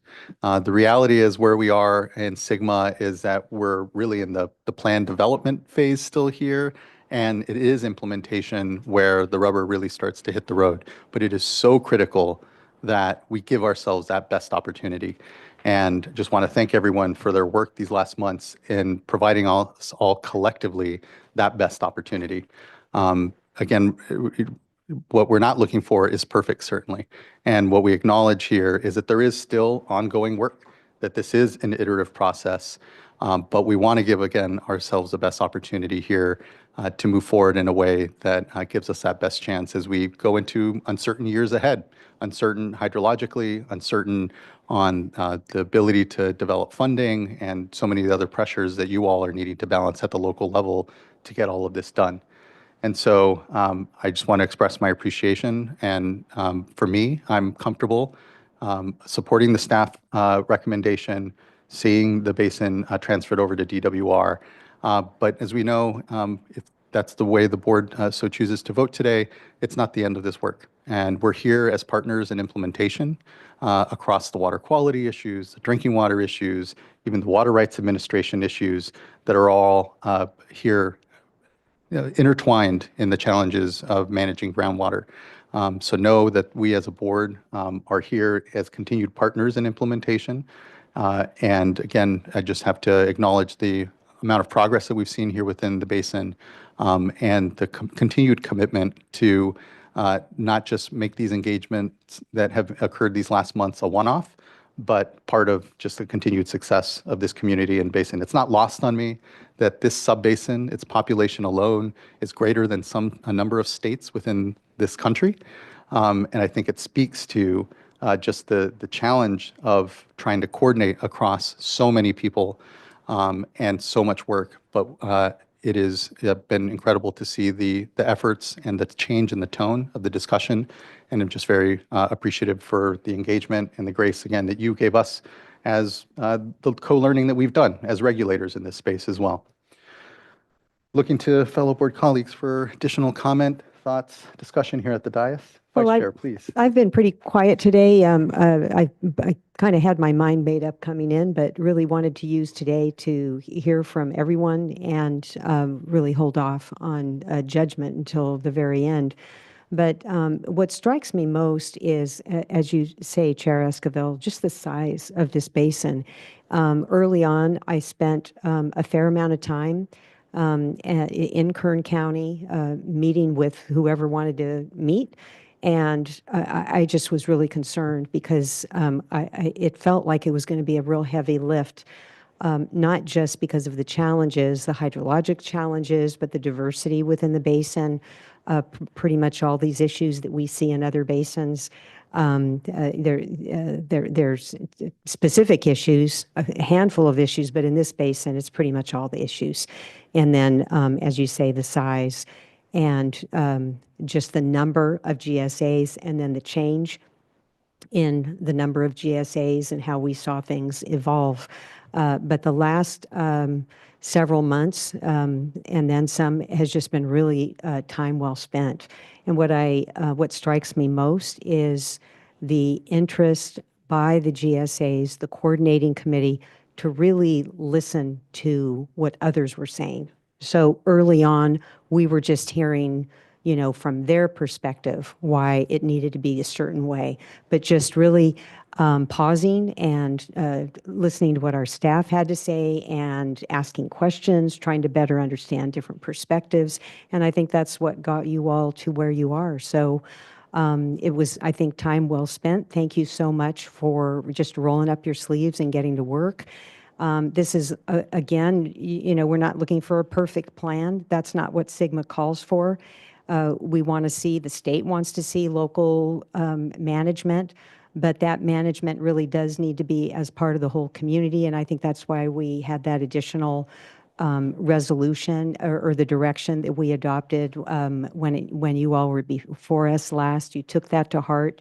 And we expect that you'll continue to do that because that's what's going to make you successful in the end. So I'm comfortable. I know that you all have a ton of work to do, and so does the Department of Water Resources. We hope we don't see you back again, but if need be, we're here. Here. Thank you, Vice Chair. Board Member Morgan.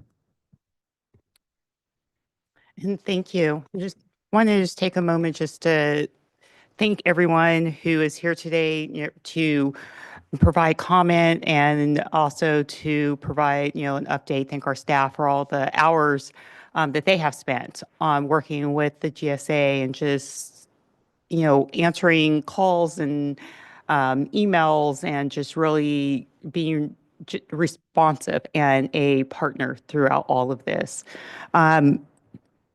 This here, it was not an easy lift over these last couple of months, but just really everyone dug in, really did listen, and really did answer the outstanding questions. And even with the last items that staff did identify, those were also appeared to may have been addressed. And so we're hopeful that, staff have that the GSA has addressed those as they have conveyed here today and have conveyed to staff.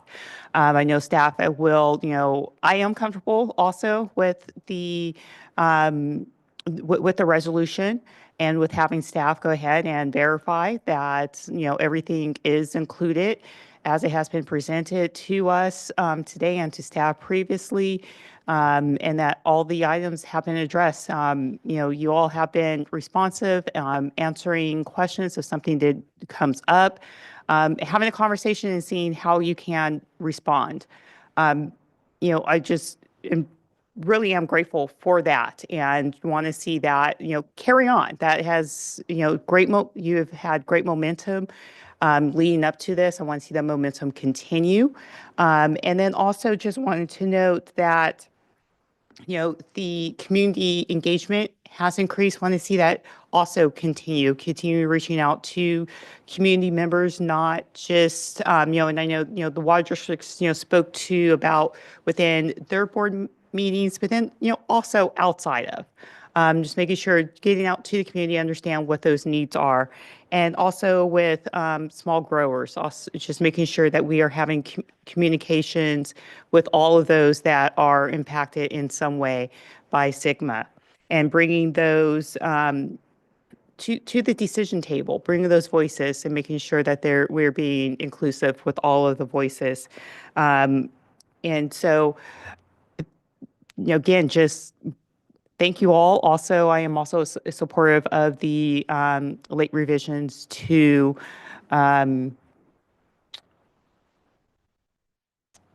29. And so just want to make sure, that I mentioned that also. So thank you. Thank you so much, Board Member. Board Member McGuire.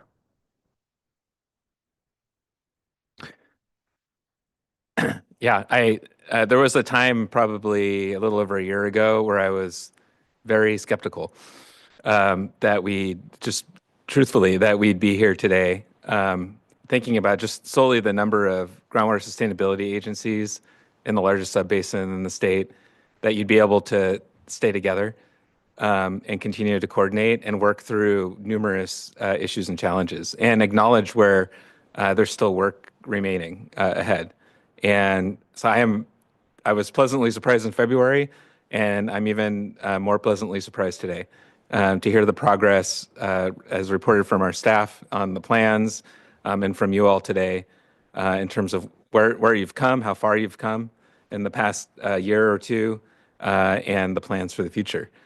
And I don't need to repeat all the really fantastic comments from the other board members, but I do want to say, and when I think about Kern, it's an incredibly important agricultural resource for our state and for our nation. It provides important ecological value for our refuges, for birds and other wildlife. It's a home to hundreds of thousands of Californians. So this is a critical part of our state and our country, and it needs to succeed. We need to find a path to sustainability, and that is really best done at the local level.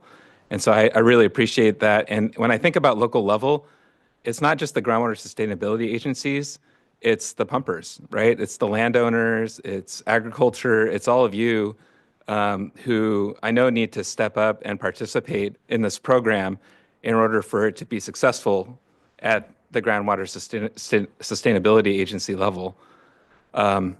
And it's easy to sit here and celebrate, oh, we have a plan for the future, but that comes with immense trade-offs and sacrifices. And so I just wanted to say that that's not lost on me, that these next 15 years are going to be incredibly difficult because of the reductions in pumping and the trade-offs that you have to make in implementing the plan in the first place. So thank you for those commitments to continue to work together to achieve the goals of sustainability. And beyond that, I'm just thankful for this discussion today and all the input, and very comfortable moving forward. You're here. Thank you, Board Member. Board Member Firestone. I think I've said my piece, and that was all very eloquent and fully agree. So well, the only thing I would add is, as I mentioned, I really hope we can, in our annual update around SGMA implementation and our SGMA program, if we can just hear how things are going. As you know, we're all have our hope for success in the implementation and in terms of moving forward. So look forward to continuing to monitor and hear that and do what we can to support that. And I support the late revisions as well. Thank you for that, Board Member. Thank you for all members. Again, really well said across. And just again, thank you everyone here. I think, collectively here, as we know, we're in a time where folks are wanting to see government work. And this is an example of government working across the local, state, and even federal partnerships here across that are making this work actually successful. So just thank you all for that. I think we may be prepared for a motion. I'll make a motion to move item 6, including the late revisions to whereas 29 as read into the record. Second. Thank you both incredibly. Ms. Tyler, can you please call a roll call vote? Board Member Morgan, Aye. Vice Chair Diadamo, Aye. Board Member Firestone, Aye. Board Member McGuire, Aye. and Chair Esquivel. Aye. Thank you. Thank you as well. The vote is unanimous and the resolution is adopted. Thank you everyone for your work. And again, this is a moment to celebrate, but the true work and implementation continues on. And so much appreciation, everyone. Congratulations.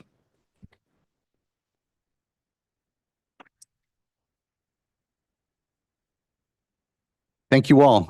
Much appreciation. That ends this 2-day board meeting. We are now adjourned and just really appreciate everyone's work.